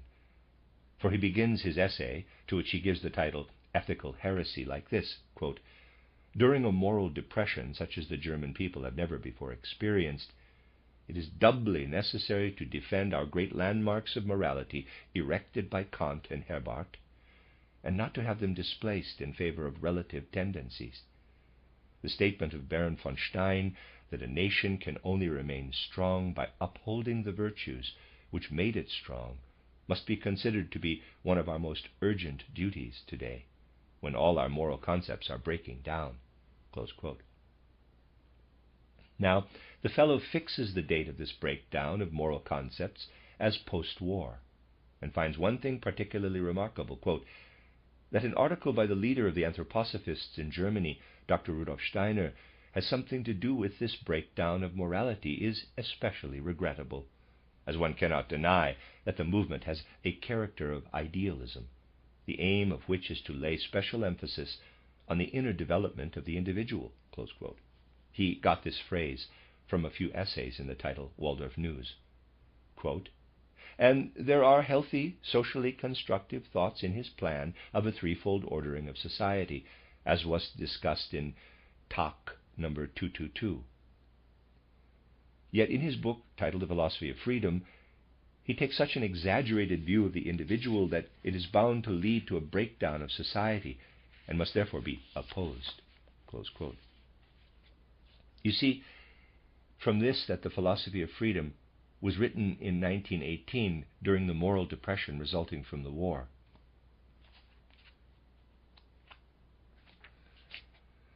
The Philosophy of Freedom had existed for decades by then, but obviously it did not bother the good fellow until in 1918 he read the latest edition so carefully that he did not notice how old the book was, and that it definitely originated at the time he referred to as the peak years of enlightenment, a long time before he talked about moral depression. So much for the conscientiousness of these educators of the young. The man is not only a professor of philosophy, he is primarily an educationalist. That is, he not only has to teach at universities, but he has to educate children. And he himself is so well educated that he discovers that the Philosophy of Freedom has been written in 1918. So it is an easy matter for him to comment on the purpose of this book. Remember the actual situation. The Philosophy of Freedom appeared in 1893. So that was when the ideas arose. Bearing in mind when the Philosophy of Freedom was published, whatever sense can the following words have, which form the climax of his whole essay? Quote, these free people around Dr. Steiner are no longer human. They have already become angels on earth. Anthroposophy helped them achieve this. Close quote.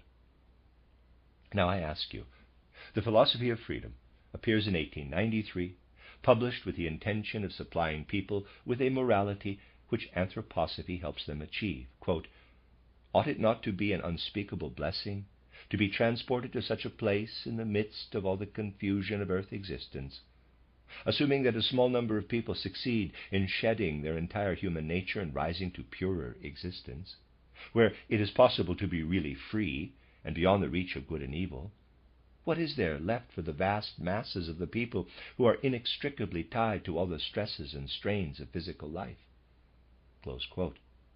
As you see, the thing is presented in such a way as if the Philosophy of Freedom has been published in Berlin in 1918, and anthroposophy existed for the purpose of developing the kind of people described in the Philosophy of Freedom.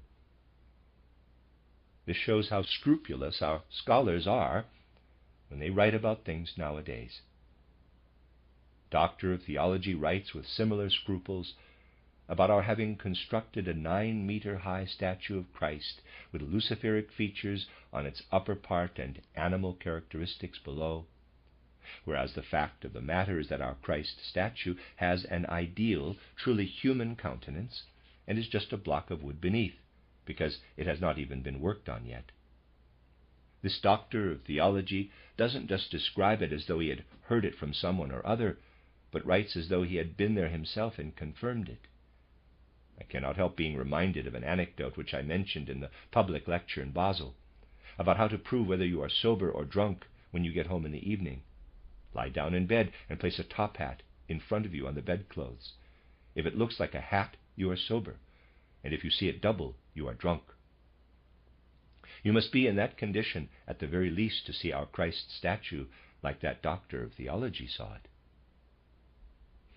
However, quite apart from these attacks he makes, the incident could well bring one to ask what kind of theologians they are, what sort of Christians they are, what sort of educators of the young they are, if they have that kind of relationship to truth and reality, and what kind of science we can expect if it is administered with those sort of feelings for truthfulness. Actually, it is mostly that type of science that is given out in lecture halls and books nowadays, and humanity lives on it. Among all its other tasks, spiritual science has to clear our spiritual atmosphere of all the phantoms of insincerity and untruthfulness, which not only govern external life, but whose existence has even filtered down deep into the various sciences themselves. And it is the depths of these very sciences that are responsible for many a thing that is having such devastating effects on social life. We must summon the courage to see these things in the proper light. For this, however, we shall need to warm to a world outlook which forms a real bridge between the moral and the physical world order, inasmuch as the shining sun can also be looked on as a concentration of dying thought worlds. And that which rises up from the depths of the earth can also be seen to be the element of will in the world, germinating and developing into the future. The end of Lecture 7. You are listening to RudolfSteinerAudio.com. This is a reading of a collection of lectures by Rudolf Steiner entitled Color. This is Lecture 8, given in Dornach on the 21st of February, 1923. It's got a multiple set of titles, which are Answers to Workman's Questions at the Goetheanum, The Two Fundamental Laws of Color Theory in Sunrise and Sunset and the Blue Sky, Health and Illness in relation to the theory of color. To answer the last question properly, let me say something about the colors and see how we get on. We cannot actually understand the colors if we do not understand the human eye, for a person perceives colors entirely by means of the eyes. He does not know what other ways he has of perceiving them, for he certainly does not perceive colors only with the eye. Imagine, for example, someone who is blind. A blind person has a different feeling if the room he is in is illuminated or if it is dark. But this is so slight that the blind person does not perceive it. Yet although it is too slight to perceive, it is of tremendous importance to him. Even a blind man could not live constantly in a cellar. He would miss the light. And it makes a difference whether you take a blind man into a bright room with yellow windows or a dark room, or even a bright room with blue windows. The colors yellow and blue have a totally different effect on our life forces. But those are things we shall only understand when we know how the eye relates to color. Now, from what I have told you before, you may have realized that there are two things in the human being which are of fundamental importance, two things in our whole organism. The first one is our blood, for without blood we should immediately die. We would not be capable of renewing our life each moment, and this has to happen. So if you think the blood out of the body, a person would be a lifeless object. Also, if you think the nerves away, a person could look at things just as he does now, but he would have no consciousness of them. He would not be able to think, feel, or move. So we can say that to be conscious, a person has to have nerves, and to be alive at all, we have to have blood. That is, blood is the organ of life, and the nerves are the organ of consciousness. But every organ possesses nerves and blood, and the human eye is basically a whole human being, with nerves and blood. And if you visualize that the eye comes out of the head here, and there's a drawing, the minute veins spread out in the eye. There are a lot of veins, and there are a lot of nerves. Just as you have nerves and blood in your hand, you have them in your head too. Now it is like this in the eye. Bear in mind for a moment that what affects the eye is the illuminated environment. Actually, the easiest way to imagine the environment is when it is illuminated. In the daytime, of course, your environment is illuminated, yet it is difficult to form a concept of this fully illuminated environment. You get a true conception of it if you imagine the half-illumined environment in the morning and evening, when you see the reds of sunrise and sunset. The colors of the sunrise and the sunset are particularly instructive. What actually occurs at sunrise and sunset? Imagine you are watching a sunrise. The sun is rising, and as it comes up, it cannot shine directly onto you. I am now drawing its course as we see it. Really, the earth is moving and the sun standing still, but that doesn't matter. So the sun first of all sends its beams here and then here. If you are standing here when the dawn appears, you are not looking at the sun, but at the illuminated clouds. There are clouds there, and the light is actually on these clouds. Now, gentlemen, what is really happening? It is very instructive.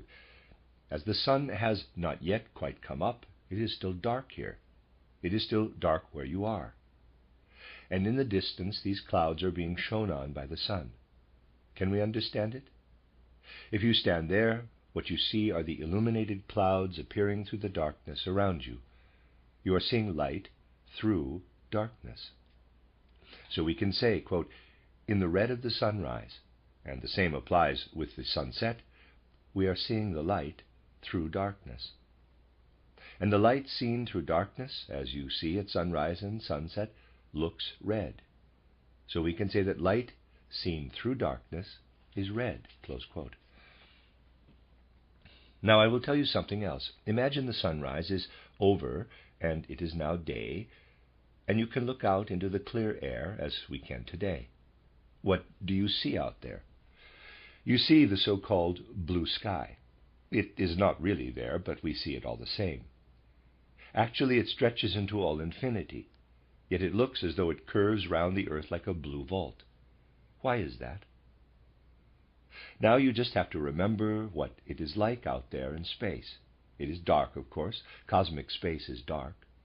The sun only shines on the earth, and because there is air round the earth, the sunbeams get entangled and make it light here, especially when they shine through damp air. But out in space it is dark, absolutely dark. So when you stand there by day, you are looking into the dark, and we ought to see black, really.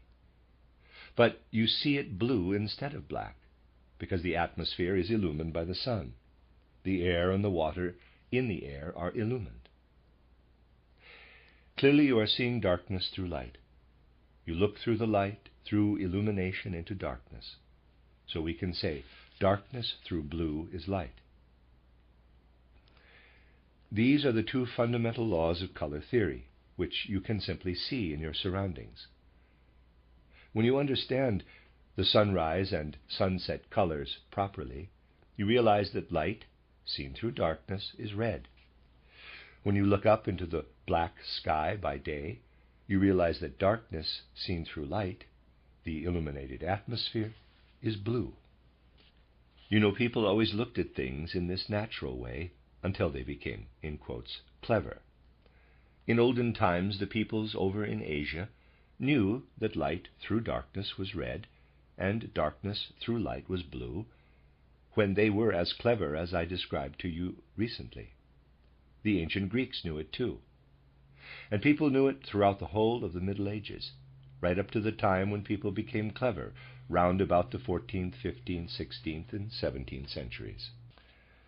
And when they grew clever, they gradually stopped relying on nature and began thinking out all kinds of artificial sciences. One of the people who thought out a particularly artificial science of color was the Englishman Newton. Out of his very cleverness, and you will know that I am now using the word absolutely seriously, Newton said something like this, quote, "Let us look at the rainbow," close quote. For if you are clever, you don't look at natural things, do you, like the sunrise and sunset, which appear every day. No, when you become clever, you look at what is especially rare, which you will be capable of understanding only when you have made more progress. Nevertheless, Newton said, let us look at the rainbow. You see 7 colors in the rainbow: red, orange, yellow, green, blue, indigo, violet. There are 7 colors in a row, and a drawing was done. If you look at the rainbow, you can easily distinguish these 7 colors. Then Newton made an artificial rainbow by darkening his room and covering up the window with black paper in which he had cut a small hole. He thus had a small slit of light. Then he put what we call a prism in this slit of light, a piece of glass which looks like this, a 3-cornered piece of glass. And behind it he put up a screen. So he had the window there, with the hole in it, this small stream of light, the prism, and the screen behind it. The rainbow did appear, too. All these colors appeared: red, orange, yellow, green, blue, indigo, violet. What conclusion did Newton come to? He said, quote, "The white light comes in here, and the prism gives me the 7 colors of the rainbow. Therefore the 7 colors of the rainbow are in the white light, and all I have to do is coax them out."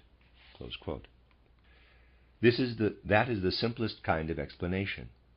You explain something by saying that it is already within the thing you get it from. In actual fact, he ought to have said, quote, "Because I am not using a flat sheet of glass, but am putting a prism in front of the screen, that is, a piece of glass with sides which slope sharply toward each other, when I look into it, I see light on one side being turned red by darkness, and the color red appears, and on the other side darkness being turned blue by light, and the color blue appears. In between there are just gradations." Close quote. This is what he ought to have said. But the kind of thing that was happening in the world at that time was that people were trying to explain everything by looking for all the explanations within the thing itself. That is the easiest way of all, isn't it? If, for instance, you want to explain where a human being comes from, you say, quote, "He is already in his mother's egg and develops out of that." Close quote.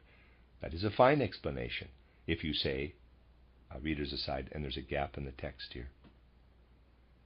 End of readers aside. We have a harder time of it. We need the help of the whole cosmic space to develop the mother's egg. But natural science is out to look for everything. Readers aside, again, there's a gap in the text. End of readers aside. Thus Newton said, quote, "The sun contains all the colors. We just have to get them out." Close quote. But it is not like that at all. For the sun to produce red, when it rises, it first has to shine on the clouds, and we have to see the red through darkness. For the sky to appear blue, it is not from the sun at all. For the sun does not shine out there. Out there it is black, quite dark, and we see the blue through the illuminated Earth's atmosphere. We are, in fact, seeing darkness through light, equals blue. What this amounts to is that we ought to create a proper physics where people could see, as with the prism, that light can be seen through darkness on the one hand, and darkness through light on the other. But people find that too uncomfortable. What they like best is to hear people say, quote, "Everything is there in the light, and we just get it out." Close quote.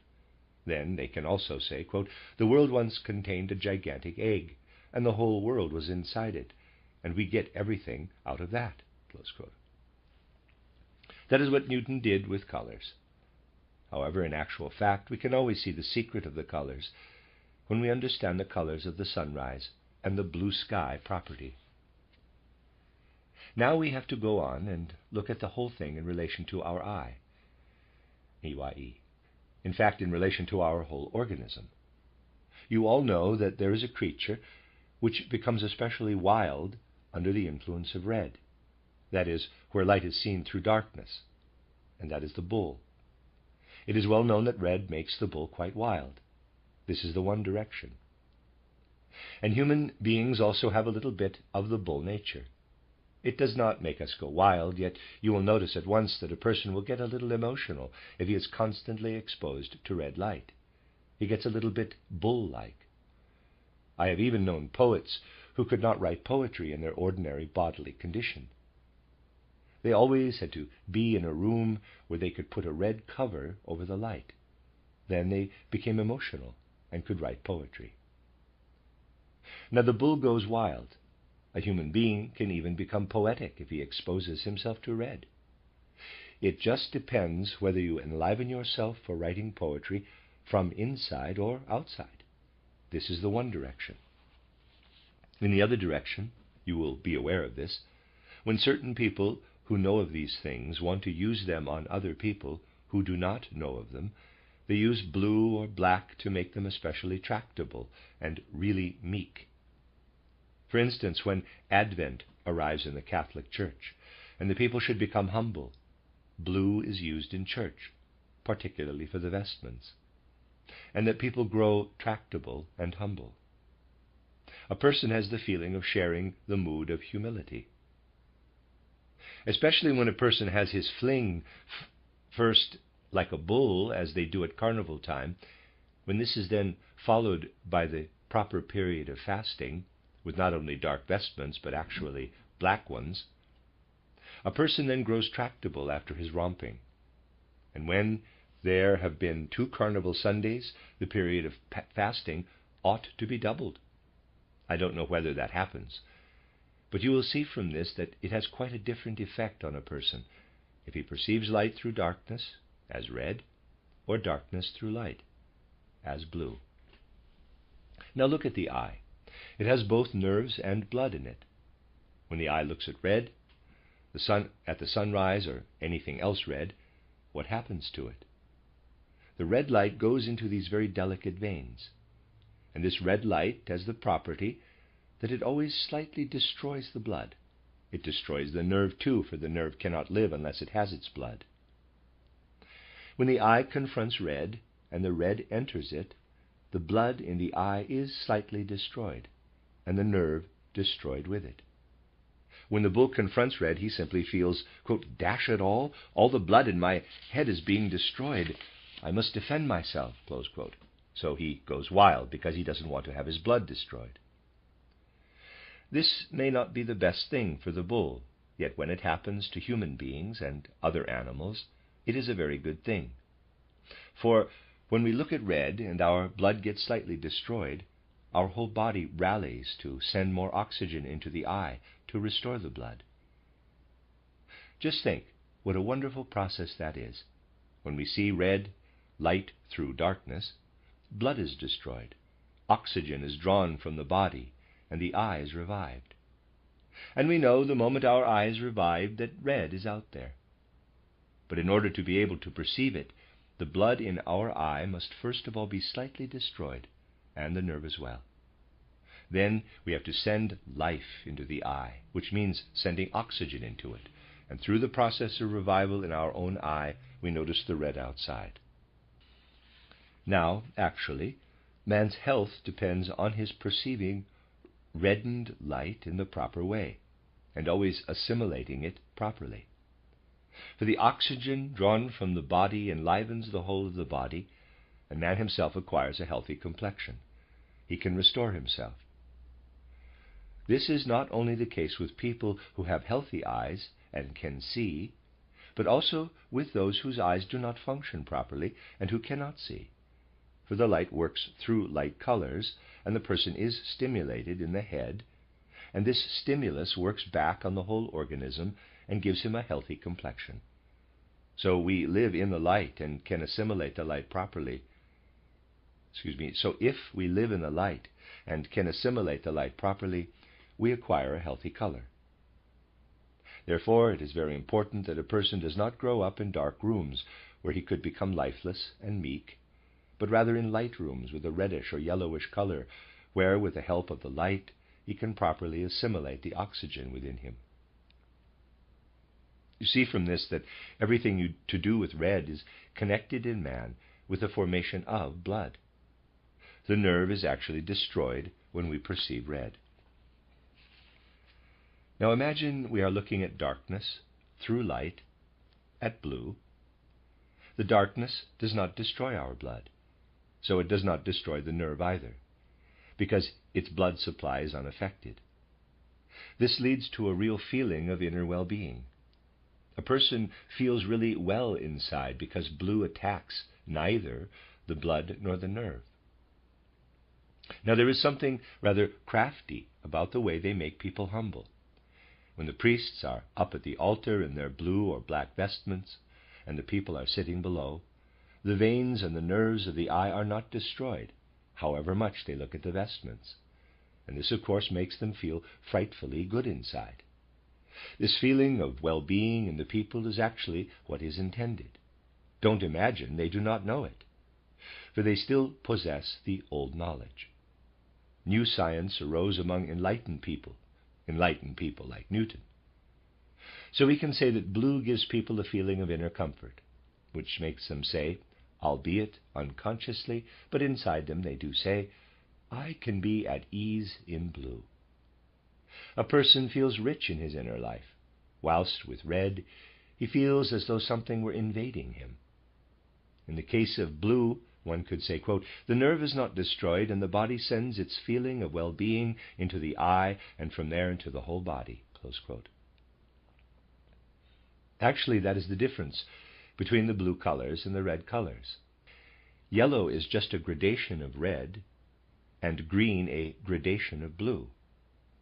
So one can say, according to whether the nerves or the blood are active in a person, he will be more sensitive to red or to blue. Now, this can be applied to pigments. If I want to make a proper red for painting with, I must make one which contains substances that stimulate a person to develop oxygen within him. And one arrives at the fact that one obtains a red color suitable for painting if one tests substances of the outer world for their carbon content. If I use carbon combined in the right way with other substances, I shall discover how to make my red paint. If I use plants for making paints, the most important thing is that my procedure of chopping, burning, etc. produces the proper carbon content.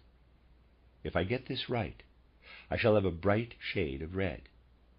On the other hand, if I have substances with a large oxygen content, not carbon but oxygen, if I succeed in having oxygen in them as oxygen, I get the darker colors, like blue. If I recognize what lives in plants, I can really produce my colors from these. Imagine I take a sunflower. It is absolutely yellow, so it has a light color. Yellow is close to red. Light seen through darkness. If I treat a sunflower so that I bring the right blossom process into my paint, I shall get a good yellow color, which compares well with the light outside. For the blossom of the sunflower stole the secret of creating yellow from the sun itself. If I take the process which is in the blossom of the sunflower and put this into my paint properly, I can lay on a good wash of yellow, provided I get it thick enough.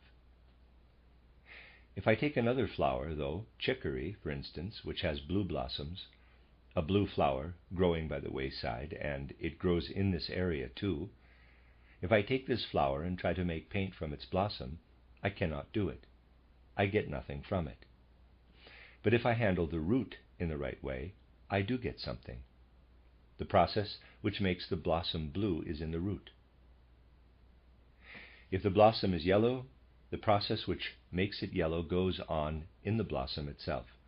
However, if the blossom is blue, the process is in the root, and it just pushes its way up toward the blossom. So if I want to produce a blue paint from the indigo plant, where I get a darker blue, or chicory, this blue flower, I must use the root. I have to work on them chemically until they produce the color blue. By means of a real study of this kind, I can arrive at a way of making paints out of plants. If I went Newton's way, I could not do so, for he simply says, quote, it's all in the sunlight and I just have to get it out, close quote. The only thing this could possibly apply to is my wallet. In the morning it must contain all my day's spendings. These very clever people imagine a bag that has everything in it, but it is not like that. We have to know, for example, how the yellow works in the sunflower or the dandelion. We have to know how the blue works in the chicory. The processes which make chicory or indigo blue are found in the root, whereas the processes which make the sunflower or dandelion yellow are found in the blossom. I must bring chemistry alive and copy the blossom process in the plant. Then I shall get a light color. I must copy the root process in the plant if I want to get a dark color. Actually, what I have just been telling you can be found by real human common sense understanding, whereas this business of the rainbow and its 7 colors is fundamentally unreal. Now, the situation, historically, was that in Goethe's time everyone believed Newton's theory of the sun as a large sack with all the so-called 7 colors inside it. One only has to tickle them out, and there they are. Everyone believed this. It was taught in those days and still is today. Now, Goethe did not like having to take everything on belief, and he wanted to convince himself a little bit regarding the particular matters that were being taught everywhere. People usually say they have no faith in authority. But when it comes to believing what science says, people have tremendous faith in authority as a matter of course, and believe all they are told. Goethe did not want to take it all on faith, so he borrowed the apparatus to prove it with a prism and such things from the Jena University, with the intention of doing the experiments the professors did, and finding out what would actually happen. Now, Goethe did not get around to it immediately and kept the apparatus quite a long time without using it. He was busy with other things. And Privy Councillor Büttner grew impatient because he needed the things again, so he sent to have them returned. Then Goethe said to himself, quote, "I must hurry up and use them," close quote. And while he was packing them up, he had a look through the prism. He expected the white wall to be covered with beautiful rainbows, and instead of white he would see red, yellow, green, and so on. And he looked forward to all the colors he would see when he peered into it, but he saw nothing at all. The wall was as white as before. This was a tremendous surprise, of course, and he wondered what it meant. Actually, his whole color theory arose from this. He told himself, quote, "The whole matter has to be checked all over again. The people of olden times said that light seen through darkness equals red, darkness through light equals blue. If I graduate the red a little, I shall get yellow, and I can increase the blue on the red side.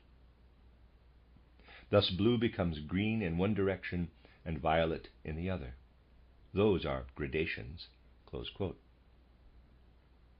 And so he developed his theory of color, which was even better than the one which existed in the Middle Ages. So nowadays we have the physicist's theory of color, with the sack from which the 7 colors come being taught everywhere. And we also have the Goethean theory of color, which contains a proper understanding of the blue sky and the reds of sunrise and sunset, as I have just been telling you. But there is a certain difference between Newton's theory of color and Goethe's. Other people do not notice this to start with, for they admire the physicists. They are taught Newton's theory of color, which is in all the books. They can imagine very cleverly how all the colors appear in the rainbow, but in actual fact a prism is not there.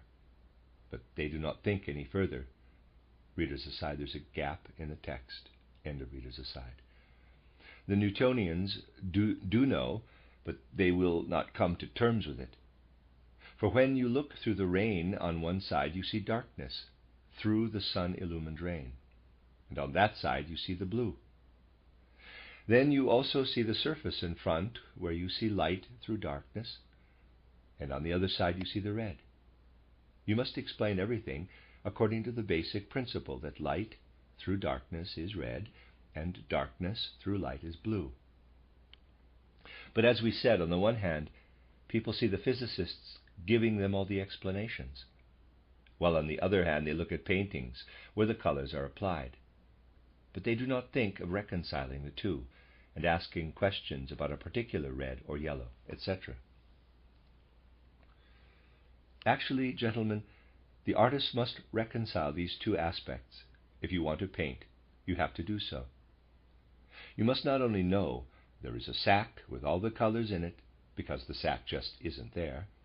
You have to get the right substance from the living plant or some other living material, so that you can mix your colors properly. Nowadays, artists really cogitate on these matters, though there are some who don't, but just go and buy their paints.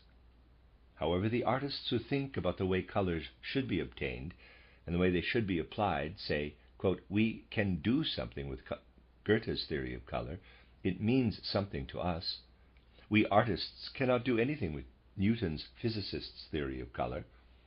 Close quote. As I say, the public does not compare art with the physicist's color theory, but artists do. And that is why they love Goethe's color theory. Artists say, quote, "Good gracious, we are not going to take any notice of the physicists. They speak professionally. They can do what they like. We are going to stick to the old color theory and the Goethean one." Close quote. It is just that artists see themselves strictly as artists and do not see why they should interfere in the theories of the physicists. That would also be unpleasant for them. They would meet with opposition, and so on. This is how matters stand between what it says in books about the theory of color and the truth. It was simply to defend truth that Goethe rebelled against Newton and the whole of modern physics. And one really cannot understand nature without coming round to Goethe's theory of color.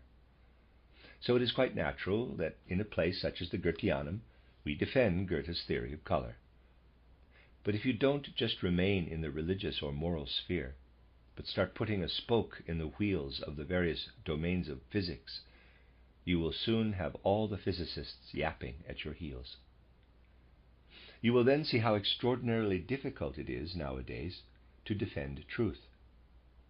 But you really ought to hear in what a complicated way modern physicists explain the blue of the sky. Obviously, if I start from a false principle, I have to give a terribly complicated explanation, simply to explain why the blackness of space appears blue through light. And just what they say about the colors of sunrise and sunset. This chapter usually begins with the words, quote, "To this very day we still cannot properly explain why the sky is blue, although we can imagine one thing and another," close quote. In fact, despite all the physicists' business with their little hole which amused Goethe so much, and which was meant to let light into the room so that they could investigate the light in the darkness, despite all this, they cannot explain the simplest things. And so it reaches the point where people do not understand color at all anymore. If we grasp that the destruction of the blood, and particularly its restoration, readers aside, there's a gap in the text, end the readers aside. For if I have blood in me, which the light has destroyed, I summon all the oxygen within me and revive myself, and this is how man's health arises. If I constantly have darkness round me or shades of blue, I will constantly want to enliven myself, and I will enliven myself too much, which will make me pale, because I will be imbibing too much life. Thus, on the one hand, we can understand that a person's healthy color comes from the oxygen he takes in when he exposes himself properly to light, and we can understand that paleness comes from a constant intake of carbon dioxide. Carbon dioxide, the opposite of oxygen, wants to enter my head, and this makes me really pale. Nowadays, nearly all the children in Germany are pale. We must understand this as being caused by too much carbon dioxide.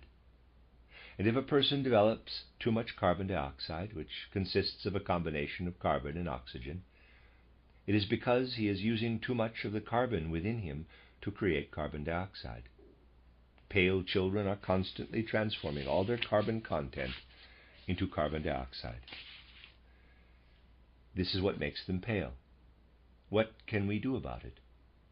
We must give them something to help them hold on to the carbon and prevent the perpetual production of carbon dioxide. I can do this by giving them some calcium carbonate. This stimulates the functions again, as I described from an entirely different point of view, and a person keeps the oxygen he needs instead of constantly changing it into carbon dioxide.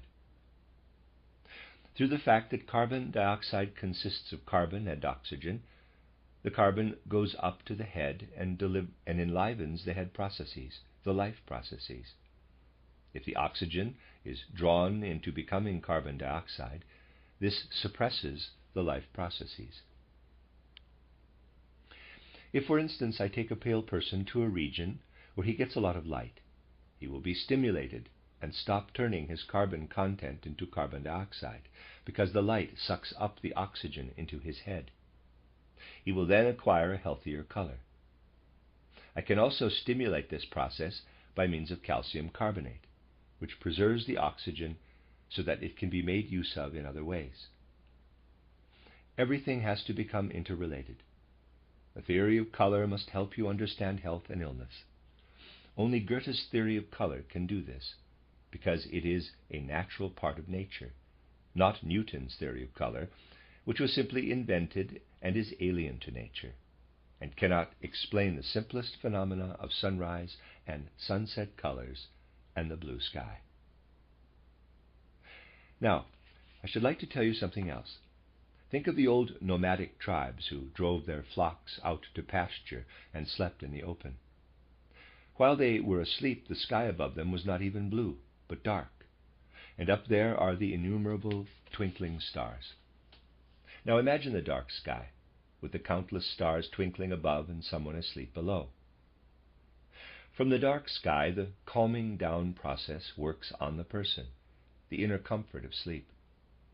The whole of his being is saturated by the darkness, and he becomes inwardly calm. Sleep comes from darkness.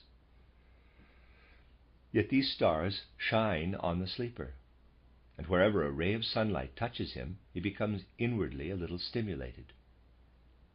His body gives forth a ray of oxygen. Rays of oxygen stream toward all the rays of starlight, and the person is inwardly saturated by these oxygen rays, and he becomes, within, an oxygen mirror of the whole starry sky. These old nomads took the whole starry sky into their calm bodies in a pictorial way, in pictures which were inscribed in them by the oxygen process. Then they awoke, and they had the dream of these pictures, and from this they had their science of the stars, from which they developed their wonderful astronomy. They did not dream it in such a way that the ram simply consisted of so and so many stars, but they really saw the ram as an animal, and the bull, and so on, and felt the whole sky of stars inwardly in pictures. The poetic wisdom handed down to us from the ancient nomads often contains a tremendous amount, and can still be very instructive today. And we can understand it when we know, in man, every time a ray of starlight touches him, he rays back a beam of oxygen. He himself becomes a heaven, an inner oxygen heaven. And man's inner life is, of course, a life in the astral body, for in sleep he experiences the whole heavens. It would be the worse for us if we were not descendants of these ancient nomads. In fact, everyone is descended from ancient nomadic peoples. Purely through heredity, we still have knowledge of an inner sky of stars. It still happens to us, though not as well as it did to the old nomads. And whilst we are asleep in bed, we still have a memory of how the old shepherds used to lie in the field and absorb oxygen. We are no longer shepherds, but we have inherited something and still have it, though we cannot express it so well, for it has become dim and faded. But the whole of mankind, after all, belongs together as one whole. And if we want to know and recognize what man still has within him, we must go back to ancient times. The whole of mankind on earth started out from this nomadic stage, and our bodies have all inherited what could be passed down from these nomadic peoples. The end of Lecture 8. You are listening to RudolfSteinerAudio.com. This is a reading of a collection of lectures by Rudolf Steiner entitled Color.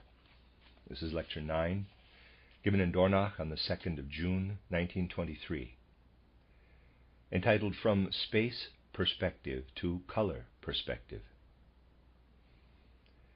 Yesterday I endeavored to show you that an anthroposophical world outlook will have to help bring a much stronger artistic impulse back into human civilization and culture than either materialism or naturalism can bring about.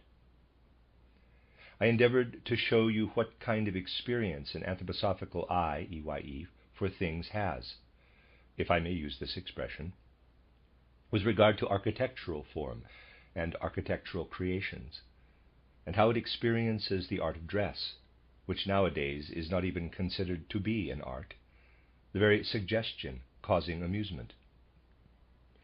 I also referred to the fact that man's own human form can be seen to be an artistic creation, in that his head receives its form from the cosmos and correlates with man's total form.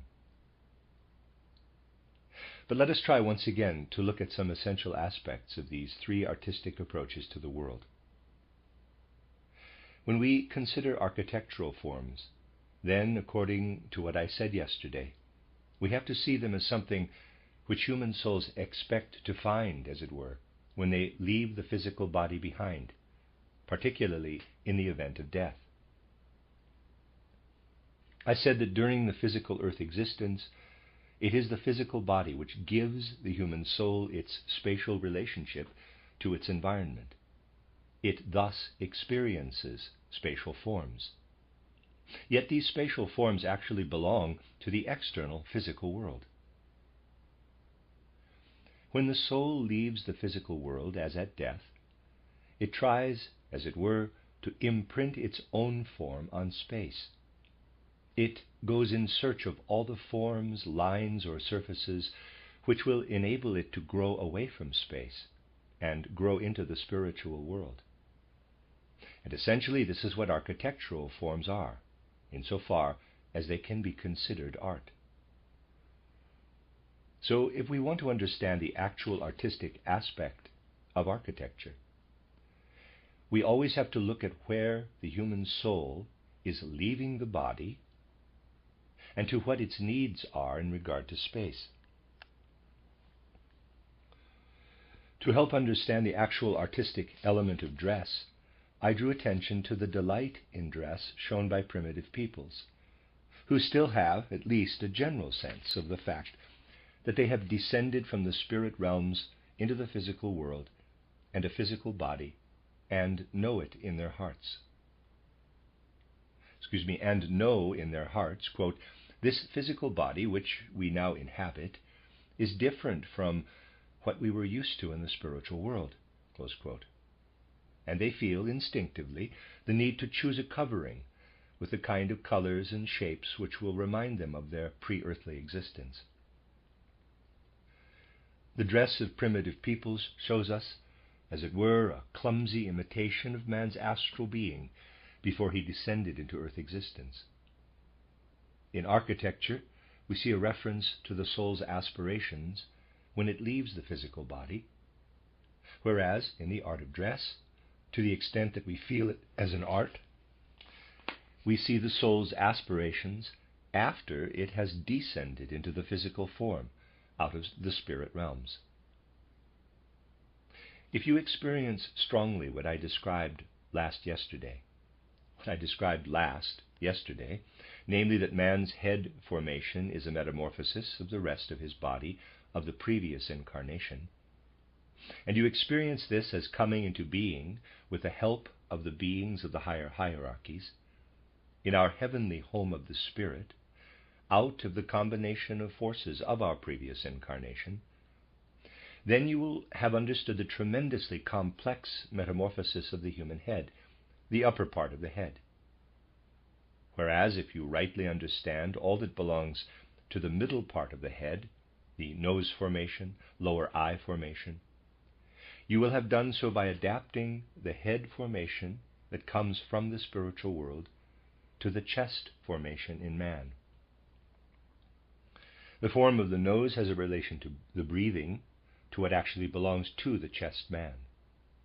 And if we rightly understand the lower part of the head, the formation of mouth and chin, we see, even in the head, a reference to adaptation to earthly conditions. In this way, we can understand the whole of man. In each curve of the upper part of the head, and in each place where the lower skull or face bones protrude or recede, we feel how the supersensible being of man is expressed directly in visible form. And one can then feel the close connection between the upper part of man's head, the actual arch, and the heavens, and between the middle part of the face and the earth's encircling round, the air and the ether. And we can feel that the mouth and chin formation, which have an inner relation to the whole limb system of man, to his metabolic system, expresses man's bondage to the earth. This is the way to understand man's whole being, entirely from the artistic point of view, and witness him as an image of the Spirit in the immediate present. Thus we can say, quote, "In sculpture we behold a human being spiritually, as he appears in the present, whilst architecture refers to the soul's departure from the body, and the art of dress to the soul's coming into the body. The art of dress refers back, as it were, before life on earth, and architecture refers to a time beyond this life. Hence architecture, as I said yesterday, began with tombs, whereas sculpture points to the direct connection between man's earthly form and spiritual happenings, showing how man is constantly overcoming the naturalistic earth element and expressing spirit in his whole form and every single part of it. These, then, are the arts concerned with spatial forms. Therefore, they are the ones which point to the various ways in which our souls are related to the world through our physical spatial bodies. If we now take a step nearer to spacelessness, we pass from sculpture to painting. Painting can only be properly experienced if we reckon with the artist's materials. Today, in the fifth post-Atlantean epoch, painting, most strongly of all, has assumed a character leading to naturalism. This shows clearest of all in the fact that painting has actually lost its deeper understanding of color, and the modern conception of art has in fact become a distorted sculptural conception. In this day and age, we have a sculptural experience of the people we paint. In addition to this, we also have spatial perspective, which actually only arrived on the scene in the fifth post-Atlantean epoch, the line of perspective telling us what is in front and what is behind. In other words, it wants to conjure spatial relationships onto the canvas. This rejects at the outset the most important material the artist has, for he does not create in space, he creates on a flat surface, and it is quite ridiculous to want to experience the thing spatially when one's basic material is a flat surface.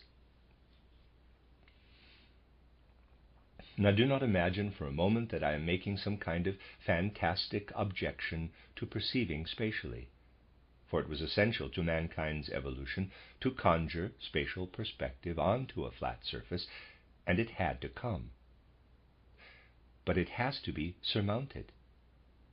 Not that in the future we need not understand perspective, we must understand it, yet we must be capable of returning to color perspective and make use of that again. A theoretical understanding of this by itself is not sufficient, of course, for the impulse to create artistically has to come from something far more powerful and elemental than mere theoretical understanding. And this can indeed happen. Bearing on this, I should first of all like to recommend to you to have another look at what I said about the world of color on one occasion here, a talk which Albert Steffen has reproduced in his own way so wonderfully, that his rendering is much better than the original lecture. You can read it in the title Goetheanum. That is the first thing. Secondly, I should like to tackle the following questions with you. Outside in nature we see colors. We see colors on things that we can count, measure, and weigh. In short, we see color attached to physical objects. Yet color, as anthroposophists will have fully realized by now, is something spiritual. We even see color in minerals, that is to say, in the part of nature which, in the way we see it at present, is not spiritual. In modern times, physics has made this simpler and simpler for itself by saying, quote, colors cannot be attached to dead material, for they are spiritual. Therefore they are only in the mind, and things outside are such dead matter. They are just the vibrations of material atoms. Close quote. These atoms have an effect on the eye, on the nerve, and something else too, which they leave undefined, and the colors arise in the mind. This is just an apology for an explanation. So that the matter becomes quite clear, or what I mean to say is, so that it is brought to a point where there is at least a possibility of it becoming clear, let us consider the colors in the lifeless world, the colored mineral world. As we said, we see colors on purely physical things, which we can count, measure, and weigh. We see color attached to these. But everything we perceive in these things by means of physics does not give us color. You can do as many sums as you like with the sort of things the physicist deals in, such as number, measure, and weight, yet you will not approach color. That is why the physicist explains it by saying that colors are only in the mind. Now I should like to explain this by means of an image which I want to form in the following way. Imagine I have a sheet of red paper in my left hand and a sheet of green in my right, and I make certain movements with them in front of you. Sometimes I cover the red sheet with the green one, and sometimes the other way round, over and over again. And in order to carry it, I sometimes move the green one up like this and the red one down like that. Let us imagine I perform this in front of you today. Then we let 3 weeks go by, and 3 weeks later I do not come with sheets of green and red paper, but with 2 white sheets, and do the same movements with those. It will occur to you that although I now have sheets of white paper, I produced certain perceptual impressions 3 weeks ago with a red and a green sheet. I am also polite enough to say that we can take it for granted that all of you have such vivid imaginations that although I am now showing you white sheets, you see the same phenomenon in your memory imagination, which you saw 3 weeks before with the red and green sheets. Your imagination is even so vivid that you do not remember that these are only white sheets. But because I am doing the same movements, you see the same color harmonies I produced 3 weeks previously with the red and green sheets. You see what you saw 3 weeks ago, although I have not got a red and green this time. In fact, I have no colors at all to show you, but I am doing the same gestures and movements as I did 3 weeks ago. Actually, something like this is taking place in nature when you see, say, a green jewel. Only the green jewel is not dependent on your inner imagination. It functions by means of the imagination concentrated in your eye, EYE. For the eye, the human eye, and all its veins and nerve strands, is constructed with the imagination, is the outcome of live imagination. So when you look at a green jewel, just because your eye is an organ which is full of imagination, you cannot see it in any other way than as it was constructed out of the green color of the world of spirit infinite years ago.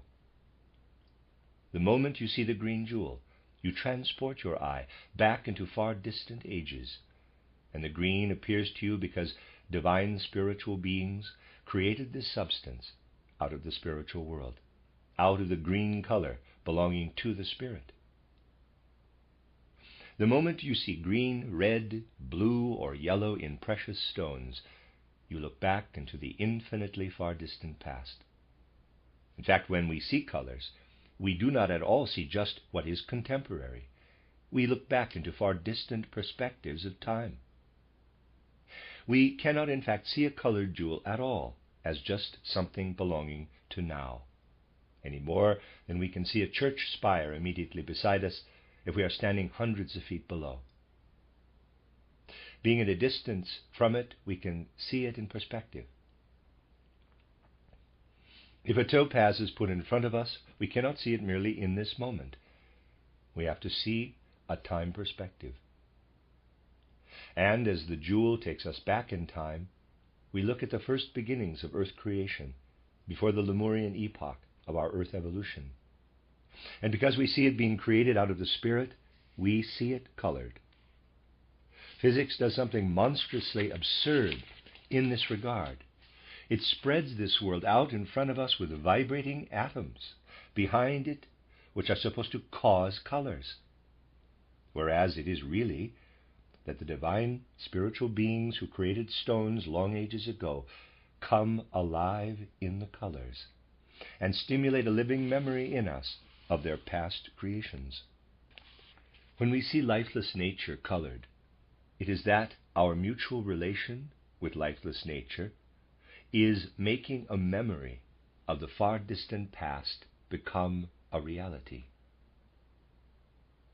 And each time the earth's green carpet of plants appears before us in spring, anyone who can understand this appearance of green in nature does not only see the present, but looks back to the time when the plant world was created out of the spirit during the ancient sun evolution. And this creation out of the spirit was in the element of green. Actually, we see color in nature aright if the color stimulates us to see past creations of the gods in nature. To achieve this, the first thing we need is a chance to live with color in an artistic way. For instance, we need an opportunity to experience the flat surface as such, as I have often intimated, and as you will find in the relevant lectures in the title Goetheanum, to experience that the surface recedes when I paint with blue, and comes closer when I paint with red or yellow. For we need to acquire color perspective again, the experience of what is near and far on a flat surface, not merely with the help of line perspective, which actually always makes use of a distorted sculptural element, but by means of colors, receding and approaching through their inner quality, and not through external lines. So that I shall in fact paint with yellow or red when I want to show that something is aggressive, that something is there on the flat surface which wants to spring at me, so to speak. If something is peaceful and recedes from me, I shall paint it blue or purple. Inwardly intensive color perspective. If you study the old masters, then wherever you look, even among the artists of the early Renaissance, you will find a thorough sense of color perspective. They all had it prior to the Renaissance, for it was not until the fifth post-Atlantean epoch that line perspective replaced inwardly intensive color perspective. This will connect art again with the element of spirit. It is a strange thing, but when people nowadays cogitate on how to go beyond space, they chiefly think in terms of trying to make space even more spatial. They apply a fourth dimension in this materialistic way. But a fourth dimension does not exist like that. Its existence cancels out the third dimension, like debts cancel wealth. As soon as you leave three-dimensional space, you do not enter four-dimensional space, or if you like, you enter a fourth dimension, which is two-dimensional, because the fourth has cancelled out the third, and only two are really there anymore. Whenever we raise ourselves above the three dimensions of the physical world to the etheric world, everything is two-dimensional. We can only understand the etheric if we think of it as two-dimensional. You could argue that in the etheric, I also go from here to there, that is, according to three dimensions. In the etheric, however, the third dimension has no significance. Only the other two have. The third dimension is always expressed by means of the particular shade of red, yellow, blue, or purple that I put on the canvas, quite irrespective of whether the canvas is here or there. And then it is not the third dimension that changes, but the color. I can have the surface wherever I like. I only have to alter the colors accordingly. This is the way to live with the colors, that is, in two dimensions. Then you step from the spatial arts to the arts which, like painting, are two-dimensional and overcome what is merely spatial. Everything of a feeling nature in us has no relation to three-dimensional space. Only the will has that, whereas feeling is always two-dimensional. Therefore, we find that everything of a feeling nature in us can be reproduced in the two-dimensional medium of painting, if we rightly understand these two dimensions. As you see, you have to break away from the three-dimensional element of matter if you want to pass from the realm of architecture, the art of dress and sculpture, to painting. Thus, painting is an art of which we can say that man has an inner soul experience of it. For whether we paint or appreciate paintings, it is an inner soul experience to begin with. But what we actually experience are the externalities. We experience them in color perspective. There is no longer any difference between inside and outside. One cannot say, as one has to say with architecture, that the soul wishes to create the forms it needs when it looks down into the body. In sculpture, man's soul wishes to sculpt the kind of statues in which man is given a meaningful place in space, in the present time, according to his nature. None of these things come into consideration where painting is concerned. In painting, it makes no sense to say that something is inside or outside, even where the soul is concerned. The soul is in the element of spirit all the time it is living in color. What is experienced in painting is, as it were, the soul moving freely in the cosmos. It does not matter whether we experience the picture inwardly or see it externally, if, irrespective of the shortcomings of the actual paint, we see it colored. On the other hand, we come completely into the realm of soul and spirit when we come to music. Here we leave space altogether. Music has the character of a line and is one-dimensional. We also experience it in one dimension as a line in time. In experiencing it, though, we experience the world at the same time as our world. The soul wants neither to lay claim to what it needs when it enters the physical body, nor to what it needs when it departs from it, but wants to experience, through music, all that lives and vibrates in it of a soul spiritual nature, now on earth. If you study the secrets of music, I have already mentioned this here before, you will arrive at what the Greeks, who were thoroughly conversant with such things, meant by the lyre of Apollo. What we experience through music is man's own unique, hidden relation to the inner harmonies and melodies of the cosmos out of which he was formed.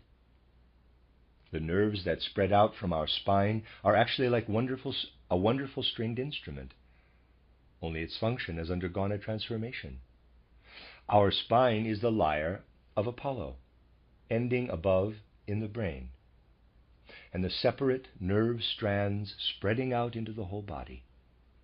These nerve strands are the instrument upon which the soul spiritual being of man is played within the earthly world.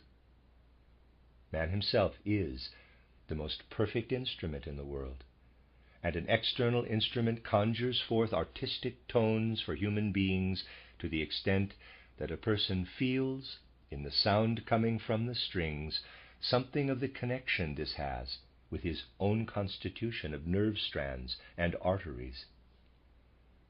Insofar as man is a being with nerves, his inner being consists of music, and he experiences music in an artistic way insofar as the music harmonizes with the secrets of his own musical constitution. So when man devotes himself to music, he is calling on the forces of his soul spirit being living on earth. The anthroposophical process of discovering the secrets of man's inner soul spiritual nature will therefore be able to fructify the realm of music, not the theory, but the creation of music. For if you think of it, it is really not theorizing to say, quote, "Let us look at the lifeless world of matter. Seeing it colored is a cosmic memory," close quote. By looking in a proper anthroposophical way at jewels, at colored objects, or at colors generally, we learn to realize that the gods are reminding us of all they created in ages long past. If we become aware of the fact that things are colored because gods are speaking through them, it will engender the kind of enthusiasm which comes from experiencing the Spirit. That is no theorizing. but something that gives the soul immediate inner strength. This kind of thing does not lead to theorizing. It can stimulate artistic appreciation and artistic creativity itself.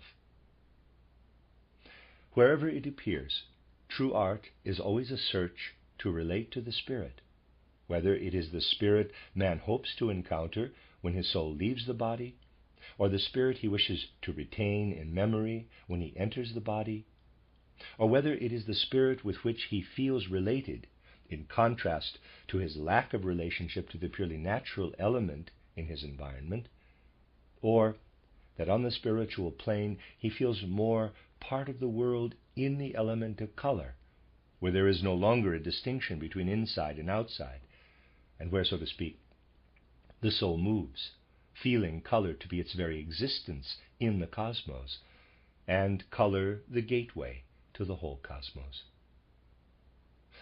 Or again, even within the earthly realm, his soul feels a relationship to the soul and spirit of the cosmos, as is the case with music. Now we come to the realm of poetry.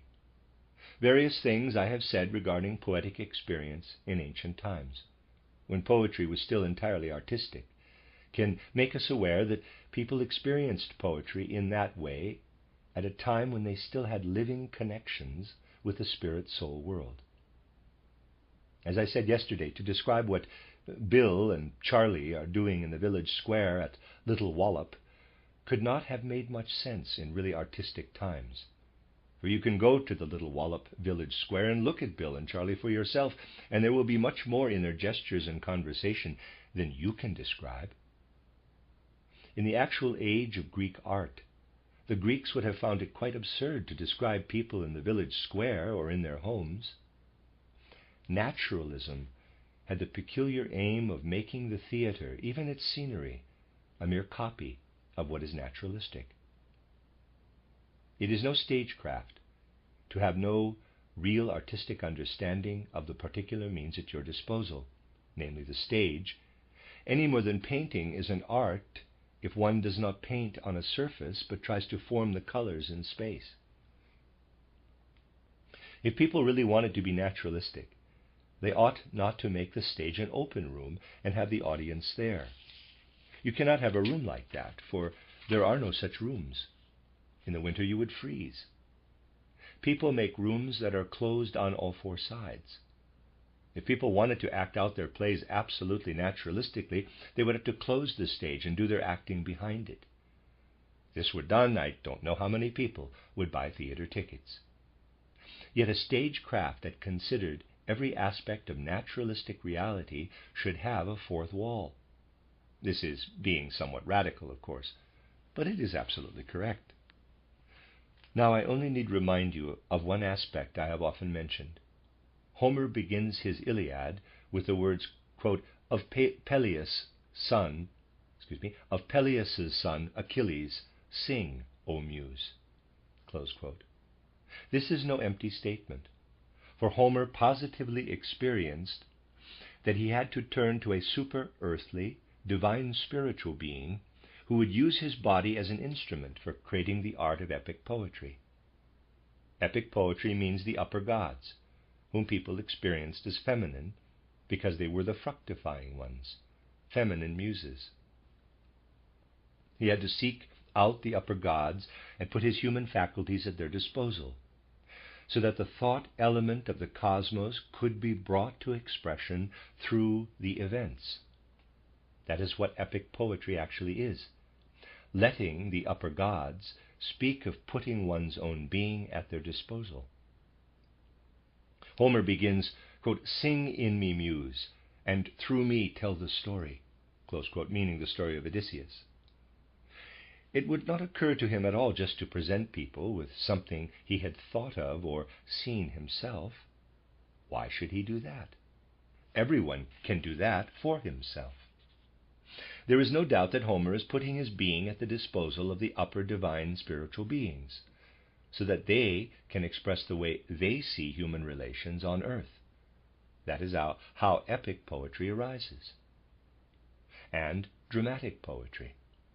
This came into being as the presentation of the god Dionysus, working out of the depths. We only have to think of the pre-Aeschylus age.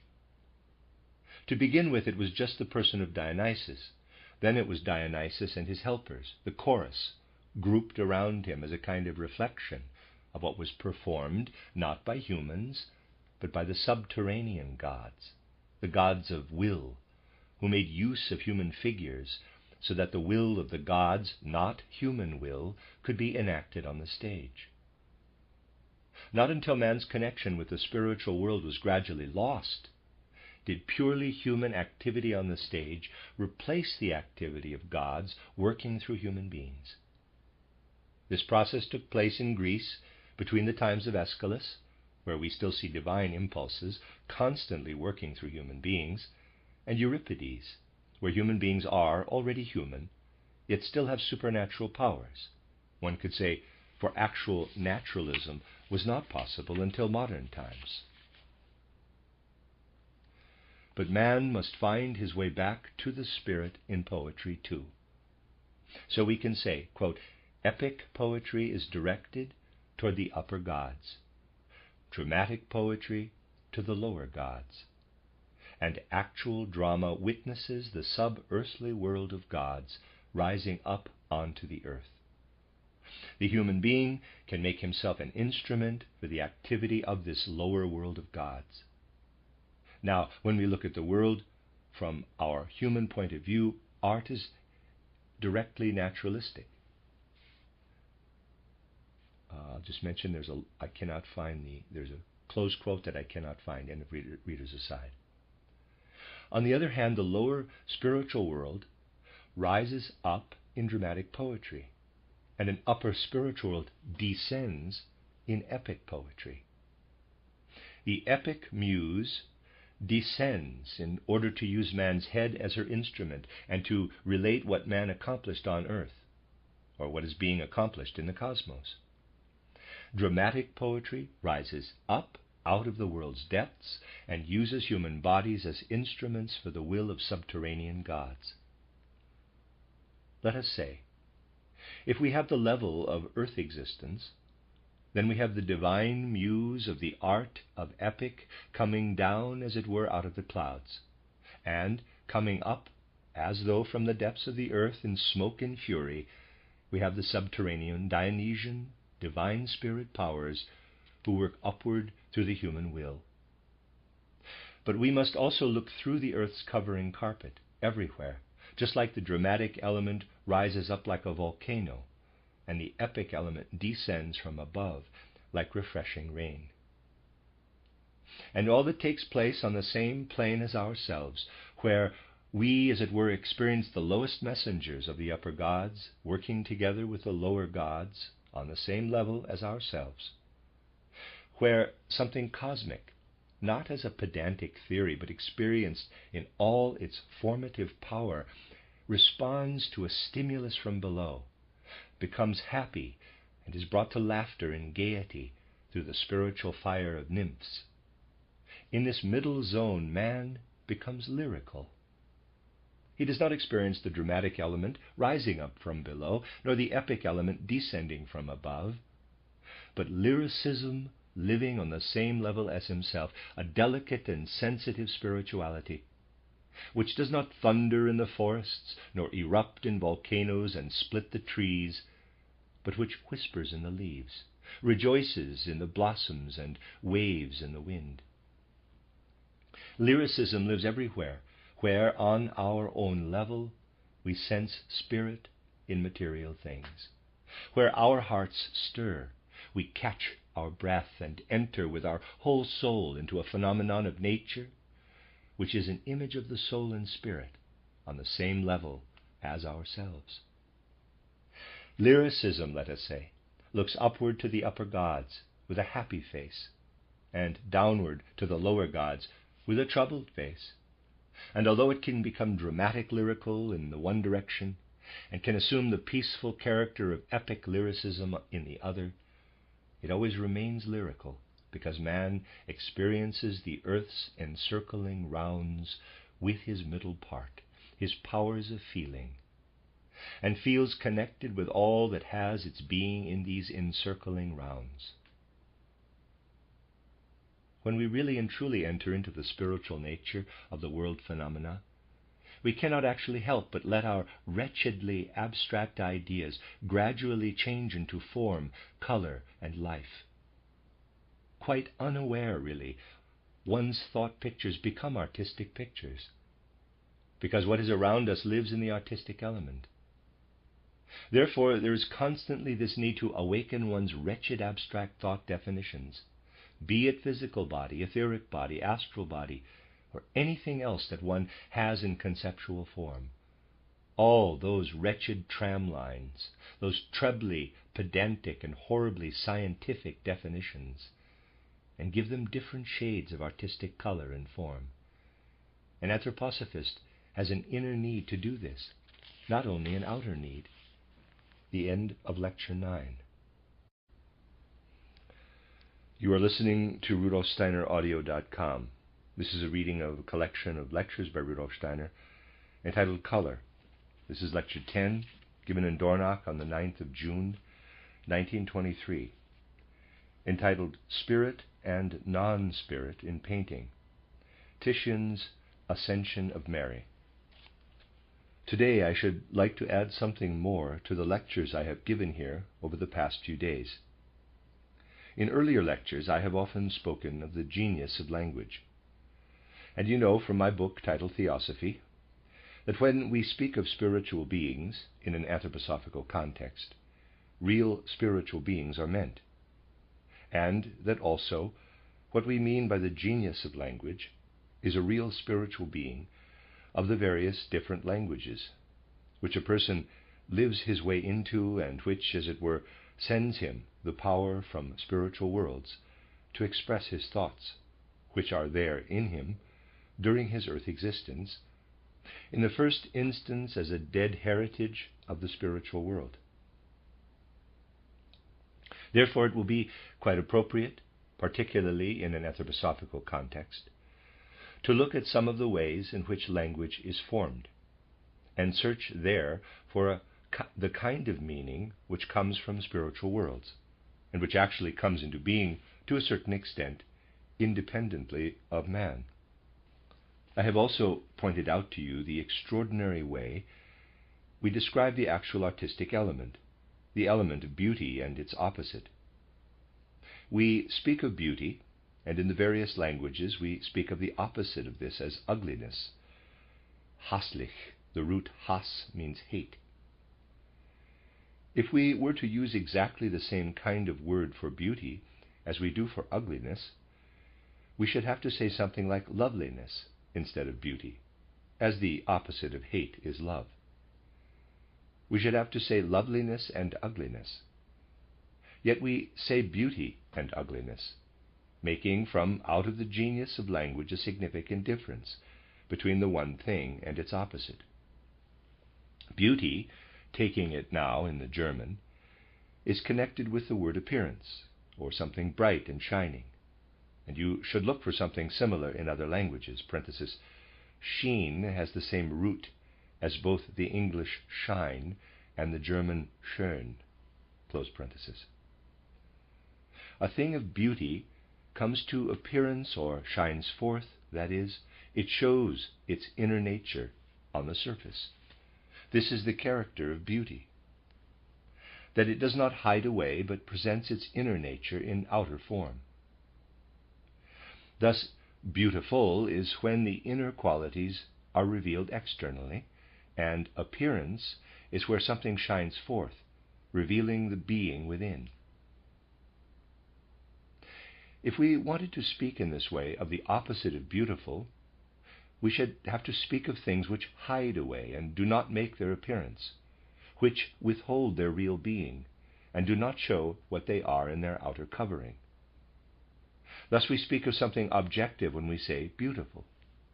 If we wanted to speak just as objectively of the opposite of beautiful, we should have to use a word meaning hiding itself away, appearing different from what it is.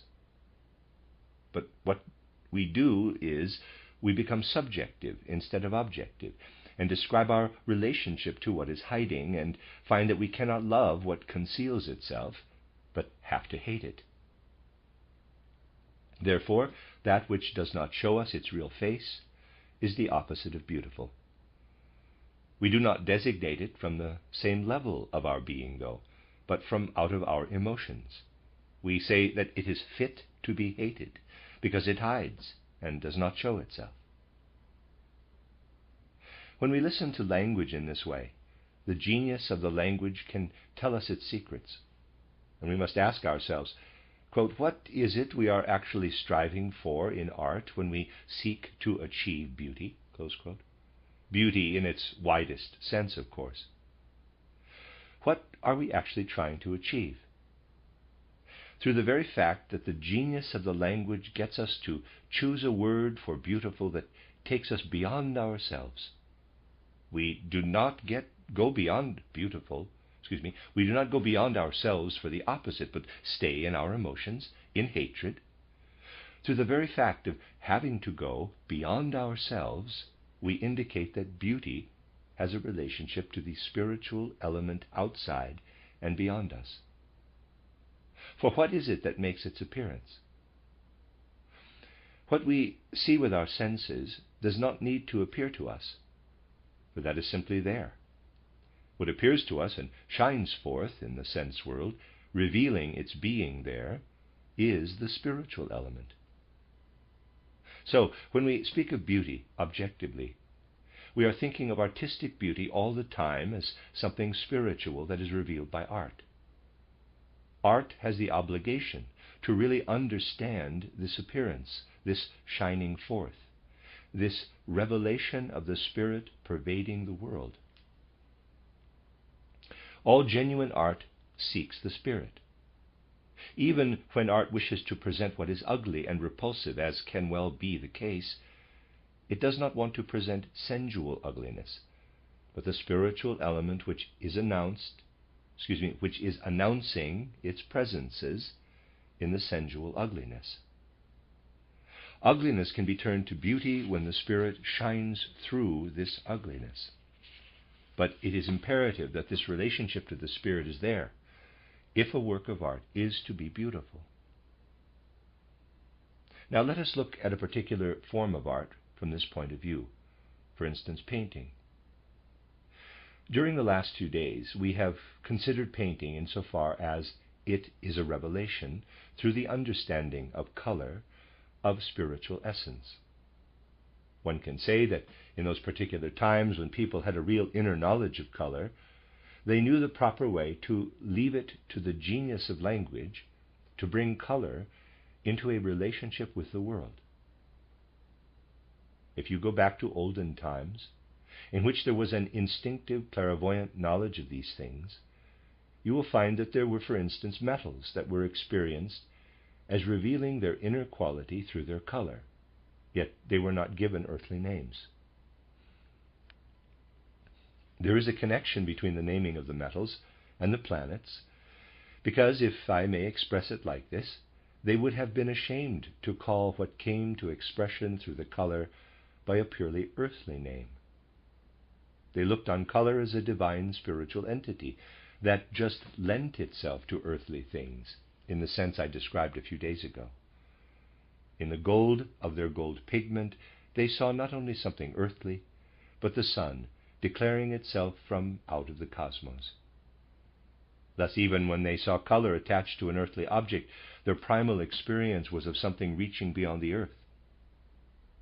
When it came to living things, these they accredited with having their own colors, as living things come closer to the Spirit, and Spirit has its own radiance. And they experienced animals as having their own colors, because in them a soul spiritual element makes a direct appearance. We can, however, go back to even more ancient times, when people's experience of art was inward and not outward. Actually, there was no painting then at all. To paint a tree green, it is almost stupid, isn't it, to talk about painting a tree. To paint a tree and use green paint is not art. Because whatever you achieve in copying nature, it will not have as much beauty and substance as nature itself. Nature is always more alive. we have no cause to imitate nature around us, nor does a real artist do that. A real artist uses the object, say, to paint the sun shining on it, or to observe a particular color reflex in its environment, in order to catch the interplay of light and dark. The object one paints is merely that which gives one the opportunity to do this. People never paint the flower in front of their window. They paint the light shining in through the window as seen through the flower. People actually paint the colored light of the sun. They capture that. And the flower is just the occasion for capturing that light. When we approach the human being, we can do this in an even more spiritual way. It is no art to take the human brow and paint it like a human brow, or as one thinks a human brow looks. There is no sense in that.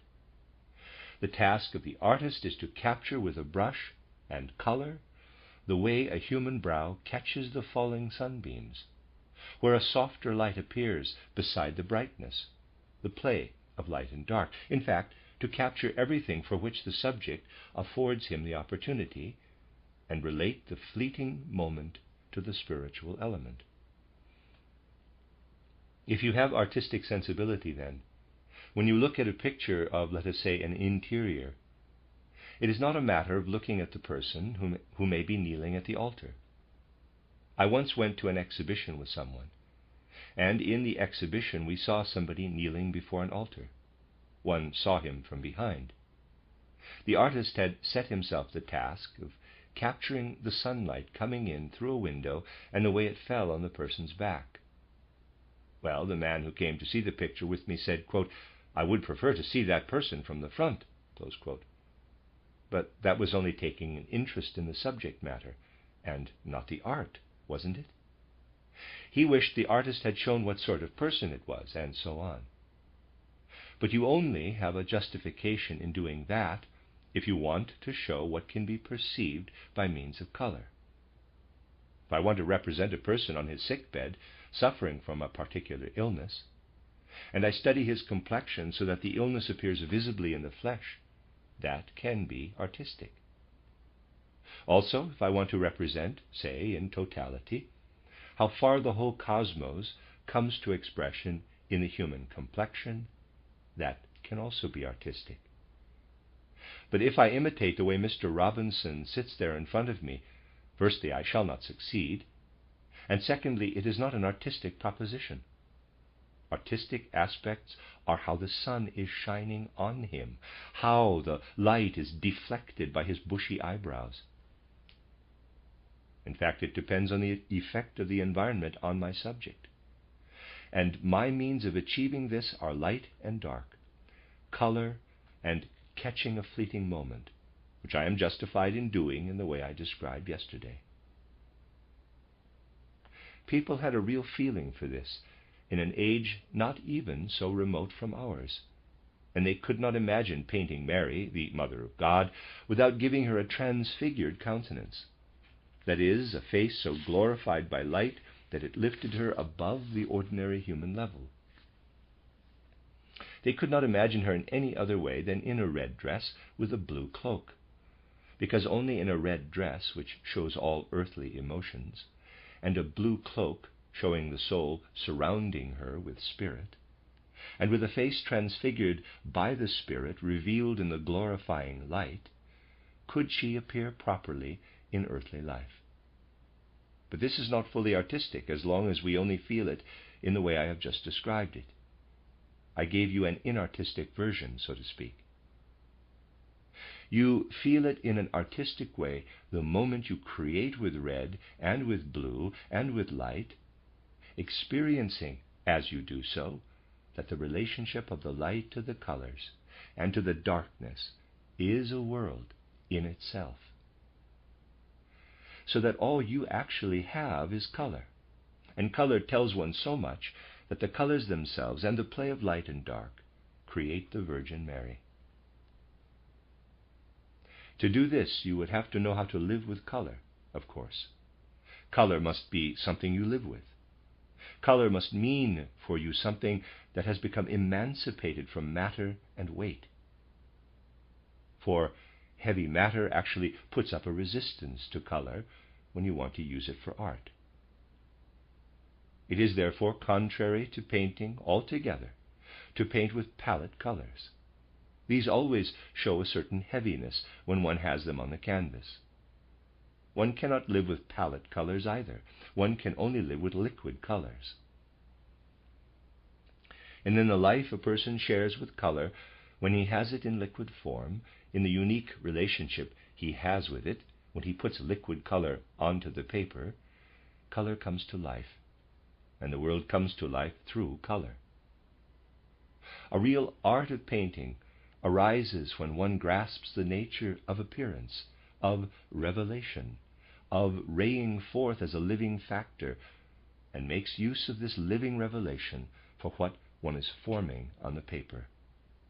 A world will grow out of it by itself. For if you understand color, you understand a world ingredient. Kant once said, quote, "Give me some physical substance and I will make you a world," close quote. Well, you could have given him a great deal of physical matter, but I can assure you he would not have made a world out of it, for a world cannot be created out of substance. You would more readily create a world with the mobile tools of color. You could create a world out of those, because every color has its own direct personal relationship to one of the world's particular spiritual elements. At the present time, except for the primitive beginnings being made in Impressionism, and especially in Expressionism, and they are really only beginnings, materialism is so widespread that people no longer know how to paint, nor what to think of painting. For on the whole, people do not paint nowadays. They copy figures by means of a kind of drawing, and then cover the surface with paint. But those are painted surfaces, not paintings, created out of the element of color and light and dark. However, you must not misunderstand this.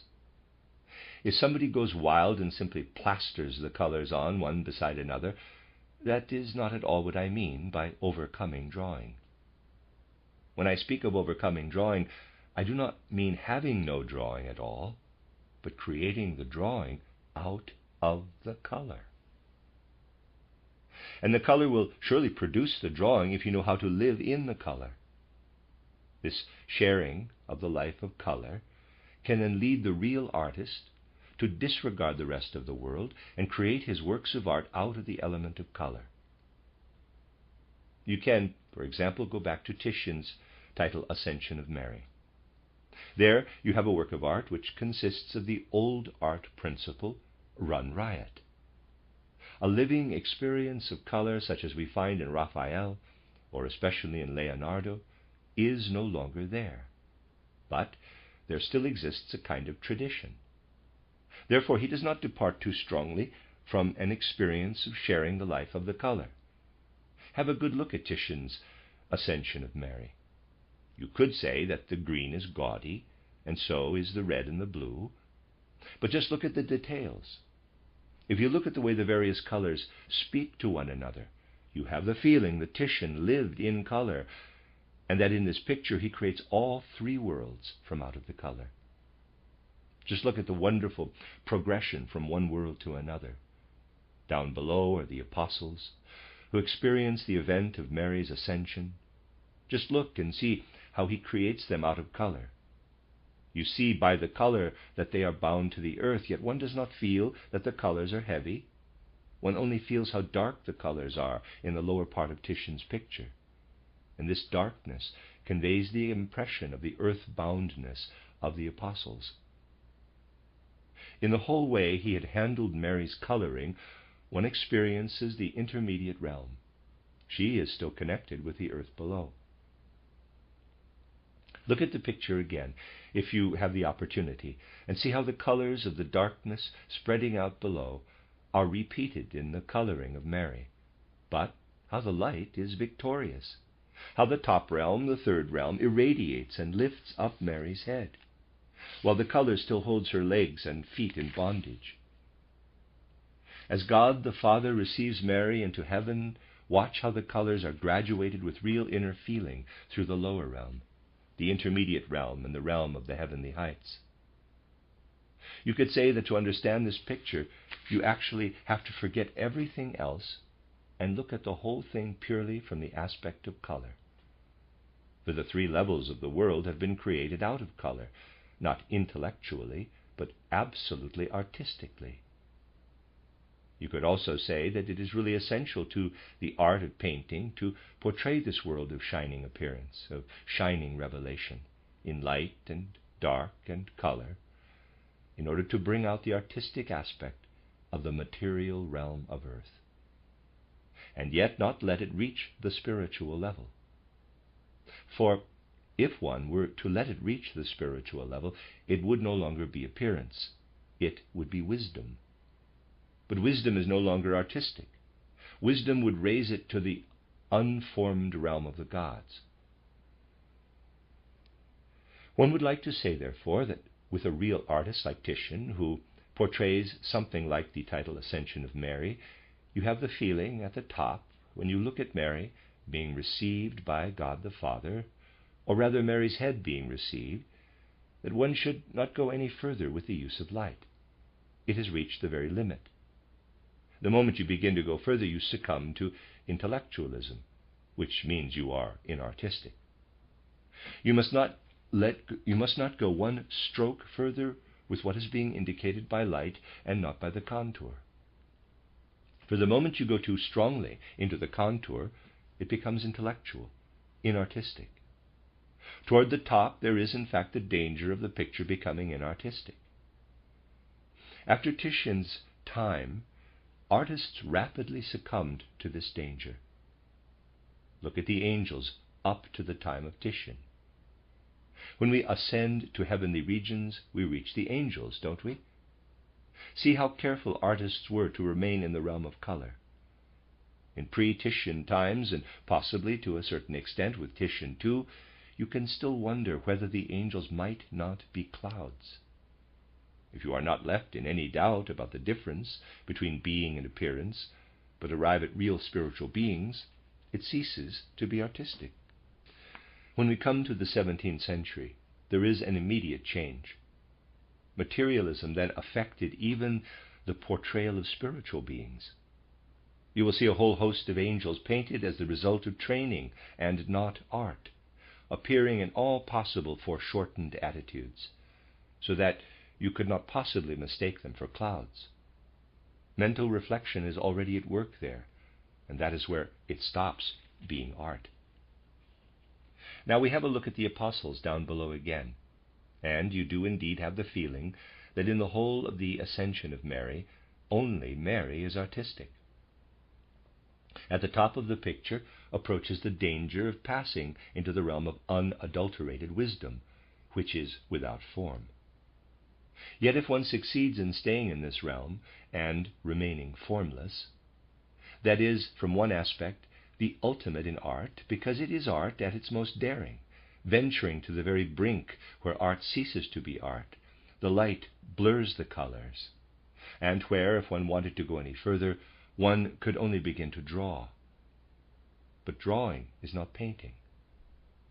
So at the top we approach the realm of wisdom, and the greater the artist, the more wisdom he will bring into the sense realm, the more chance there will be that the angels he paints, to choose a concrete expression, can still be called banks of cloud shimmering in the light.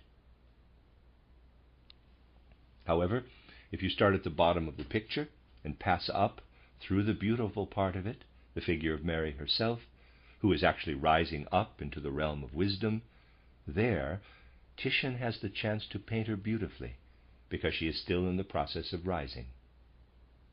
Judging by what it looks like, one has the feeling that if she were to rise a little higher, she would have to enter the realm of wisdom.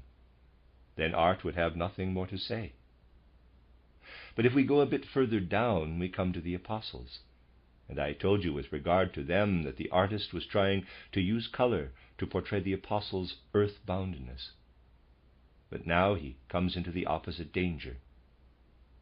If he had put Mary a little further down, he would not have portrayed her sustained by her own inner beauty. For if Mary were sitting down there among the apostles, one would not see the reason for that. Neither would she be able to look as she looks when she is between heaven and earth. She could not look at all like that. For the apostles are down there in their brownish coloring, and Mary would not fit in. For we cannot actually remain at the point where the apostles have earthly heaviness. Something else must come into it. And what happens is that the element of drawing is strongly introduced. You can really see in this picture of Titian's that the drawing element sets in strongly. Why is that? With the use of brown, which actually leaves the realm of color, one cannot portray beauty as it is done in the figure of Mary. One has to portray something which does not quite come into the category of beauty. And it has to be beautiful through the fact that something other than what is actually beautiful is being revealed. You see, if Mary were sitting or standing among the apostles in the same coloring as they, it would actually be offensive, terribly offensive. I am only speaking of this particular picture, and am not saying that whenever Mary is standing on the ground she is bound to be artistically offensive.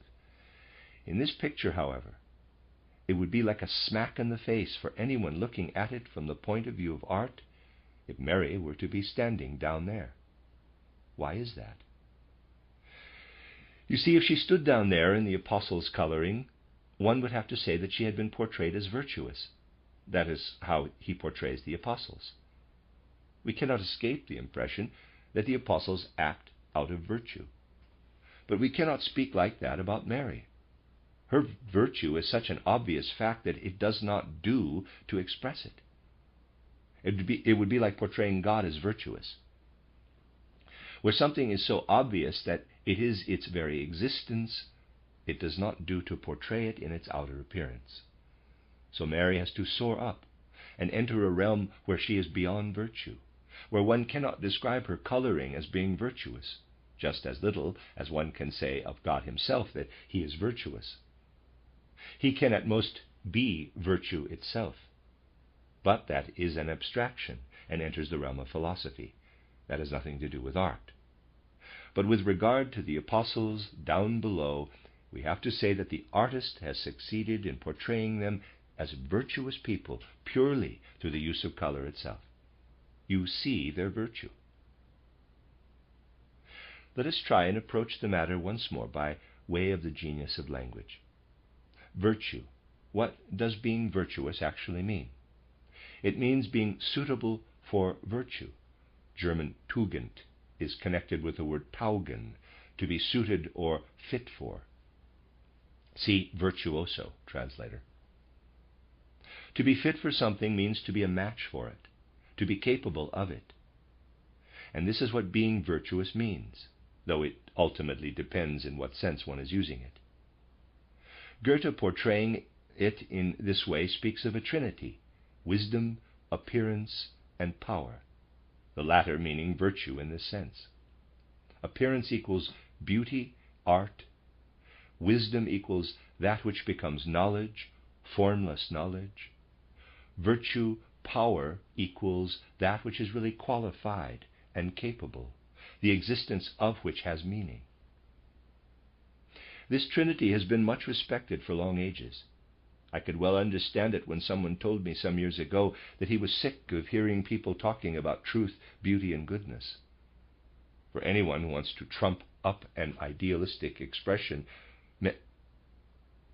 mentions truth, beauty, and goodness. Yet we can point to past ages when people experienced these things with their whole hearts. So we can look at the art and beauty in Titian's picture in this way and see wisdom above, but significantly enough, not wisdom only, but wisdom in its appearance as art, as painting, beauty in the center, and virtue below in the sense of qualification. We are now justified in inquiring a little further into the inner nature of what being qualified means. If we follow up these things, the genius of language shows us how deep the soul of language is, which works creatively in human beings. If we were to look at it purely superficially, we might recall the story of the hunchback who heard a church sermon in which the preacher gave his congregation a lot of trite expressions about how good, beautiful, and purposeful everything was in the world. The hunchback waited at the church door and asked the preacher as he came out, quote, "Since you say that everyone in the world is good in principle, is my form a good one?" Close quote. To which the preacher replied, quote, "You have a very good form for a hunchback." Close quote. Well, if you look at things as superficially as this, you will not reach the depths. And things are considered just as superficially as this in innumerable realms nowadays. People are full of such superficial definitions that they do not realize how they themselves go round in circles. Virtue does not mean being capable of one thing or another, but of being capable spiritually of confirming as human beings the existence of the spiritual worlds. A virtuous person in the proper sense is a person who is fully human, not only because he reveals the Spirit, but because he brings the Spirit to realization through his will. However, although this area is still human and touches on the religious element, it is no longer in the domain of art, least of all in the domain of beauty. The whole world is constructed on the basis of polar opposites. So we can say superficially of this Titian picture, quote, "At the top, he runs the risk of leaving the realm of beauty when he goes beyond Mary. He is at the other brink," close quote. For as soon as we portray virtue, which is the spirit a human being has to bring to realization through his own being, we depart from the realm of beauty and are no longer artistic. If we want to paint an actual virtuous person, we are only justified in doing so if we make a characterization of virtue in outer appearance in some way, possibly contrasting it with vice. But an artistic portrayal of virtue is actually not art, and in our time it is a departure from the artistic altogether. But where, in our time, do we not see a departure from art, when life conditions are simply copied in a crude, naturalistic way, without there really being any relation to the Spirit? Without a relation to the Spirit, there can be no art. That is why in our time people are trying, through Impressionism and Expressionism, to get back to the Spirit again. Even though these attempts are frequently clumsy and elementary, at least they are more significant than what is being done from models in such a crudely naturalistic and inartistic way. If you form your concept of art and beauty on this basis, you will also be able to accommodate tragedy, the artistic impact of the whole element of tragedy. A person who lets his thoughts rule him and runs his life in an intellectual manner can never be tragic. And a person who is completely virtuous can actually never be tragic either. A person can become tragic if he has a tendency to inspiration, daimon, which means to the Spirit. An individual begins to be tragic to the extent that a daimon works in him, either for good or ill. In present times, we are in the age where human beings are becoming free. Therefore, nowadays, an inspired person is an anachronism. That is the whole significance of the fifth post-Atlantean epoch, that human beings are changing from being inspired to being free. To the extent that a person becomes free, however, the possibility of tragedy ceases, so to speak. If you look at the tragic figures of old, even most of Shakespeare's tragic figures, there you have the inner workings of the daimon, which lead to tragedy. Wherever a person is the outer expression of a daimon spirit, wherever a daimon spirit shines and reveals itself through him, and man is, as it were, the medium for the daimon, there is the possibility of tragedy. Tragedy in this sense will more or less have to cease, for liberated mankind must become free of the daimon. As yet this has not happened. Mankind is succumbing to it more than ever. Yet the great task and mission of the present age is that mankind shall break away from the daimon and become free. But when we get rid of the inner daimons, the figures that turn us into tragic personalities, it is all the harder to get rid of the outer daimons. For the very moment the human being comes into relation with the outer world, a spiritual daimonic relationship arises, even in the case of modern man. Our thoughts must become more and more free. And if, as I have portrayed in my title, Philosophy of Freedom, thoughts become the impulses of will, willing will also become free. Those are the polar opposites which can become free. Free thoughts and free will. But between these two is the rest of the human being, and this is connected with karma. Just as the spirit of a daimon once led to tragedy, now for modern mankind it will be the experience of karma, in particular, that can lead him into the most tremendous inner tragedy. Tragedy will not flourish, however, until human beings experience karma. As long as we confine ourselves to our thoughts, we can be free. When we clad our thoughts in words, the words no longer belong to us. What a lot of things can happen to a word I have spoken. It is taken up by someone else. He associates it with other emotions and feelings. The word continues to live.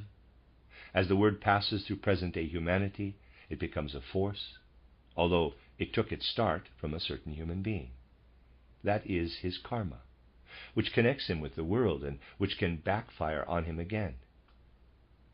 And the word can indeed lead to tragedy, because it belongs to the genius of language and not to us, and therefore leads its own existence. That is just what is happening today, that mankind is heading for tragic situations because they overestimate language, overestimate the word. Nations form themselves according to language because that is how they want it. That has the makings of a colossal tragedy, which will break over the earth within this century. That is the tragedy of karma. Just as we can speak of the tragedy of olden times as the tragedy connected with the daimon, so we must speak of future times as the tragedy connected with karma. Art is eternal, yet its forms change. And if you realize that art always has a relation to the spirit, you will understand that both in creating it and appreciating it, art is something through which one enters the spiritual world. If one is a real artist, one can paint a picture in seclusion. The real artist does not mind who sees the picture or whether anyone sees it at all, for he has done his creation in different company, in the company of divine spirit beings. Gods were looking over his shoulder. He created his picture in the company of gods. What does it matter to a genuine artist whether anyone admires his picture or not? This is the reason why one can be an artist in total solitude. Yet one cannot be an artist without giving one's own creation an objective existence so that it lives in the world, which is also considered from a spiritual point of view.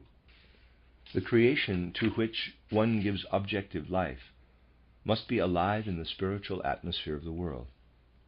If one forgets this spiritual relationship, art goes through a transformation and changes more or less into non-art. You see, people can only be creative artists if their works of art are related to the world. A consciousness of this was alive in those artists of old who, for instance, painted their pictures on the walls of churches, for those pictures were the guides for the faithful, and the artists knew that they were part of earth existence, insofar as earth existence contained a spiritual element. One can hardly imagine anything more terrible than painting for exhibitions instead of for something like this. Basically, it is the most ghastly thing to go through an exhibition of paintings or sculpture and see things put side by side that have no connection whatsoever. When the art of painting changed from murals for churches and houses to the painting of pictures, it thereby lost its proper significance. If you paint a frame, you can at least still imagine you are looking out of a window, and what you are looking at is out there, yet it is no longer anything. But even painting for exhibitions, one cannot talk about it. An age that sees a point in having exhibitions has lost its connection with art. That is enough to show you how much progress will have to be made in the cultivation of the spirit before we have found our way back to art on the spiritual level. For one thing, exhibitions will have to be surmounted. Some artists certainly have an aversion to exhibitions, but nowadays we are living in an age when individuals cannot achieve much unless individual judgment is steeped in a world outlook which fills a person's being, but now in complete freedom, in the way in which people were permeated by their world outlook in ages less free, when it led to the growth of real culture. Nowadays we do not have any real culture. A spiritual world outlook must have the greatest interest in working to establish real culture and real art. The end of Lecture 10. You're listening to RudolfSteinerAudio.com. This is a reading of a collection of lectures by Rudolf Steiner entitled Color. This is Lecture 11, given in Dornach on the 29th of July, 1923. It is entitled Measure, Number, and Weight. Weightless color, essential for a new direction in painting. During earthly existence, a human being constantly passes through three states of consciousness, as we have mentioned from various points of view during the last 2 days. The state of being fully awake, sleeping, and dreaming. And I endeavored to give a full explanation of the significance of dreaming in the little lecture cycle during the delegates' meeting. Today we want to start by examining the question of whether it is essential for a human being to experience these three conditions of consciousness while on earth. We must realize that humans are the only beings to experience these three states of consciousness on earth. Animals have an essentially different cycle. An animal does not have a deep dreamless sleep such as human beings have, for most of the time between going to sleep and awaking. But neither does an animal become fully awake, like human beings do, between awaking and going to sleep. Actually, an animal's waking state is somewhat similar to human dreaming, except that a higher animal's experiences are clearer and richer than transient human dreams. On the other hand, an animal is never unconscious to the same extent as humans are during deep sleep. Therefore, an animal is not so separate from its environment as a human being is. Animals do not distinguish between an outer and an inner world as human beings do. To explain a higher animal's dull consciousness in human terms, an animal actually considers his whole being as part of his environment. If an animal sees a plant, it does not immediately have the feeling, there is a plant out there and I am a separate being. But the animal has a strong inner experience of the plant, a direct feeling of sympathy or antipathy. It is as though the animal experienced within him the outer manifestation of the plant. Solely the fact that in our day and age people cannot observe anything but the crudest perceptions prevents them seeing the truth of what I say in the actual behavior of animals. Only human beings have this clear, sharp distinction between their inner world and the outer world. Why do we acknowledge an outer world? What brings us to the point of talking of an inner and an outer world? It is because every time we go to sleep, we are in our ego and our astral body outside our physical and etheric bodies. That while we are asleep, we leave our physical and etheric bodies to themselves, so to speak, and are in the company of the things of the outer world. We share the fate of the objects of our environment while we are asleep. Just as tables and chairs, trees and clouds are outside our physical and etheric bodies while we are awake, and therefore we call them outside world, our own astral body and ego belong to the outside world during sleep. And while we are part of the environment with our ego and astral body during sleep, something happens. To understand what happens, let us start first of all from what happens when we confront the world in our normal waking state. The objects are then outside us. And by means of scientific thinking, human beings have eventually brought things to the point where the only properties they acknowledge as belonging to physical objects are those which can be measured, weighed, and counted. The content of our earthly science is determined according to number, measure, and weight. We do our sums with the methods of calculation that apply to things of earth. We weigh and measure them. And the physical world consists of what we can determine by means of number, measure, and weight. We would not describe a body as being physical if we could not prove its reality with scales. But all that belongs to the realm of color and tone, even sensations of warmth and cold, in fact actual sense perceptions, just float on the surface of things that can be weighed, measured, and counted. If we want to determine a particular physical object, what constitutes its physical existence is what can be counted, measured, and weighed, and that is all the physicists want to concern themselves with. Regarding colors and sounds and so on, they say, quote, something is going on out there that also has something to do with counting and weighing, close quote. With regard to color, they actually say, quote, there are vibrations out there which have an effect on people. And when these impressions affect the eye, i.e., they are called color. And when they affect the ear, they are called sound, and so on, close quote. One could actually say that the modern physicist does not know what to make of things like sound, color, heat, and cold. He just thinks of them as attributes of the things that can be counted, measured, and weighed. Colors adhere, as it were, to physical things. Sounds escape from them. Heat and cold ooze out of them. We say of something that has weight that it has warmth, or it is warm.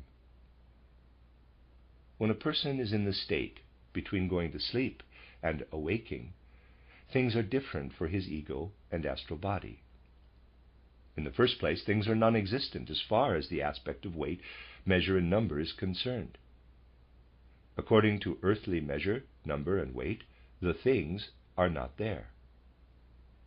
However strange it may seem, while we are asleep, there are not the sort of things round us that can be weighed, nor are there things that can be counted, nor directly measured. As an ego and astral body in the sleeping state, you could not use a measuring stick.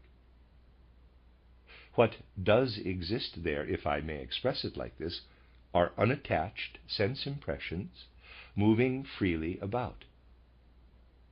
But human beings at their present stage of development are not capable of perceiving an unattached red or waves of unattached sound moving about freely. If we want to make a diagram of this, there's one. We could do it like this. One could say, quote, here on earth we have solid weighable objects, and the redness or yellowness which the senses perceive on them adheres, as it were, to these objects. When we are asleep, redness and yellowness move about freely and are not fixed to conditions of weight. And it is the same with sound. It is not the bell that rings, but the ringing that moves freely. When we go about in our physical world and see something, we lift it up, don't we? Until we do that, we do not know whether it is a real object or an optical illusion. It must have weight. That is why we are so inclined to consider something like the colors of the rainbow as optical illusion, because they appear in the physical world without our feeling them to be heavy. If you open a physics book nowadays, you will find the explanation, quote, that is an optical illusion, close quote.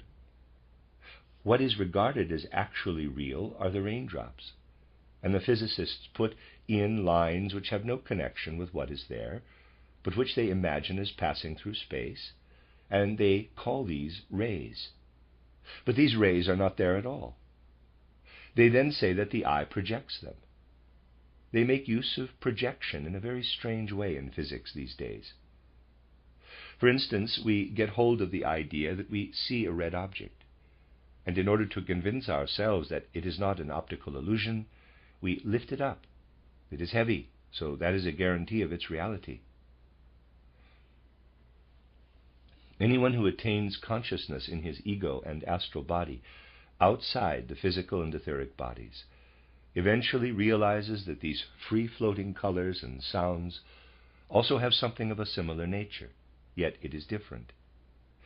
Free-floating colors have the urge to vanish into the far reaches of the world. They have an anti-gravity. Earthly things press toward the Earth's center. See diagram, there's a diagram. These press outward to be released into world spaces. And there certainly is something similar to measurement. Let me read that again. Earthly things press toward the Earth's center. See diagram, page 153, arrows going down. These arrows going up press outward to be released into world spaces. And there certainly is something similar to measurement here. You discover it if you have, let us say, a small reddish cloud hemmed in by a large yellow formation. Although you do not use a measuring stick, you measure the weaker-looking yellow one qualitatively by means of the red one. And just as the measuring stick says, that is 5 meters, here the red one tells you, quote, if I were to spread out, I should go into the yellow one 5 times. I must expand, I must get larger. Then I shall become yellow, close quote. That is how the measurements take place here. It is more difficult to explain the way counting is done here, because earthly counting usually takes place with pears or apples, which take no interest at all in one another. We always have the feeling that if we were to make the 1 into 2, the 1 would not actually care whether the 2 was there at all. It is certainly different where human life is concerned. Now and then one is dependent on 2. But that touches on the spiritual realm. In actual earthly mathematics, the divided parts are quite indifferent to the company they are in. That is not the case here. Here, if there is one of a certain kind, it requires the addition of, say, 3 or 5 other things, according to what kind of things they are. They always have a relation to one another, as number is a reality here.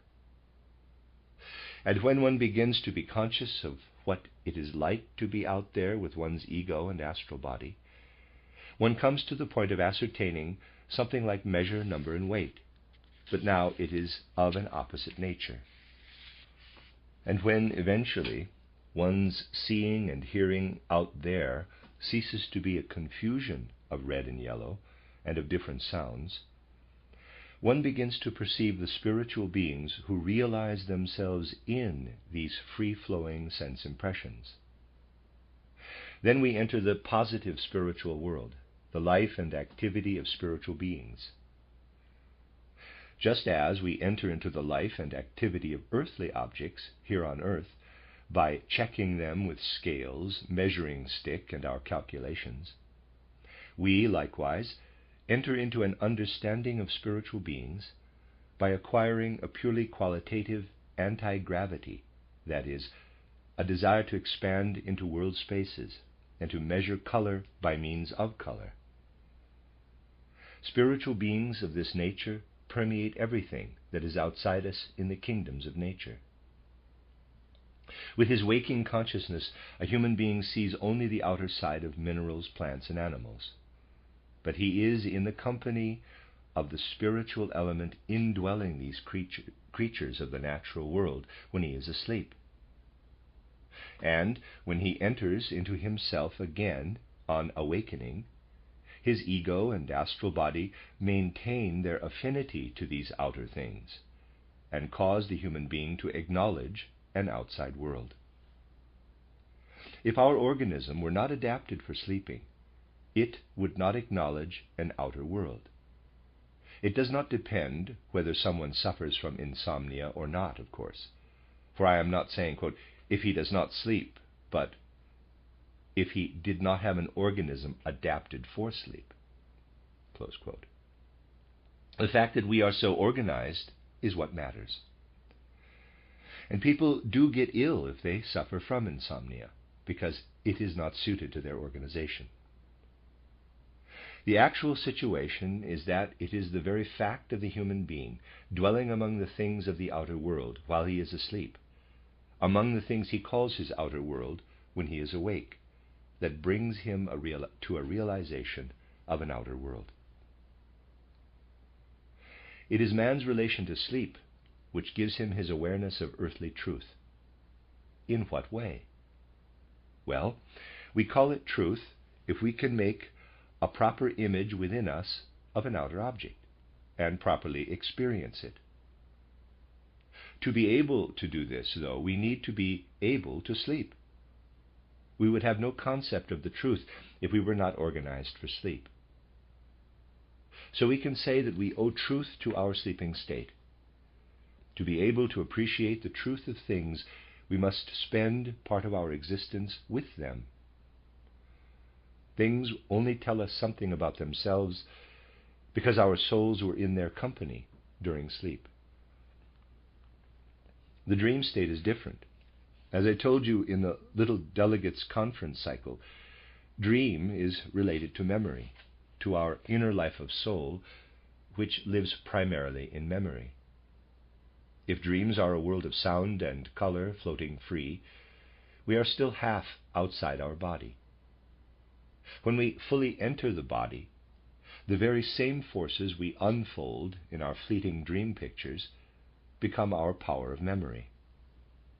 In this realm, we do not make the same distinction between ourselves and the outer world. Our inner and outer world coincide, and we live so strongly in the outer world with our sympathies and antipathies that we no longer feel sympathy and antipathy for the things, but the sympathies and antipathies reveal themselves in pictures. If we did not have a dream state, nor the power of dream, which continues on into our inner life, we would not have beauty. Our whole capacity for beauty is founded on our being able to dream. Referring to prosaic existence, we have to say we owe our memory to our forces of dreaming, while, with reference to man's artistic life, it is beauty we owe to these forces. Therefore, the dream state is connected with beauty. That is to say, the way we feel about something beautiful and the way we create something of beauty are very similar to the weaving activity of dream. In experiencing or creating beauty, we behave in the same way, this time with the use of the physical body, as we behave outside or when partly connected with our physical body when we dream. Actually, the only thing that separates dream from the life of beauty is a small jolt. And it is only because people are too insensitive in the present age of materialism to notice this jolt that there is so little awareness of the whole significance of beauty. One has to surrender to it of necessity in dreams in order to be able to experience the free movement.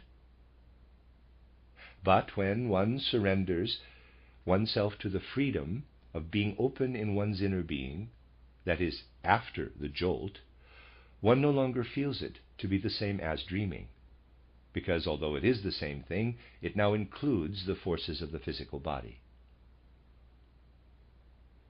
It will be a long time before present-day mankind realizes what people of olden times meant when they said, in quotes, chaos. There are innumerable definitions of chaos. In reality, it can only be characterized by saying, quote, when a person arrives at a state of consciousness where he has just stopped experiencing weight and earthly measurement, and things have begun to get light, yet have not yet dispersed into the cosmos, but are still keeping their balance in the horizontal, where solid boundaries become blurred, and where he still sees things with the physical body, but now also sees the undefined weaving element of the world with his soul constitution of dreaming, that is when chaos is to be seen, close quote.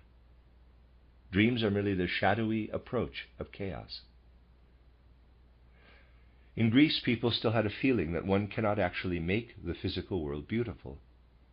The physical world is, after all, natural necessity, and it is like it is. One can only make chaos beautiful. When one transforms chaos into cosmos, beauty arises. That is why chaos and cosmos are complementary concepts. The cosmos, which means beautiful world, cannot be produced out of earthly things, but only by giving form to chaos. What one makes out of earthly things is merely a material imitation of formed chaos. This is the case with all art. In Greece, where mystery culture still exerted a certain influence, they still had a very vivid picture of this relationship existing between chaos and cosmos.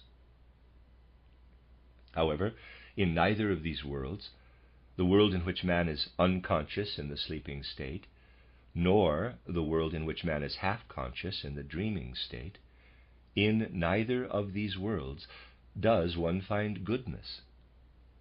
There, the beings, right from the beginning, were predetermined by wisdom. In them one finds the powerful weaving of wisdom. One finds beauty. But if, as men of earth, we reach these beings and want to understand them, it will be pointless to speak of goodness where they are concerned. We can only speak of goodness where there is a distinction between an inner and an outer world, so that goodness can obey the spiritual world or not. In the same way as the state of sleep is assigned to truth and the state of dream to beauty, the waking state is assigned to goodness. And here's a little chart. Sleeping state is related to truth, dreaming state to beauty, chaos, waking state to goodness. This does not contradict what I have said in the last 2 days about the need to drop earthly concepts and speak of a moral world order when one leaves the earthly realm and goes out into the cosmos. For the moral world order is just as much predetermined in the spirit as causality is predetermined here on earth. Only the predetermination is spiritual there, so there is no contradiction.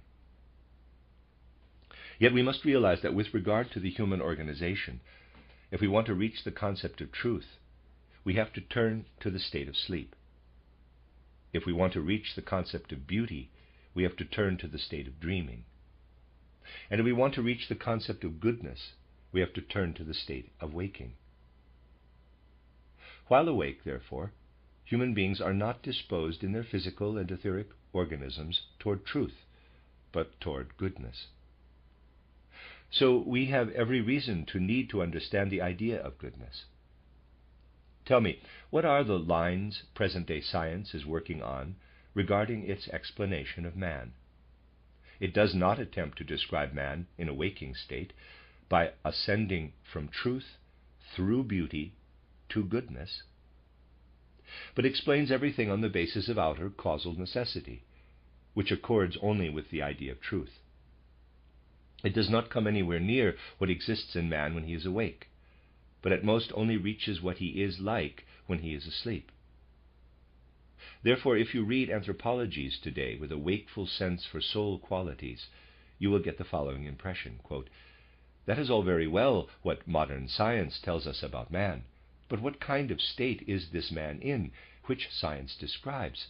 He is lying in bed all the time." Close quote. That is to say, he cannot walk, he cannot move. Movement, for instance, is not explained at all. He is perpetually in bed. Science can only explain a human being that lies in bed. It cannot do anything else. Science only describes man when he is asleep. If one wanted to set him in motion, it would have to be done mechanically. And indeed, science is a scientific mechanism. They would have to put machinery into the sleeper, which would make him move when he is supposed to get up and put him back to bed again in the evening. This sort of science, as you see, does not tell us anything about man as a waking, living being who is active in the world. For what sets us in motion is not contained in the concept of truth, which in the first place we acquire from outer things, but it is contained in the concept of goodness. People do not think along these lines very much. When a modern physiologist or anatomist describes man nowadays, you have the feeling you would like to say, quote, wake up, you are fast asleep, close quote. The effect of that kind of world outlook is that people get used to being asleep. And the fact I keep describing of people sleeping their way through so many events is because they are obsessed by science. Even uneducated people are obsessed by science these days because it infiltrates everywhere by way of popular magazines. There have never been so many obsessed people as there are today. And what they are obsessed by is science. One has to say strange things if one is describing the actual situation today. One has to strike quite a different note from the one people are used to hearing nowadays. That is what it is like when materialists speak of man as being created out of the environment. When materialism was at its height, people wrote books such as the one that included the statement, quote, man as such is nothing. He is the sum of the oxygen in the air, the degree of heat or cold that he is in, close quote. And this materialistic description ends pathetically with the words, quote, he is actually the product of every puff of air, close quote. If you enter into a description like that, and really imagine what sort of person the materialistic scientist is describing, it is an extreme neurasthenic. Materialists have never described any other kind of person. Even if they never noticed they were describing a human being in a sleeping state sometimes, if they, so to speak, forgot themselves and wanted to go further, they never described any other kind of person than extreme neurasthenics on their very last legs. For science of the modern epoch has never understood a living human being. This is where the great tasks lie, to lead mankind out of the present-day situation into the only situation in which world history can continue. What is needed is a penetration of the spirit. The other pole must be found to that which has already been achieved.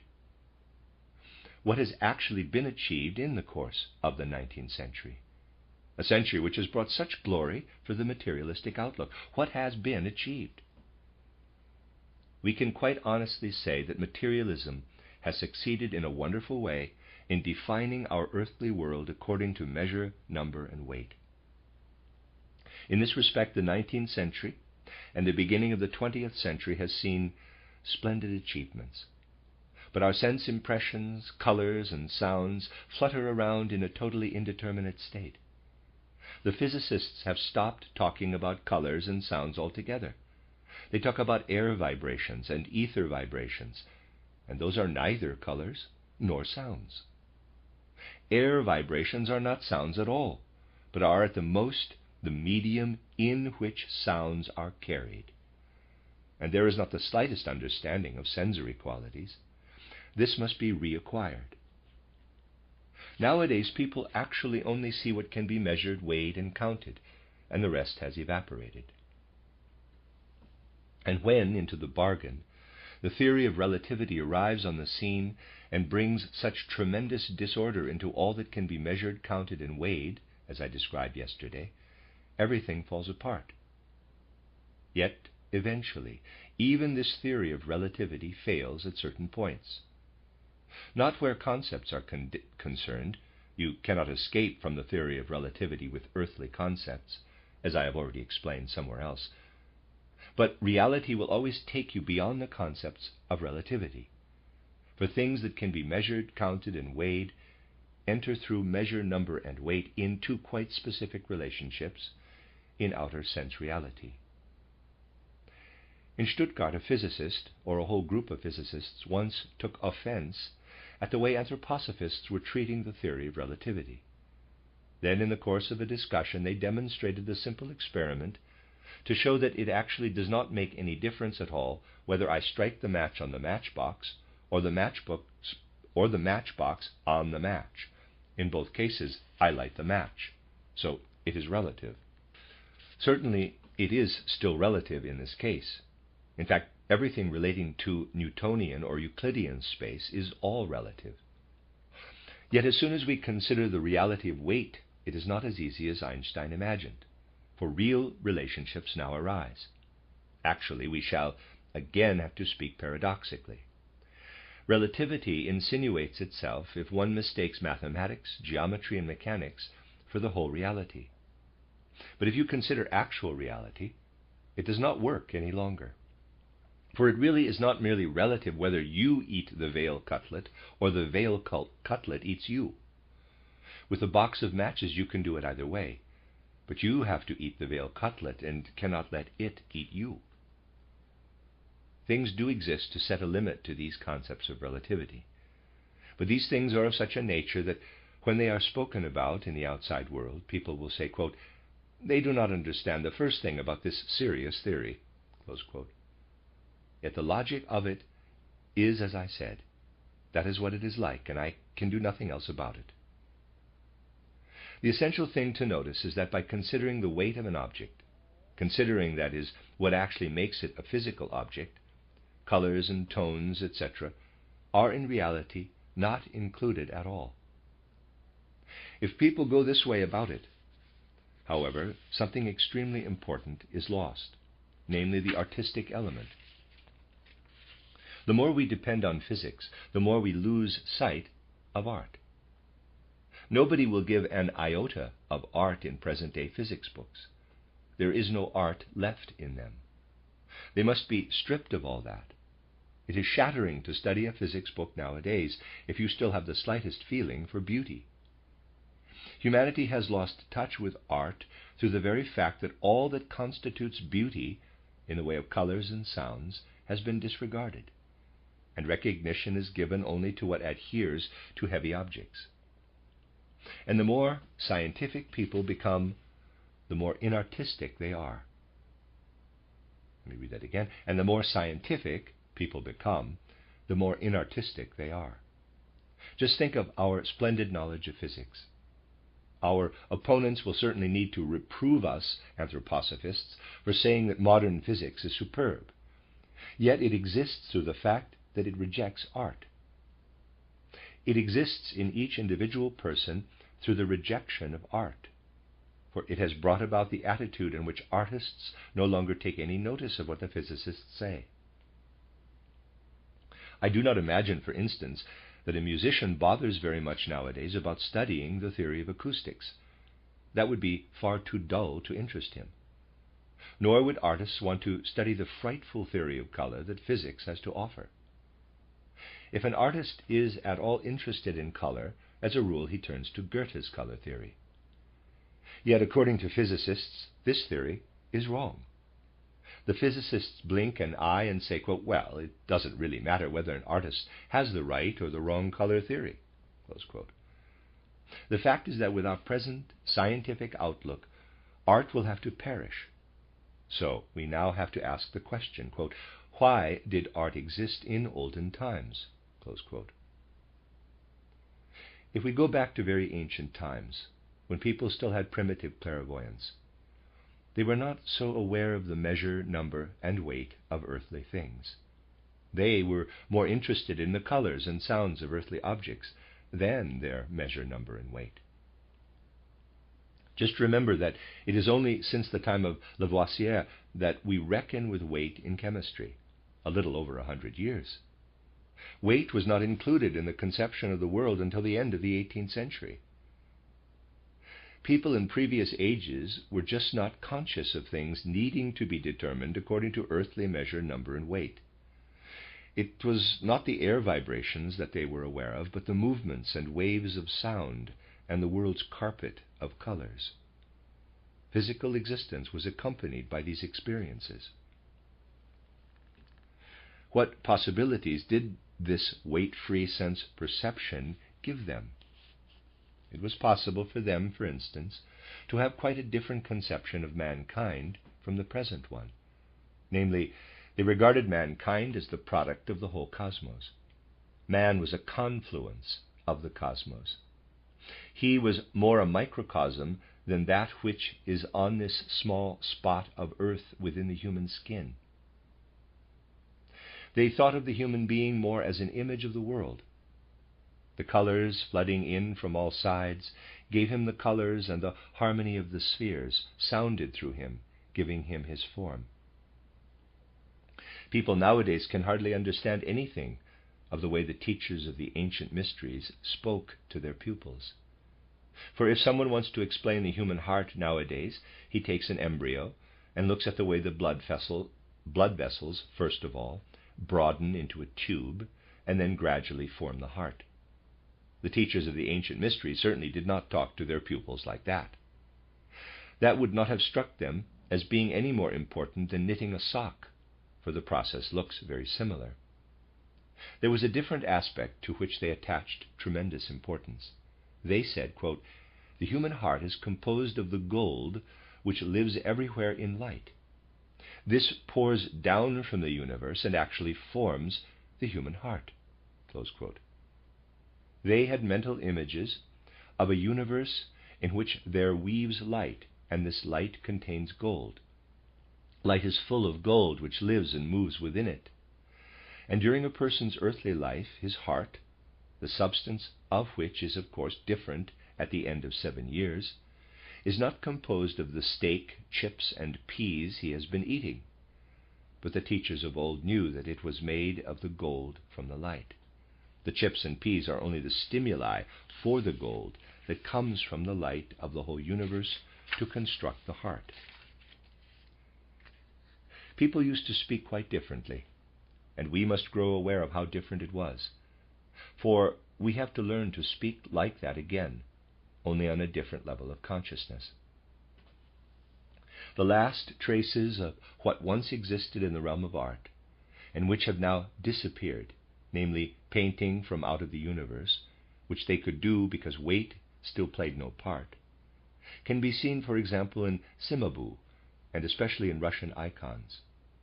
Icons were painted from out of the world, from out of the macrocosm. They are like a little bit of the universe. Then this came to a dead end, and they could advance no further because humanity does not have this outlook any longer. If they had wanted to paint icons from out of their own knowledge, instead of through tradition and prayer, they would have had to know how to use the gold. The way to use gold in their pictures was one of the greatest secrets of antique art. What made antique art was a knowledge of how to draw forth from out of the background of gold that which attains form in the human being. There is a tremendous gulf between Cimabue and Giotto, for Giotto actually started that which reached its peak in Raphael. Cimabue still worked out of tradition, whereas Giotto became half naturalist. He was aware that tradition was no longer alive, that artists now had to come to terms with a physical human being, for the cosmos had receded, that they could no longer paint out of the gold, but had to paint out of flesh and blood. Then eventually art reached the point where it produced the sort of thing we often saw in the 19th century. Icons are without weight. They, quote, shone in, close quote, from the world. People cannot paint them nowadays, but in their original form they had no weight at all. Giotto was the first to paint things in such a way that they possessed weight. So it came about that everything people paint possesses weight in the picture too. And people now apply the paint from outside, so that the relationship of the colors to the painted object is just like the physicists say it is, namely that color arises on the surface by means of a particular wave vibration. Art, too, has finally come to terms with weight. Only when Giotto began it, it was artistic and beautiful, and Raphael brought it to the peak of perfection. So we can say, quote, the universe receded from mankind, and all that people could now see was man as a being of weight. So flesh took on weight. Yet because feeling for olden times still existed, it, so to speak, took on as little weight as possible. And the Madonna came into being in contrast to the icons being weightless, whereas the Madonna has weight, even though she is beautiful. Beauty still persisted, But icons are now absolutely unpaintable because human beings do not experience them. If people believe they experience them today, they are being untruthful. Hence, the cultivation of icons fell prey to a certain sentimental untruthfulness. Art has come to a dead end there and has become traditional and mechanical. There, readers aside, there should be a close quote in there somewhere, but I don't believe it was printed. End of readers aside. Raphael's style of painting, which actually arose out of what Giotto took from Cimabue, can remain artistic only so long as the glow of beauty from ancient times still irradiates it. It was, so to speak, the sunny Renaissance artists who were the ones still to feel something of the gold that weaves in light, and who gave their pictures a glowing light in which the gold weaving in light could at least irradiate them from outside. But this came to an end, and naturalism arose. And nowadays, where art is concerned, humanity sits between two stools, the icon and the Madonna. And it is up to us to discover the nature of free-flowing color and free-flowing sound, which have the kind of weight which is opposite to measurability and weighable countability. We must learn to paint out of the color. However primitive and poor our present experiments in this direction are, it is our duty to paint out of the color and to experience color itself free of weight.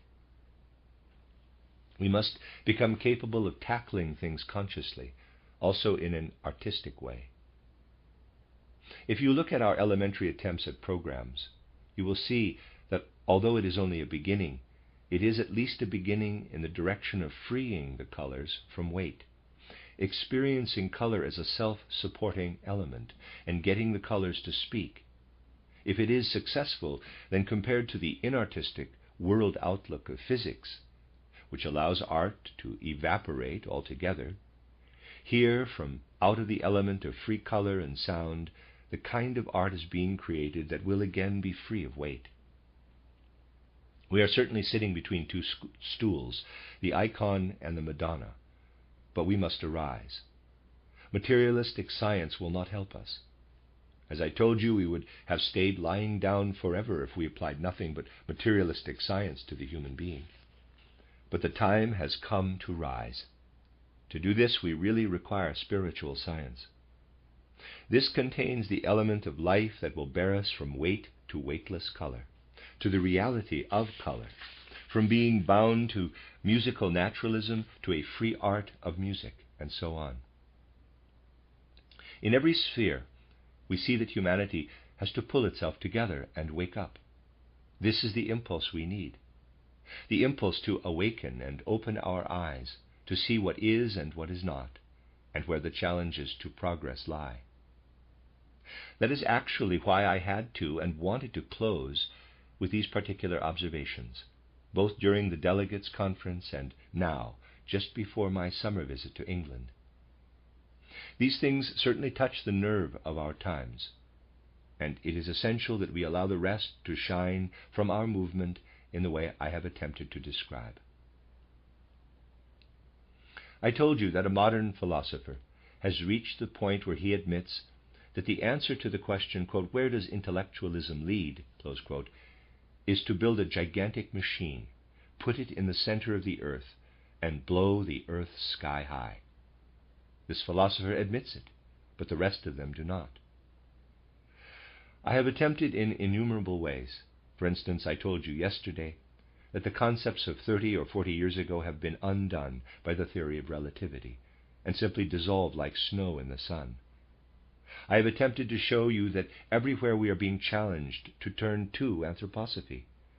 For does not the philosopher Edward Hartmann say, quote, "If the world is really like we think it is," close quote, according to the way of thought of the 19th century, quote, "it would be impossible to stand it, and we should have to explode it into space," close quote. We only have to reach the point of being able to do it. We should be longing for the time when we can blast the world to the far reaches of the universe. In the meantime, the relativists are taking care that human beings do not have any concepts left. Space, time, movement are evaporating. So we could anyhow be driven to such despair that we might possibly prefer to be blown to smithereens. We just have to get to know very clearly the particular impulses of our time. The end of Lecture 11. You are listening to RudolfSteinerAudio.com. This is a reading of a collection of lectures by Rudolf Steiner entitled Color. This is the last lecture in this collection, Lecture 12, given in Dornach on the 4th of January, 1924, and it is entitled The Hierarchies and the Nature of the Rainbow. Continuing with what I gave you in the course that took place during the Christmas Foundation meeting, I should like in the 3 coming lectures, which will be held in the evenings, to tell you something about the way in which research of spiritual life has developed in modern times.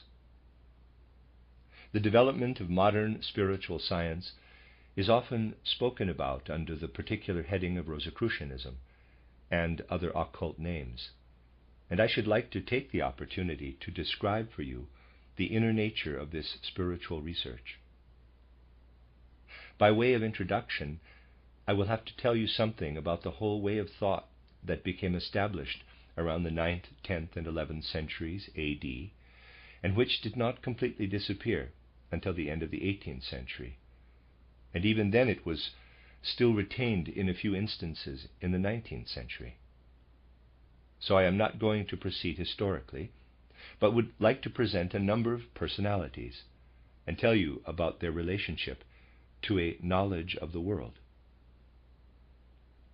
We do not usually give any thought to how very different the whole way of thinking was a relatively short time ago in people who considered themselves knowledgeable. We speak of chemical substances nowadays, 70 or 80 of them, without being at all aware that we are actually saying practically nothing when we call a substance oxygen or nitrogen, and so on.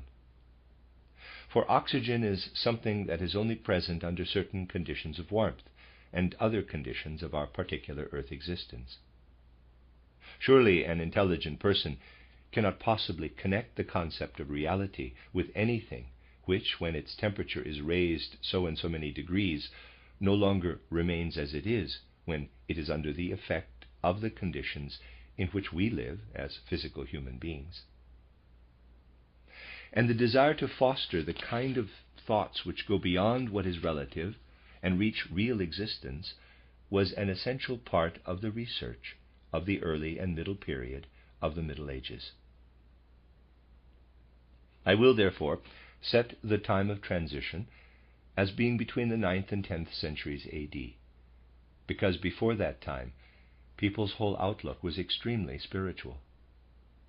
For instance, a really knowledgeable person of the 9th century would never have dreamt of thinking of angels, archangels, or seraphim as any less real, from the point of view of reality, I mean, than a physical human being one sees with one's eyes.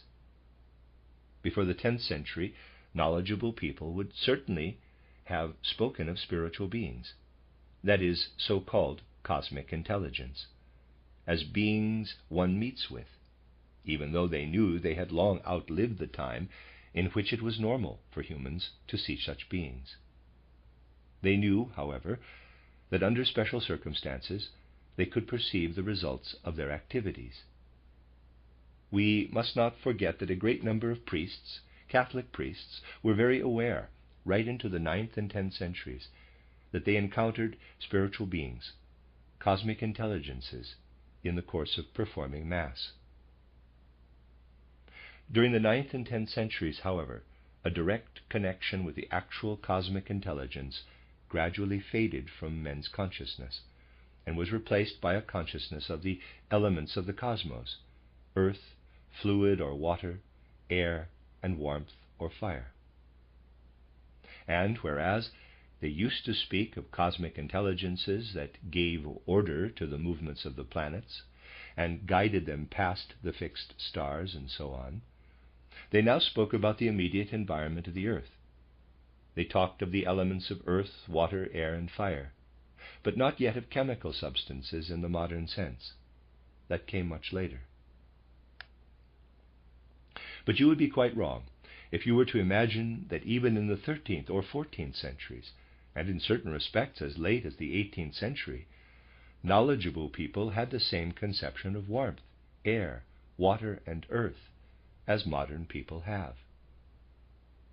Nowadays, people only speak of warmth as a bodily condition. Real warmth, ether, is not mentioned anymore. And air and water have become so very abstract that we certainly need to look back at what these conceptions used to be. So, I should like to give you a picture, today, of the kind of language the scholars of those times used when speaking of these things. When I wrote my title, Occult Science, I was obliged to bring the evolution of the earth into at least some sort of harmony with the customary ideas of today. In the 13th and the 12th centuries, it could have been written differently. For instance, in a certain chapter of Occult Science, you would have found the following. First of all, there would have been a description of what the beings that can be called the first hierarchy are like, the seraphim, cherubim, and thrones. The seraphim would have been described as beings who do not distinguish between subject and object, for in them these coincide. They would never say, quote, "There are objects outside me," close quote, but, quote, "The world is, and I am the world, and the world is I," close quote. For they only know about themselves, and human beings have a weak reflection of this experience, through which the seraphim know themselves when they are filled with glowing enthusiasm. It is difficult to describe glowing enthusiasm to a man of today, for at the beginning of the 19th century they knew more about it than present-day people do. At that time it could still happen that while a poem was being recited, people became what we today would call crazy. They were filled with movement and warmth. Nowadays people actually freeze just when one imagines they ought to be enthusiastic. It is this element of enthusiasm, especially characteristic of Middle and Eastern Europe, which, when it is raised to a level of common consciousness, can give one a picture of the inner life of the seraphim. The consciousness of the cherubim is to be pictured as an element so clear and light-filled that thought immediately becomes light and irradiates all things. And the element of the thrones is one of supporting the cosmos through the power of grace. That is just a bare sketch. I could speak about it at great length. What I wanted to tell you to begin with was that in those earlier times people would have tried to describe the essential qualities of the seraphim, cherubim, and thrones. They would have said the choir of the seraphim, cherubim, and thrones cooperate together. The thrones forming a kernel, and there's a picture. The cherubim raying out their own being of light from this center, and the seraphim enclosing all this with a covering of enthusiasm which rays far out into cosmic space. All that I am drawing is made up of beings, the thrones in the middle, the cherubim encircling them, and the seraphim on the outside. These are beings who interweave in movement and in thinking, willing, and feeling. They possess real being.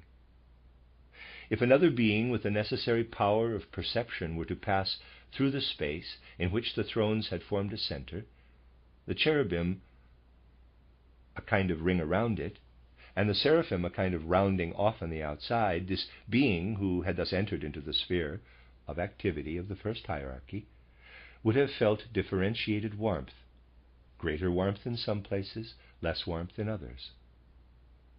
All this would be of a soul spiritual nature. Yet at the same time as being a soul experience, it would also be a physical experience to our senses. That is, while the being who would feel soul warmth, it would really be the same warmth as you feel when you are in a heated room. An assembling of beings of the first hierarchy once took place in this way in the universe and created Saturn existence. Warmth is merely the expression of beings. In itself, the warmth is nothing. It merely expresses the fact that beings are there. I should like to use a picture which might help to make this clear. Imagine someone whom you are fond of. His presence gives you a feeling of warmth. Then imagine an extremely abstract person saying, quote, "Actually, I am not in the least interested in that person. I will think him away. I am only interested in the warmth he creates." Close quote. But he would not say, quote, "I am only interested in the warmth he creates." Close quote. He would say, quote, "I am only interested in the warmth." Close quote. He would be talking nonsense, of course, wouldn't he? For if the person creating the warmth is gone, the warmth is not there either. Warmth is the kind of thing which is there only when the person is there. It is nothing in itself. The person must be there for the warmth to be there. So the seraphim, cherubim, and thrones must be there. Otherwise the warmth is not there either. The warmth is only the revelation of seraphim, cherubim, and thrones. They then went further and said, quote, "No other beings than the seraphim, cherubim, and thrones have the power to create such a thing and set it in the cosmos.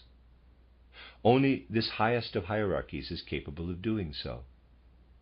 But by doing this at the start of a cosmic process of becoming, evolution could go on. The sons, so to speak, of the seraphim, cherubim, and thrones could then lead evolution further."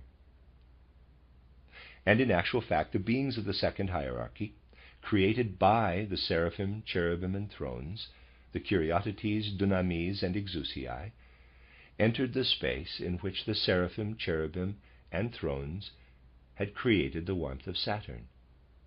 These younger beings, cosmically younger beings, of course, now come upon the scene. And what did these cosmically younger beings do? Whereas the cherubim, seraphim, and thrones had revealed themselves in the element of warmth, the beings of the second hierarchy now revealed themselves in the element of light. Here, and speaking of the red background in the drawing, the Saturn part is dark and is giving forth warmth.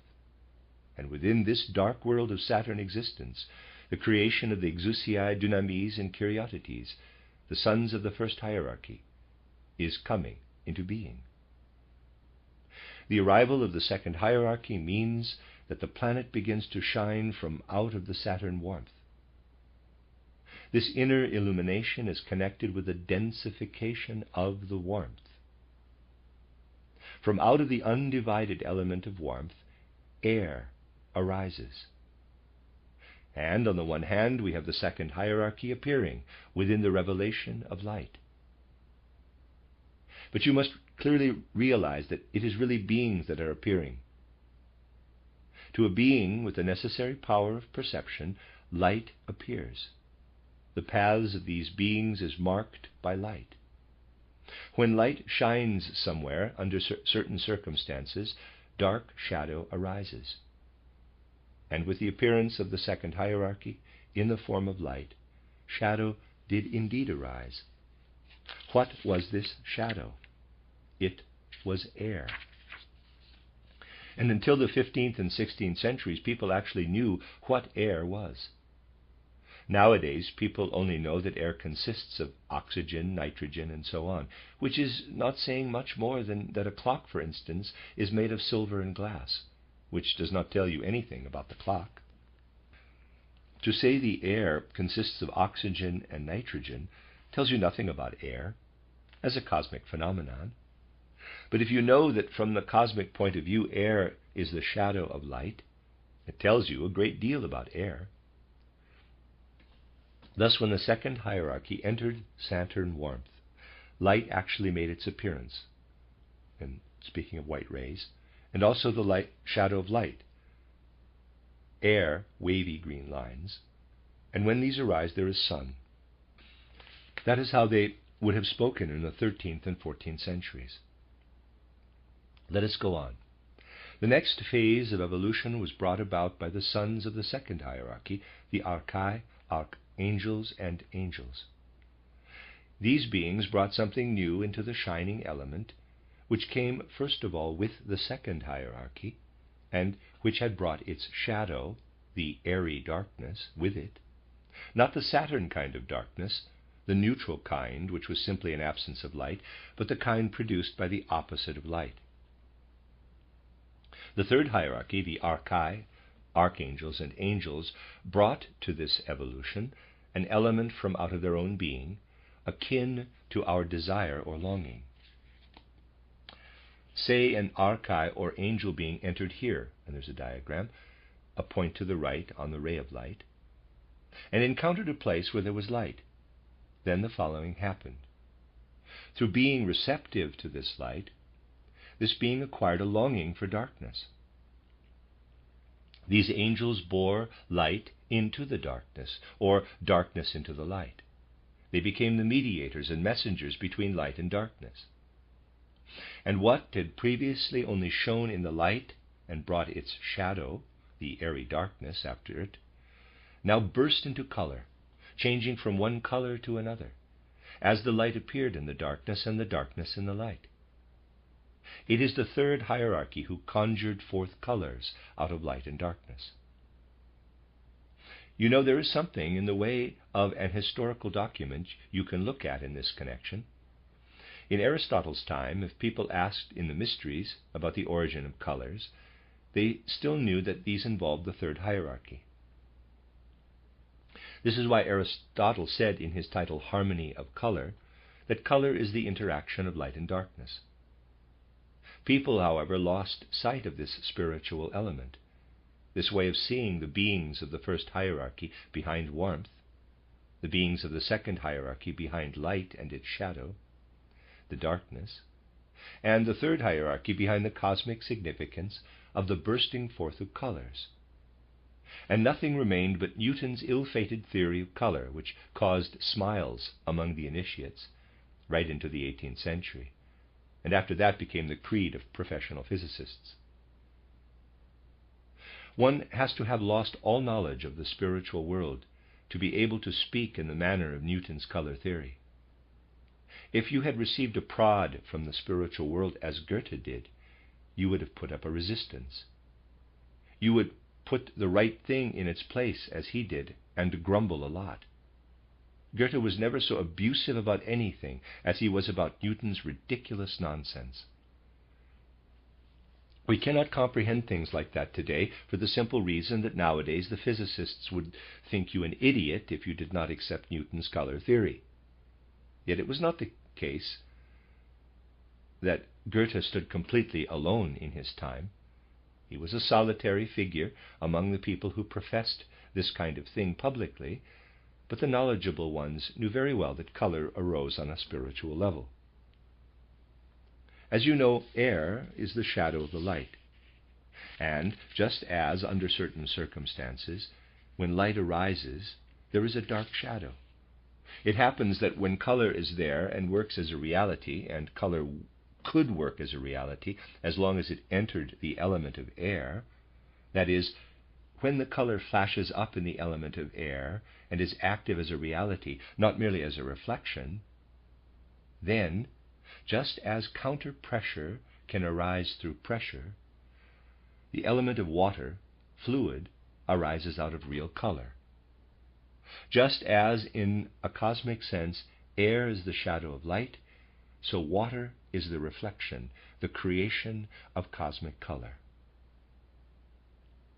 You will say, you do not understand this. However, just try actually to grasp color in its real sense. Take red. Do you really believe that the essence of red is only the neutral surface you usually take it for? Red is something that makes an attack on you, as I have often mentioned. Red repels you and makes you want to run away. You want to run after blue and purple.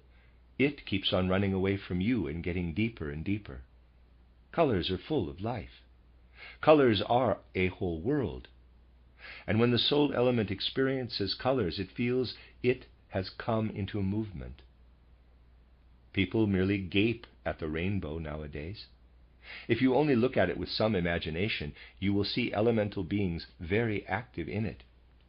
And these elemental beings show us some remarkable phenomena. Here, red and yellow, you see elemental beings coming out of the rainbow all the time. These then move across here, The moment they arrive at the lower end of the green, they are drawn in. You see them disappearing here, green and blue. On the other side, they come out again. To anyone who looks at the rainbow with imagination, it presents a spectacle of spirit pouring out and disappearing again. It really shows you something like a spiritual cylinder. It is wonderful. You also notice that when these things come out, they are full of fear, and when they go in, they have absolutely invincible courage. Looking at the red and yellow, fear streams out. And looking at the blue and purple, you get the feeling that it is full of everything of the nature of courage. Now imagine that not only the rainbow is there, but if I draw a cross-section here, there's another drawing, and the rainbow stands this way, turned by an angle of 90 degrees, the beings will come out here and disappear there. Fear here and courage there. The courage disappears again. The I, EYE, would be directed this way. The rainbow here, and the red is now there, yellow, and so on. The rainbow acquires density. So you will easily be able to imagine how the watery element arises from it. And in this element of water, there live spiritual beings who are really a kind of image of the beings of the third hierarchy. It could certainly be said that if you approach the knowledgeable people of the 11th, 12th, and 13th centuries, these are the sort of things you must understand. You could not even understand the later ones. You cannot understand Albertus Magnus if you read him with present-day knowledge. You must read him with the knowledge of the fact that that kind of spirituality was still a reality to him. Then you will begin to understand how he uses words and expresses himself. This is how air and water come into being, as a reflection of the hierarchies. In the course of the hierarchies entering into evolution, the second hierarchy appeared in the form of light, and the third hierarchy in the form of color. When this last creation occurred, evolution had reached moon existence. And then comes the fourth hierarchy. I am describing it now according to the thinking of the 12th and 13th centuries. Now it is the turn of the fourth hierarchy. We do not speak of this hierarchy at all, but in the 12th and 13th centuries they certainly did. What is this fourth hierarchy? It is the human being. Man himself is the fourth hierarchy. But they certainly did not understand this fourth hierarchy to be the peculiar two-legged creature which now goes about the world, growing older every day. For at that time man in his present form seemed to really be knowledgeable people, to be particularly peculiar. Read that again. For at that time man in his present form seemed to really knowledgeable people to be particularly peculiar. They spoke of the original human being before the fall, who still existed in such a form that he possessed just as much power over the earth as the angels, archangels, and archai had over moon existence, the second hierarchy over sun existence, and the first hierarchy over Saturn existence. They spoke of man in his original earthly form, and thus they could speak of him as the fourth hierarchy. And with the fourth hierarchy there came something which, although it was a gift from the higher hierarchies, was like a possession the higher hierarchies had guarded, but had not themselves made use of. And this was life. Into the world of scintillating color, which I have sketched for you, there came life. You will ask, quote, prior to this time were things not alive? Close quote. My dear friends, you can learn the answer to this from man himself. Your ego and astral body do not have life, yet they exist.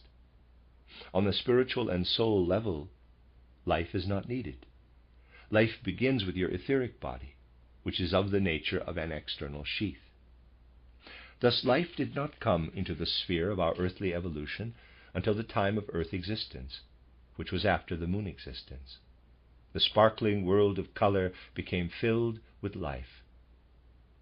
It was not only that the angels, archangels, and so on acquired a longing to bring darkness into light and light into darkness. thus calling forth a play of colors and the planet.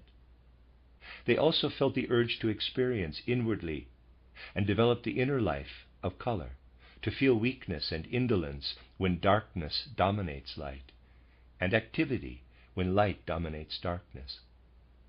For what happens when you walk? The light in you dominates the darkness, and when you sit down in a lazy way, darkness dominates the light. That is an activity, an interplay of soul color. With the appearance of mankind, the fourth hierarchy, the interplay of color was interpenetrated by life.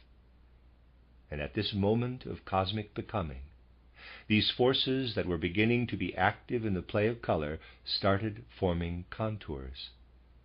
The force of life, which rounded off the colors within themselves, giving them edges and corners, brought solid crystal into being. And so we have arrived at earth existence. Considerations like these were the basic truths of the alchemists, occultists, Rosicrucians, etc., who flourished from the 9th to the 14th, 15th centuries in particular, although history does not tell us much about them today. And there were even a few stragglers right up to the 18th and even the beginning of the 19th centuries, who by that time, however, were regarded as odd.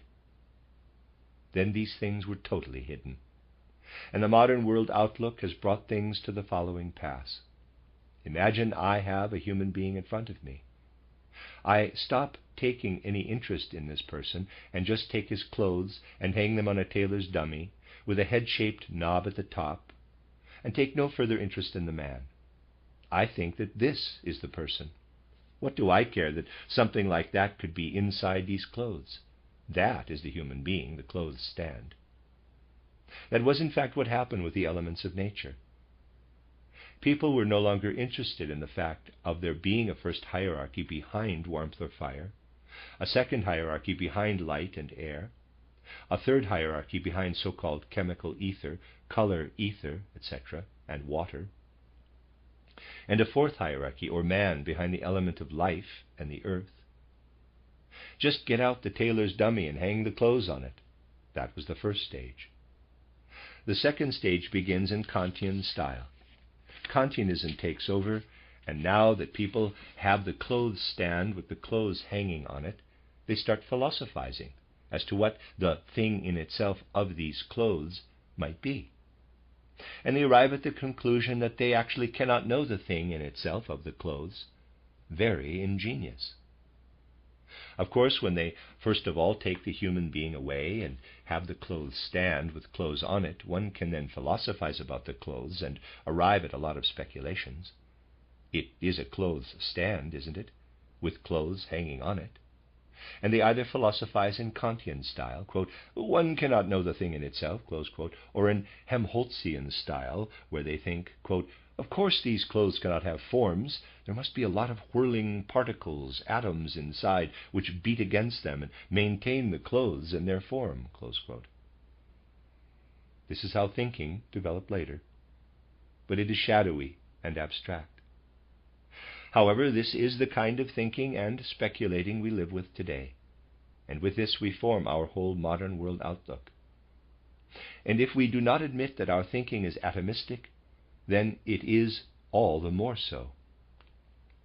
For it will be a long while before people admit that they should not be dreaming up the whirl of the atoms, but ought to be putting the human being back in his clothes. This is just what spiritual science must try to do.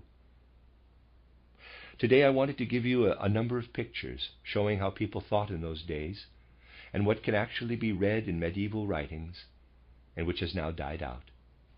Just because it has died out, interesting facts like the following come to light. A modern chemist from the north has republished a passage from Basilius Valentinus and read it in terms of modern chemistry. Then, of course, he could say nothing other than that what he finds in Basilius Valentinus is not nonsense, because it really looks like that if you understand it in terms of chemistry. Imagining yourself standing in the laboratory with retorts and other instruments, doing modern experiments.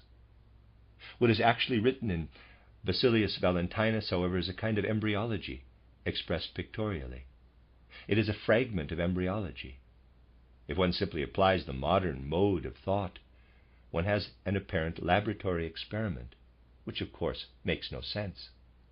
For you cannot execute a bit of embryology in the laboratory, unless you happen to be Wagner, but he was, after all, more at the stage of earlier centuries still. These things must be understood again today, and in connection with the great truths I was permitted to give during the Christmas Foundation meeting, there are indeed a few more things I should like to say about the history of man's inner life in the past few centuries of world evolution. The end of Lecture 12 and the end of the book, The Collected Lectures Concerning Color by Rudolf Steiner.